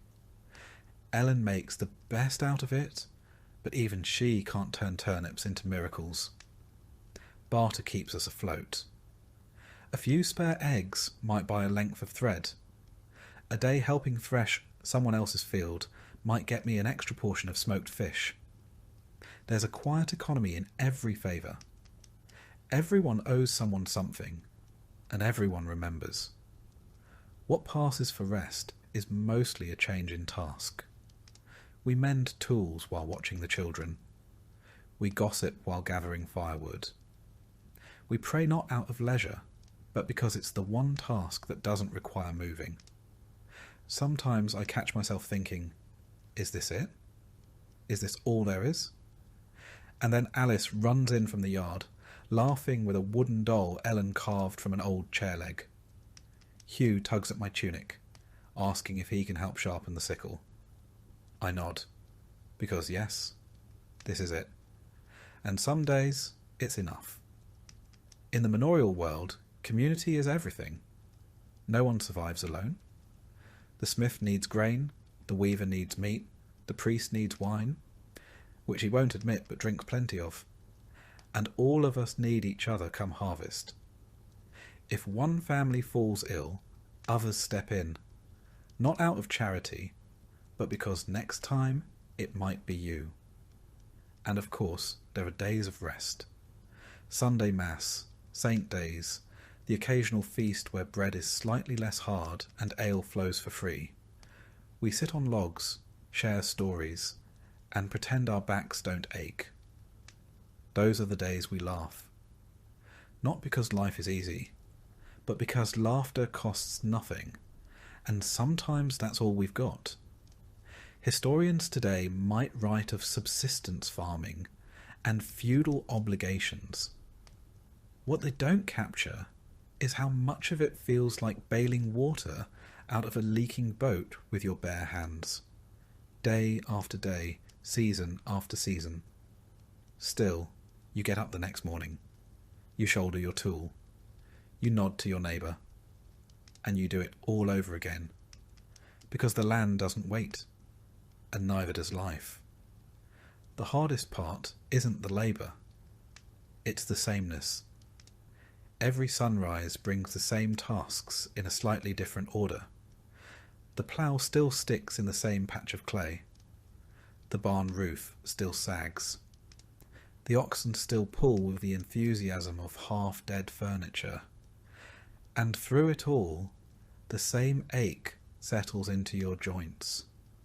Not sharp, not screaming, just present. Like a dull companion you didn't invite, but who never leaves. There's a strange kind of pride in knowing your place in this order. I know when the frost will come by how the wind smells at dawn. I know how deep to plant barley just by running my fingers through the dirt. It isn't education, not like the monks have, but it's knowledge, hard won, felt in the bones. Our fields follow the open field system, just like every village from here to York. There are no fences, just long, narrow strips shared among dozens of families. Each family gets a few strips scattered across the 3 great fields, so no one hogs the best land. Fair, in theory. But try dragging a plough from one strip to the next when they're half a mile apart. It's not efficient. It's exercised by divine design. Once a year, the reeve, that's the Lord's man, walks the fields with his tally sticks and lists who owes what. If your yield is good, you owe grain. If it's bad, you still owe grain. The math is more spiritual than logical. And if you argue, you'd best enjoy digging ditches. You'll be assigned plenty. Taxes and tithes aren't the only thing pulling at your grain sack.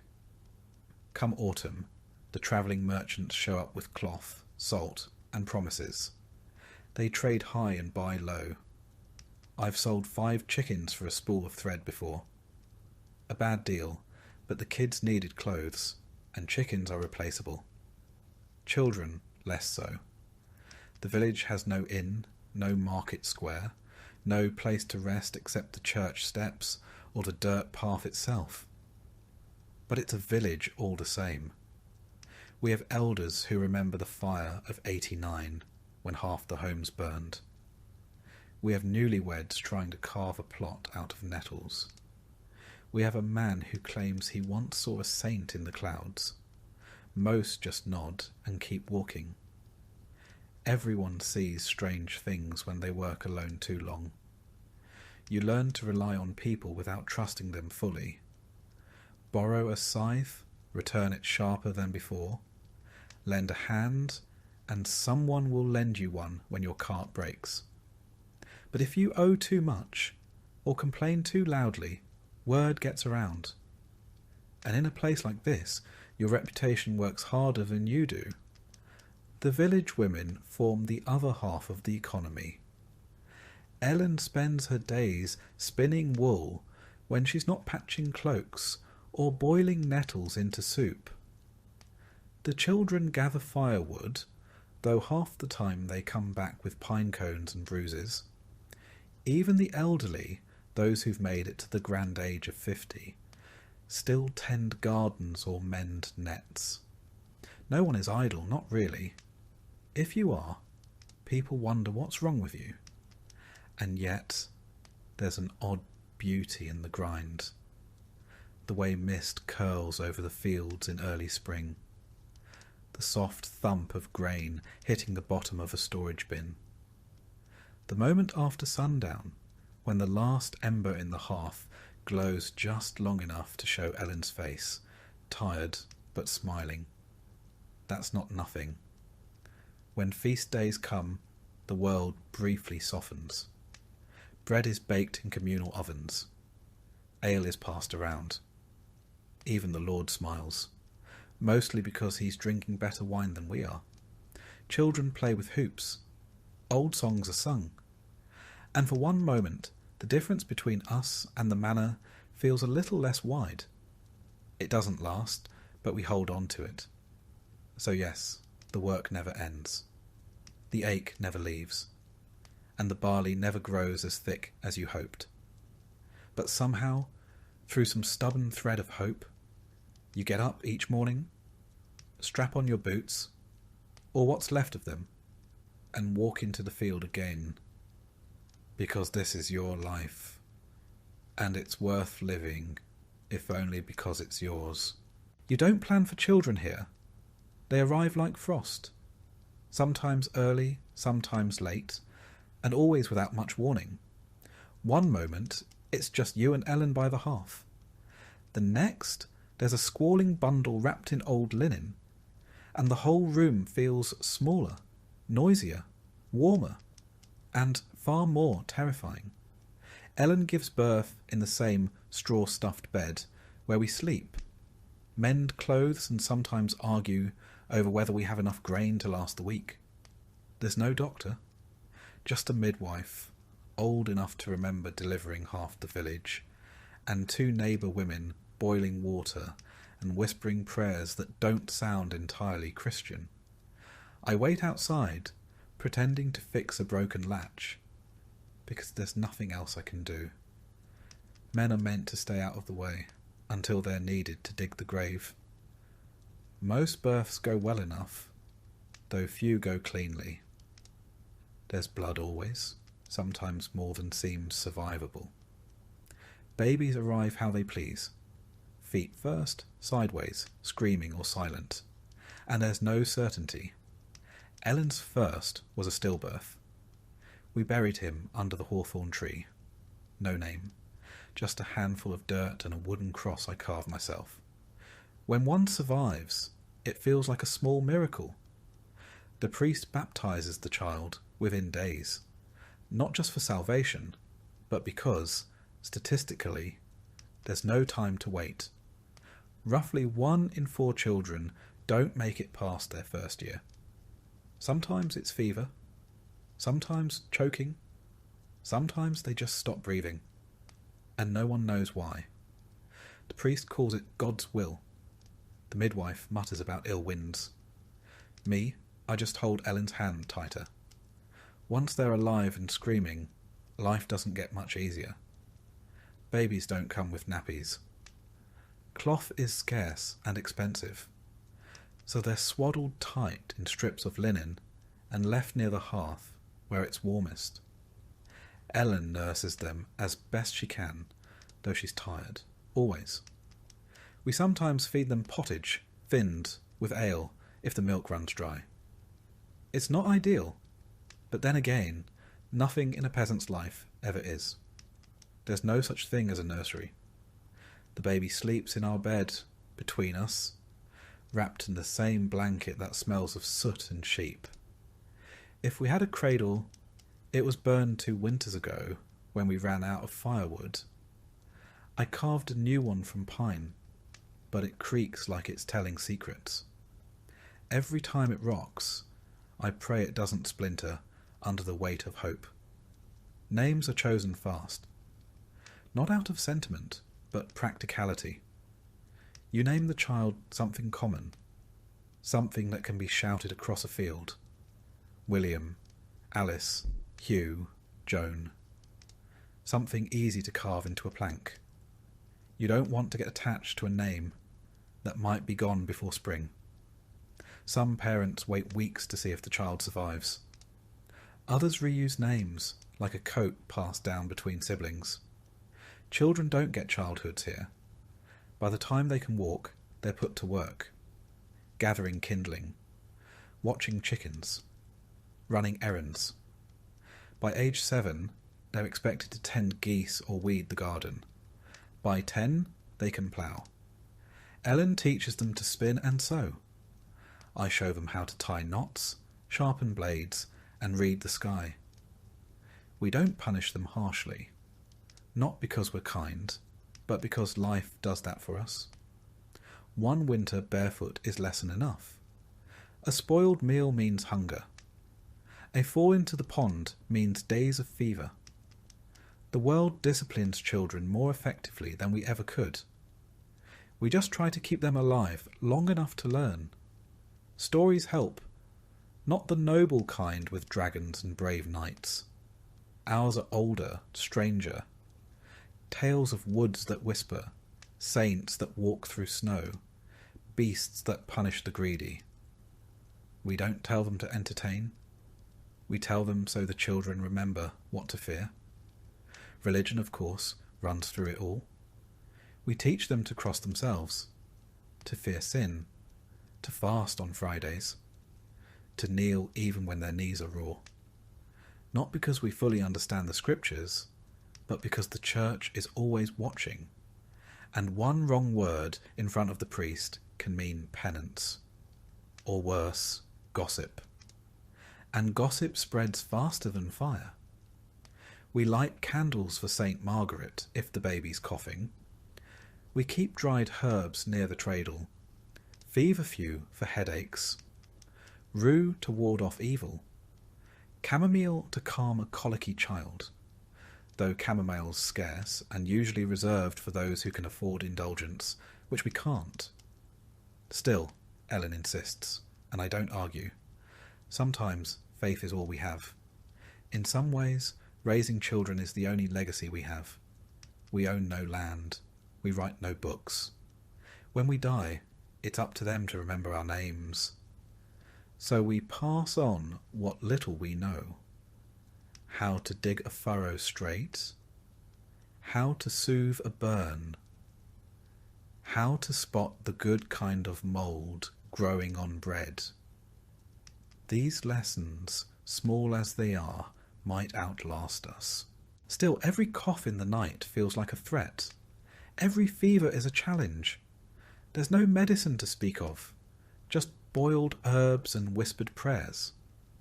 If the child survives, you give thanks. If not, you dig another grave and try again. There's no real privacy. Not in a hut where everyone shares the same air and breathes the same smoke. When one child wakes coughing, everyone does. When one child cries with hunger, the sound sits in your ears for hours. Ellen sings lullabies in low whispers, old ones her mother taught her. Most of them about saints and spirits and stolen bread. We hang rowan branches above the door, not just for decoration but to keep sickness out. At least that's what the midwife says. I don't believe in such things, but I don't take them down either. You stop gambling with luck when you've buried 2 sons before their first birthday. Feast days give them something to look forward to. The village might roast a pig. The priest tells tales of miracles. The children run barefoot through the frost and come back red-faced and laughing. On St. Martin's Day, they get little bits of sweetened dough. It's not much, but they remember. Even in the dead of winter, children play. With bones, with sticks, with scraps. They make dolls from bundled straw, swords from firewood. I once saw my eldest son march through the snow wearing a broken pot as a helmet, commanding an army of chickens. There was no audience, no applause, just play. That's how they survive, I think. They don't know how hard life is. Not yet. And when they grow older, they ask about the world beyond the woods, beyond the manor.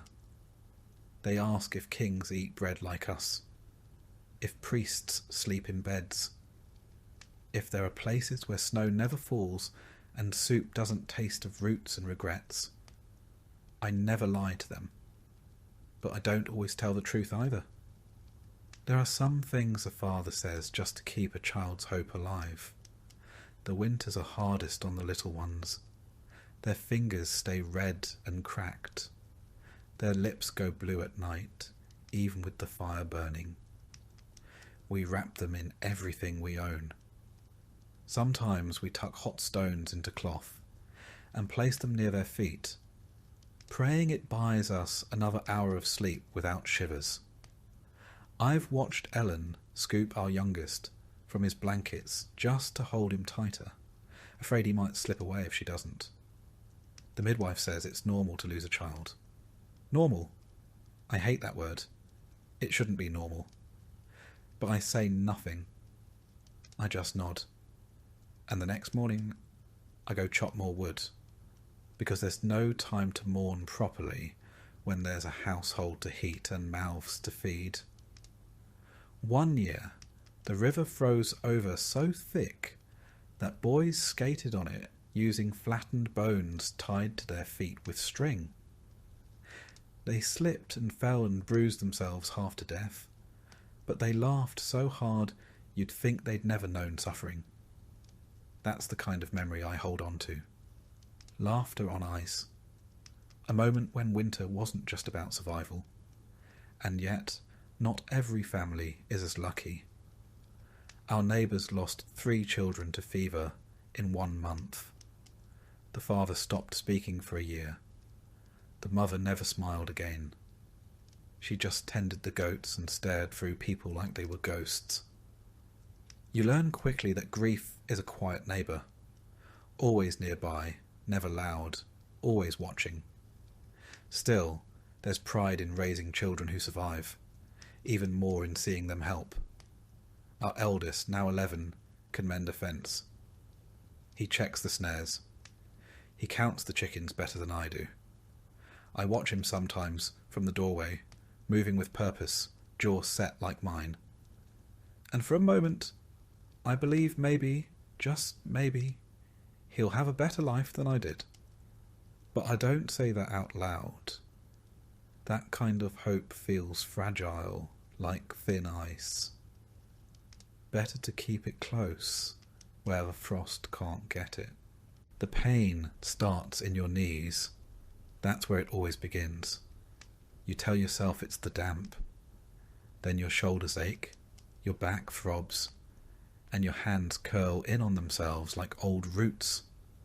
You're not even 40. But your body thinks you've lived twice as long. My name's Thomas, and I've worked the field since I was tall enough to hold a rake. Now when I grip a tool, my knuckles crack like firewood. The ache isn't sharp. It's just there, like the cold, or the smoke, or the weight of the thatch on our roof. You get used to it, sort of. Illness is part of life. Not the kind that knocks you down once in a while. The kind that settles in and stays. One winter, Ellen coughed so hard I thought she'd bring the rafters down. We boiled onion in ale and made her drink it by the spoonful. A local woman said to rub goose fat on her chest and hang garlic from the ceiling. We did both. She lived, so maybe it worked. Or maybe she just refused to die while the stew still needed seasoning. There's no doctor in the village. Closest thing is old Wren, who's either a healer or a witch, depending on who you ask, and whether the fever broke. She knows every herb in the woods. What makes your bowels move? What makes a wound close faster? What might kill a man slowly if he's been unkind to his wife? She says fever few for headaches, yarrow for bleeding, nettle for strength. I trust her more than the priest when it comes to sickness.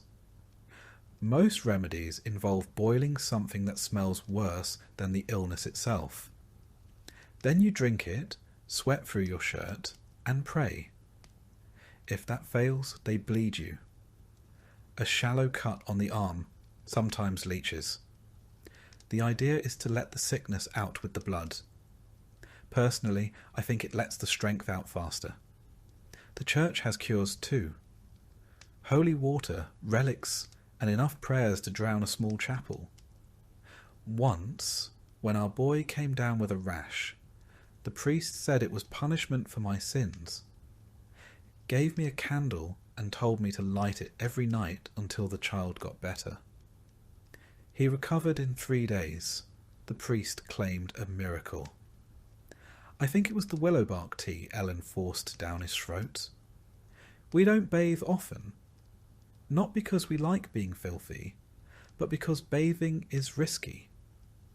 They say it opens your pores and lets disease in. So we sponge off with a damp cloth and hope no one gets too close. Lice are everywhere. Fleas too. Ellen combs our daughter's hair with a heated blade of wood, trying to kill what lives beneath the curls. It works, mostly. Wounds fester easily. I once stepped on a nail while fixing the shed roof. The foot swelled like a pig's bladder. Old Wren smeared it with honey and wrapped it in dock leaves. She said honey draws out the bad humours. Maybe it does. The swelling went down, eventually. I limped for months, but I kept the foot, which feels like a win.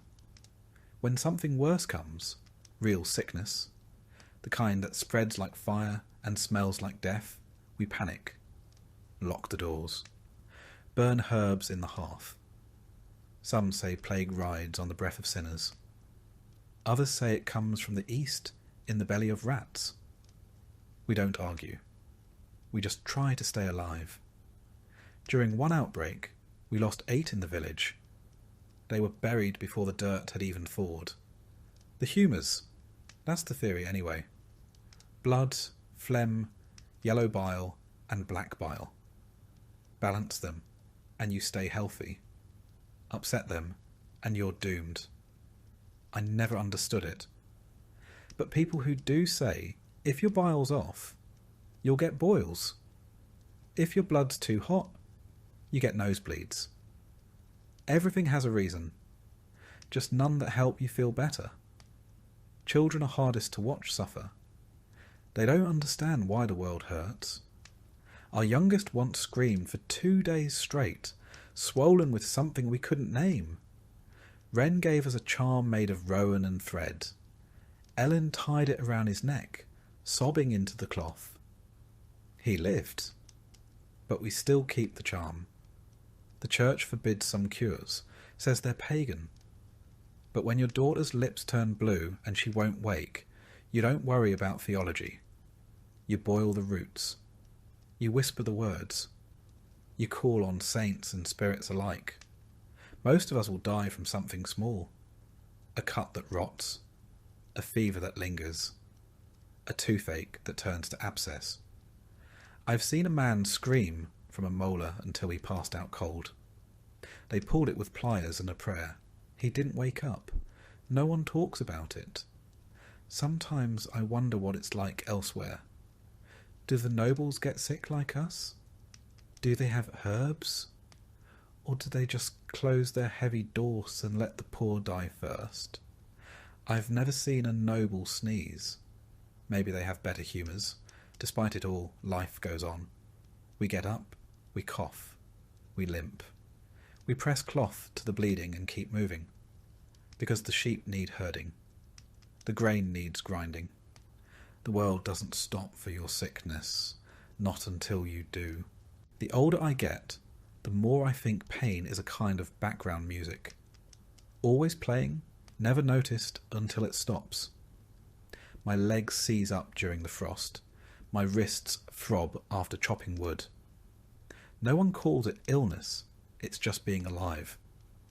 In our village, no one talks much about pain.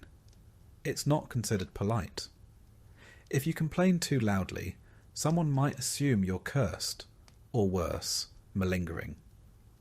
So we grunt, we groan, we mutter, just the weather, and we keep digging trenches with hands that barely close anymore. Women have it worse. Ellen once worked through a fever so severe she hallucinated bees crawling under her skin. Still she finished spinning the yarn, baked the bread, fed the chickens. She collapsed only after the last chore was done. Wren called it hard winter sickness. I call it exhaustion, dressed in disease. Some villagers believe in charms. Knots of thread hung over doors, feathers tied with nettle stalks, carved bits of wood soaked in salt water. Are they foolish? Maybe. But I've seen people healed after the charms went up. And I've seen people die after the priest said they'd be fine. So who's to say? Even dreams change when you're ill. I once dreamed I was walking through a warm forest, barefoot, with no pain in my hips. Just walking, that's it. That was the dream. I woke up and cried because it wasn't real. Ellen didn't ask why. She just held my hand. On feast days, we give thanks for what hasn't killed us. Sometimes we even laugh about it. Old Harold, who lost a finger to rot and now makes rude gestures with his stump. Or young May, who swears by drinking warm vinegar to cure headaches. Doesn't work, but the face she makes is worth the show. Death never arrives with a trumpet. It's a slow cough, a shadow behind the eyes, a finger that won't stop swelling. You learn the signs, you feel it before it knocks, and still you hope you're wrong, because even after everything, after the pain, the weakness, the fear, no one wants to leave this hard, beautiful, miserable life. Illness doesn't just affect the body, it changes the rhythm of the house. Fires are stoked higher. Meals go half-cooked. Chores fall to children. Ellen once ran the house alone for 3 weeks, while I battled a lung infection that rattled like pebbles in a jar. When I could finally sit up again, the house looked the same, but Ellen didn't. Her eyes were older, her back more bent. When death does come, it's quiet. No fanfare, no sudden screams. Just a stillness in the chest, a cooling of the hands. We wash the body, say a prayer, and bury them before the flies arrive. There's no embalming, no long mourning period. Just a short walk to the edge of the woods, a shovel, and enough tears to soak the first handful of earth. Afterward, the priest comes by with blessings. He says suffering is a test. I nod, but I'm not sure what we're meant to prove. Maybe that we can keep going, that we can wake up the next day, relight the fire, boil the herbs, and pretend the house isn't missing something precious and irreplaceable. Maybe that's all there is to it. Some mornings, before my back's even straightened out, and my hands have remembered how to grip, I hear the bell, low and mournful, carried on the wind like an old secret. That's the church bell. It tells us when to rise, when to rest, when to repent, and when to bury another neighbour. My name is still Thomas. I've been a son, a brother, a husband, a father, and, after enough winters, a mourner more times than I care to count. I've built fences, tilled fields, raised children, and tried, above all else, to be good. Not clever, not important, just good enough not to bring shame, sickness, or supernatural punishment upon this little stretch of muddy ground I call life. In our village, religion isn't something you think about. It's something that thinks about you. Constantly. The church is the largest building for miles, and the only one with enough stones to look permanent. Everything else rots, leaks, or burns.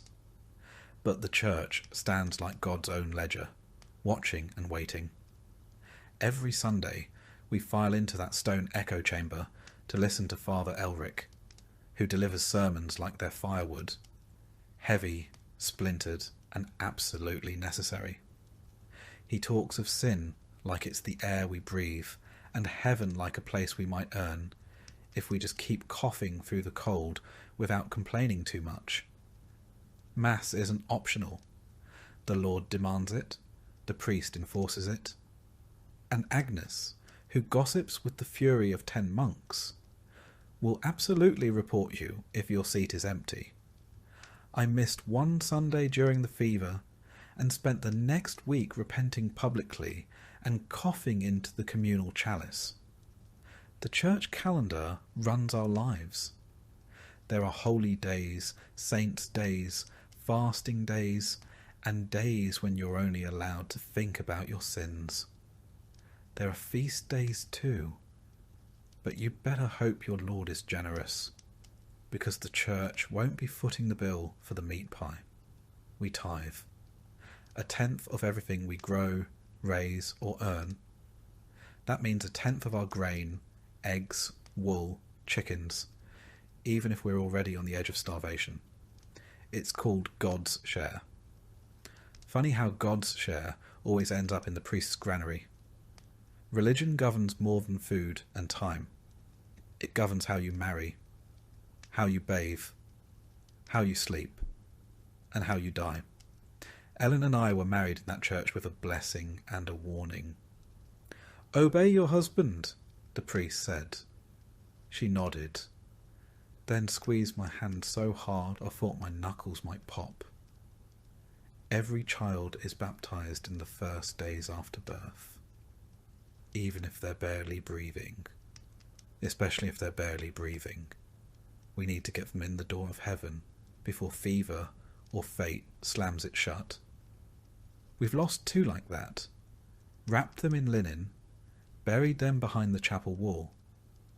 Father Elric said they were safe now. I didn't ask for proof. Our children know their prayers before they know their numbers. Latin rolls off their tongues like nursery rhymes. We don't understand half of what we're saying, but the words matter. Repetition is protection. Say the right thing, bow at the right time, and maybe the Lord will let the crops grow this year. The Church teaches us that hell is always waiting, a place of fire, darkness, and eternal wailing. It's described with more passion than heaven, which sounds lovely but vague. Pearly gates and singing angels. But hell, that's vivid. It has levels and rules and demons with names. Makes you wonder which place the clergy thinks about more. There's a saint for every disaster. Saint Apollonia for toothaches. Saint Anthony for lost animals. Saint Scholastica for storms. We don't light candles, we beg favours. Some wear tokens. Others whisper prayers into tree trunks or bury relics in their gardens. Officially, that's not condoned. But we're peasants. We'll take protection from wherever we can get it. Superstition fills the gaps where the Church won't go. A dream of falling means a death's coming. A barn owl in the rafters means a curse. If the fire hisses without wind, someone's lying in the room. We hang horseshoes over the door, place iron near the cradle, and never, ever speak the name of someone recently buried after dark. Old Wren keeps bones wrapped in cloth under her bed, says they're from saints. Agnes says they're from rats. But when the crops failed last year, even Agnes went to Wren for a blessing. Sometimes, when the priest leaves the village, Wren visits the sick. She mumbles over them, burns herbs, and says words in a language no one claims to know. Half the time, they get better. The priest doesn't ask how. Confession is its own ritual. You kneel on cold stone, list your sins, envy, pride, sloth, that time you swore at a cow, and the priest tells you how many prayers it'll take to earn back God's good graces. It's not math, but it feels like it. Small sin, 5 Hail Marys. Big sin, longer kneeling and maybe a scolding. The trick is to never confess anything that might require public penance. Sometimes they flog people in the square. A boy who stole bread. A woman who cursed during childbirth. The Church calls it correction. The rest of us call it spectacle. We watch because not watching looks suspicious. And because the world's so grim, it's hard to look away from a drama that isn't your own. Punishments are harsh, but vague. The Church's justice isn't about fairness. It's about example. It's about fear. They want obedience, not understanding. We don't ask why. We just bow our heads and avoid questions that don't have safe answers. Even holidays are theirs. Christmas, Easter, Pentecost, days meant for rest, but never for joy without guilt. We attend Mass, fast, and maybe, if the Lord allows, eat something better than gruel. I remember once we had venison. The priest said it was a gift. I saw the squire dragging the deer through the woods 2 days earlier. Maybe the saints delivered it, or maybe they were just busy looking elsewhere. There's comfort in the ritual, even when you're not sure you believe every word. Lighting a candle for a lost child, kneeling beside your wife as she prays for a better harvest, holding a trembling hand in the confessional and whispering something that's weighed on you since the frost took your neighbour. I've buried friends who died with rosaries in their hands. I've seen men scream for mercy with their last breath. The church says heaven waits for the faithful. But when the earth is hard and the stomach is empty, faith can feel like a coin flipped into the dark. Maybe it lands somewhere good, maybe it doesn't. Still I pray every night for my children, for Ellen, for the animals, even for Agnes, just in case. And I try to be good, because in a world where you don't have much, no title, no money, no say, your goodness is the only thing you get to choose. Sometimes that's enough. Sometimes it has to be. Every family has a story of a miracle, or at least something close enough. My grandmother swore the Virgin appeared in the frost on our window one winter. My uncle claimed a saint spared his leg from gangrene after he dreamed of fire. Are they true? Who knows? But when the snow is falling, and the roof groans under the weight, and the fire's gone low, you tell those stories again, not because they're certain, but because they're kind. And in this life, that's a rare thing. So tomorrow, I'll rise again with the bell, bow my head at Mass, and thank the saints I've made it this far. Not because it's easy, but because it's what we do. We endure, we believe, and we carry on. One prayer, one superstition, one cold morning at a time.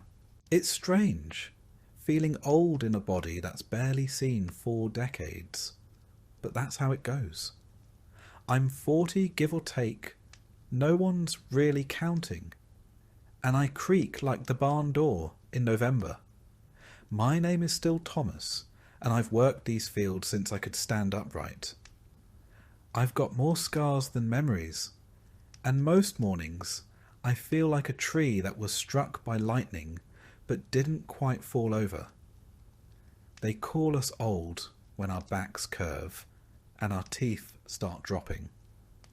Not because we've earned some great title or pension, but because it's rare to even reach this age. Most don't.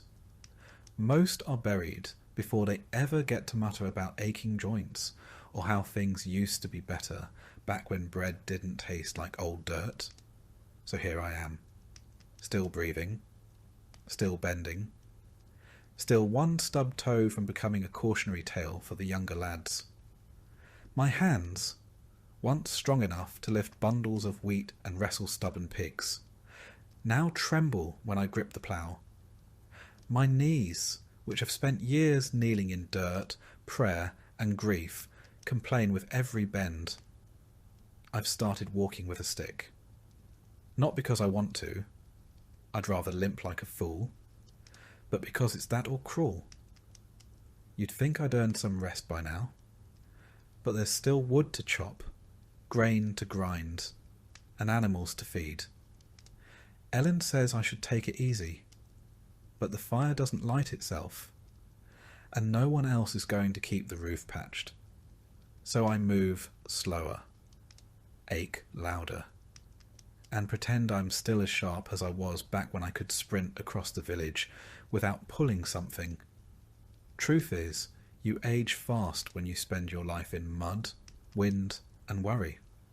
The sun carves lines into your face. The cold hollows out your bones. And the hunger, even when it doesn't kill you, leaves its mark. It's not just the body, it's the loss. I've buried more people than I can name. My father died when I was barely big enough to carry a shovel. My sister, in the great fever of '89. One of my boys during the last frost, when the chimney cracked and the smoke filled the room before we woke. We don't cry loudly. That's not how it works. We nod, we dig, we lower them into the earth, and then we go home and scrub the hearth as if that will bring them back. Some folks turn bitter, others quiet. I've done both. These days, I mostly just talk to the fire. In the village, you become the old one once you outlive 2 generations. Children start asking your opinion, even if you've never said anything worth repeating. You get asked to bless meals, settle arguments, explain why the moon looks odd, as if surviving makes you wise. But I know better. Half of survival is luck. The other half is sheer stubbornness. There's no such thing as retirement. That word doesn't exist for us. When you can't work the fields anymore, you mend tools, scare crows, or tend to the chickens with whatever's left of your knees. If you're too feeble for even that, you tell stories and hope someone leaves bread at your door. If you're lucky, you'll have children who still live close and kind enough to care for you. If not, the winter decides when it's time to lie down for good. Meals grow smaller too. The best cuts go to the younger ones. They've got work to do. You make do with crusts, soup from bones, and whatever's still growing in the back plot. My teeth are fewer now, and I chew slowly, carefully, like every bite is a negotiation. Sometimes I forget what food tasted like when I still had all my molars. Not that it was ever much to begin with. My hearing isn't what it was either. Half the time I pretend I didn't catch the insult or the joke. The other half I genuinely didn't. The younger lads think I'm going soft. Let them. There's power in being underestimated, and peace in not hearing Agnes's complaints the first time around. Every now and then I catch a glimpse of myself in the water trough, a face I barely recognise, sunken cheeks, greying beard, eyes that look like they've seen too much and remember too little. My hair, once thick and dark, is now thinning and wiry, more hay than hair. Ellen says I'm still handsome. I think she lies out of pity or habit. Either way, I let her. The church says we gain wisdom as we age. That time polishes the soul. Maybe that's true. Or maybe we just learn how to complain more politely. Still, I do find myself thinking more. Not about regrets, but about patterns. How the rains come earlier now. How children stop asking questions once they see you don't have answers. How death doesn't surprise you anymore. Just reminds you to keep your good cloak mended. In the evenings, I sit near the hearth and carve things from scrap wood. Little animals, faces, once a rosary. Ellen says it keeps me quiet. I say it keeps me sane. There's not much difference anymore. Sometimes I walk to the edge of the village and just stand there, looking at the trees. I used to climb them when I was a boy. Now I watch the wind move through their branches and wonder which will fall first, me or the oak near the stream. The lads think I'm strange, that I've grown quiet, soft, thoughtful. But that's just what happens when you've lived long enough. You run out of noise. You realise that most arguments weren't worth the breath, and most of the people you argued with are gone anyway. You notice the small things more. The way frost clings to the edge of the window like lace. The sound of Ellen's stitching late at night. The smell of fresh straw on the floor. They don't seem like much, but when your bones hurt and your days blur, these details are what anchor you. You also start to reckon with what you've done, and haven't. The child you yelled at too harshly. The feast day you skipped to rest. The neighbour you never quite forgave. The little things that stick, long after bigger memories fade. The lads in the village say I'm lucky, that I've made it this far. But they don't see the toll it takes. How every cough feels like a warning. How every winter could be the last. They see me smile and think I've made peace with things. But most days, I'm just tired. I still work, in my own way. I sharpen tools. I teach the younger ones how not to cut their thumbs off with a sickle. I sit with the dying when no one else can bear it. That last one.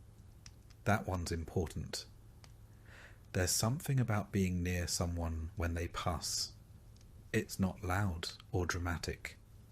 It's quiet. Like a candle going out when no one's watching. And I pray more. Not for myself, but for my children.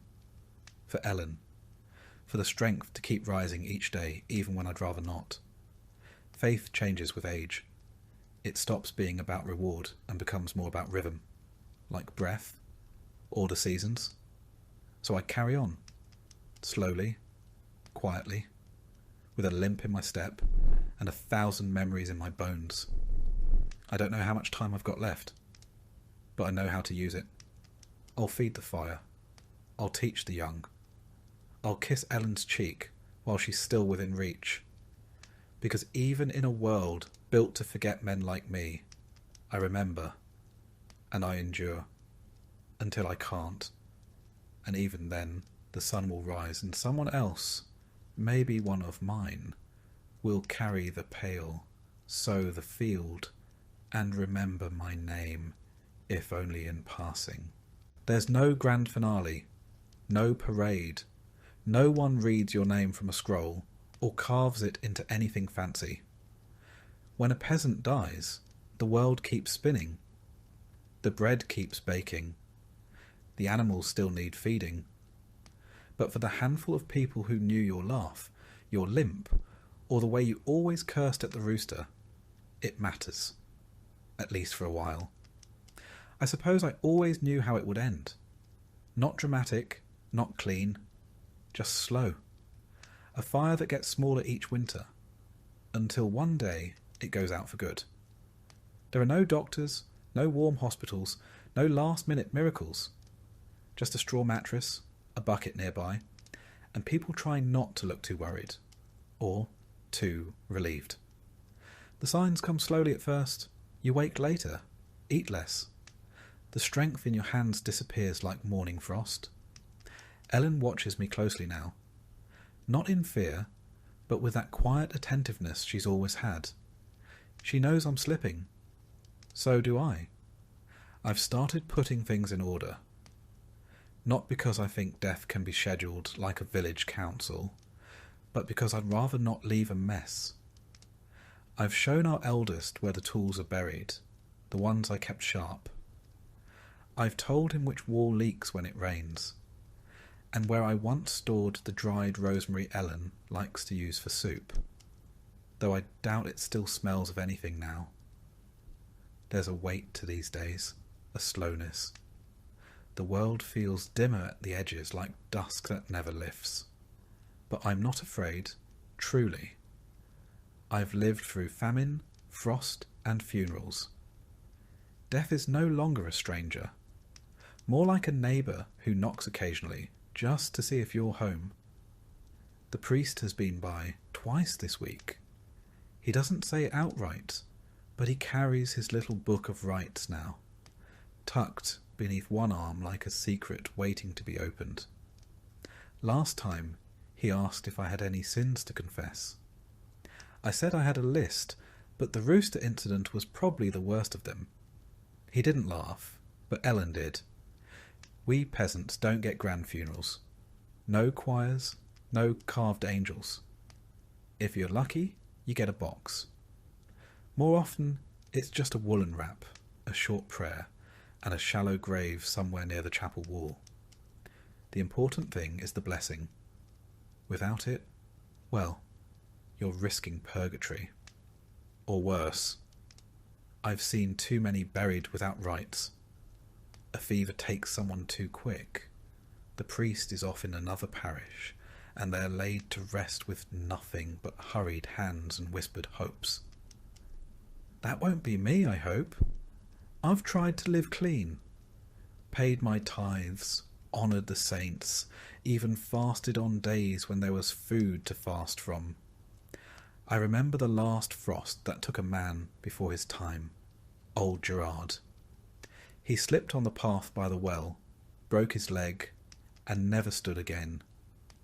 We wrapped him in his cloak, the good one with the patches, and laid him beneath the yew tree. His widow, Marjorie, placed his walking stick at his side, said he might need it in the next world. Burials are quiet here. The bell tolls once, maybe twice. Neighbours gather if they can, but work rarely pauses. The cows won't milk themselves. The village doesn't stop because one soul stopped breathing. And yet, there's a kind of grace in the simplicity. No procession, no grand eulogy, just familiar hands, familiar dirt, and a cross made from two crooked branches. We mark our dead not with stones, but with stories. The way he laughed, the way he always fixed the church roof before anyone asked, the way he once ate an entire onion on a dare. That's how we live on, not in marble, but in memory. I've asked Ellen to sing for me when the time comes. Just a quiet hymn, nothing fancy. She has a soft voice, like a lullaby wrapped in wool. I'd rather go out listening to that than the priest's wheezing Latin. The children have started treating me differently too. My youngest granddaughter, Alice, asked if I was going to turn into a ghost. I told her only if she kept stealing turnips from the cellar. She giggled, but I saw the worry in her eyes. They all know. There's a tradition in our village, passed from mother to daughter. When death comes, you open the windows. Even in winter. It's said to let the soul out, to carry it skyward. I don't know if I believe it, but I've left instructions anyway, just in case. And then there's the matter of legacy. A strange word for a man who owns nothing. No title, no wealth, no land. But maybe legacy isn't gold. Maybe it's the fence I helped mend. The prayer I whispered beside a sickbed. The way my eldest son now kneels before supper without being told. The church teaches that if we live rightly, we'll be rewarded after death. A place without hunger, or pain, or frostbitten toes. I hope that's true. But I've also learned not to count chickens, especially after last winter when the fox got in. Still, I do wonder, what will they say when I'm gone? That I worked hard? That I loved Ellen? That I always remembered to patch the thatch before the rains came? Maybe that's enough. Ellen says she'll bury me near the elder tree if the ground isn't frozen. I like that spot. It's quiet. In the spring, the roots smell like sweetness and old wood. And if she places the carving I made, the one with the little rooster on it, I suppose I'll go out with a bit of a smirk. So when the end comes, and I think it's close now, I'll meet it like I've met every storm, every famine, every failed harvest, with quiet resignation, a muttered curse, and a bit of hope. Not for heaven, but for memory. For a life lived, if not easily, then at least completely. It's not the fear of death that weighs heaviest. It's the worry that you'll be forgotten. That everything you built, everything you endured, might vanish like smoke up a chimney. But I take comfort in knowing my hand shaped this place. Every groove in the wood, every furrow in the soil, bears my mark. The village remembers in quiet ways. A child repeating a saying you once muttered. A patch of herbs still growing by the path because you dropped seeds there half a lifetime ago. A crooked fence post no one ever bothered to fix because it was just how Thomas made it. And when Ellen lights the hearth, long after I'm gone, the warmth will still reach the same corners. Maybe that's all we can ask. To have mattered in small ways. To have been part of something that keeps on breathing after we don't. So, I close my eyes with no grand speech. Just the crackle of fire, the smell of peat, and the quiet rhythm of life continuing, as it always has. And maybe, just maybe, Someone will sit by the elder tree one day and feel a little warmth in the breeze. Not enough to name, not enough to explain, but enough to know that someone lived here, loved here, and passed quietly, remembered not in marble, but in the marrow of the village itself.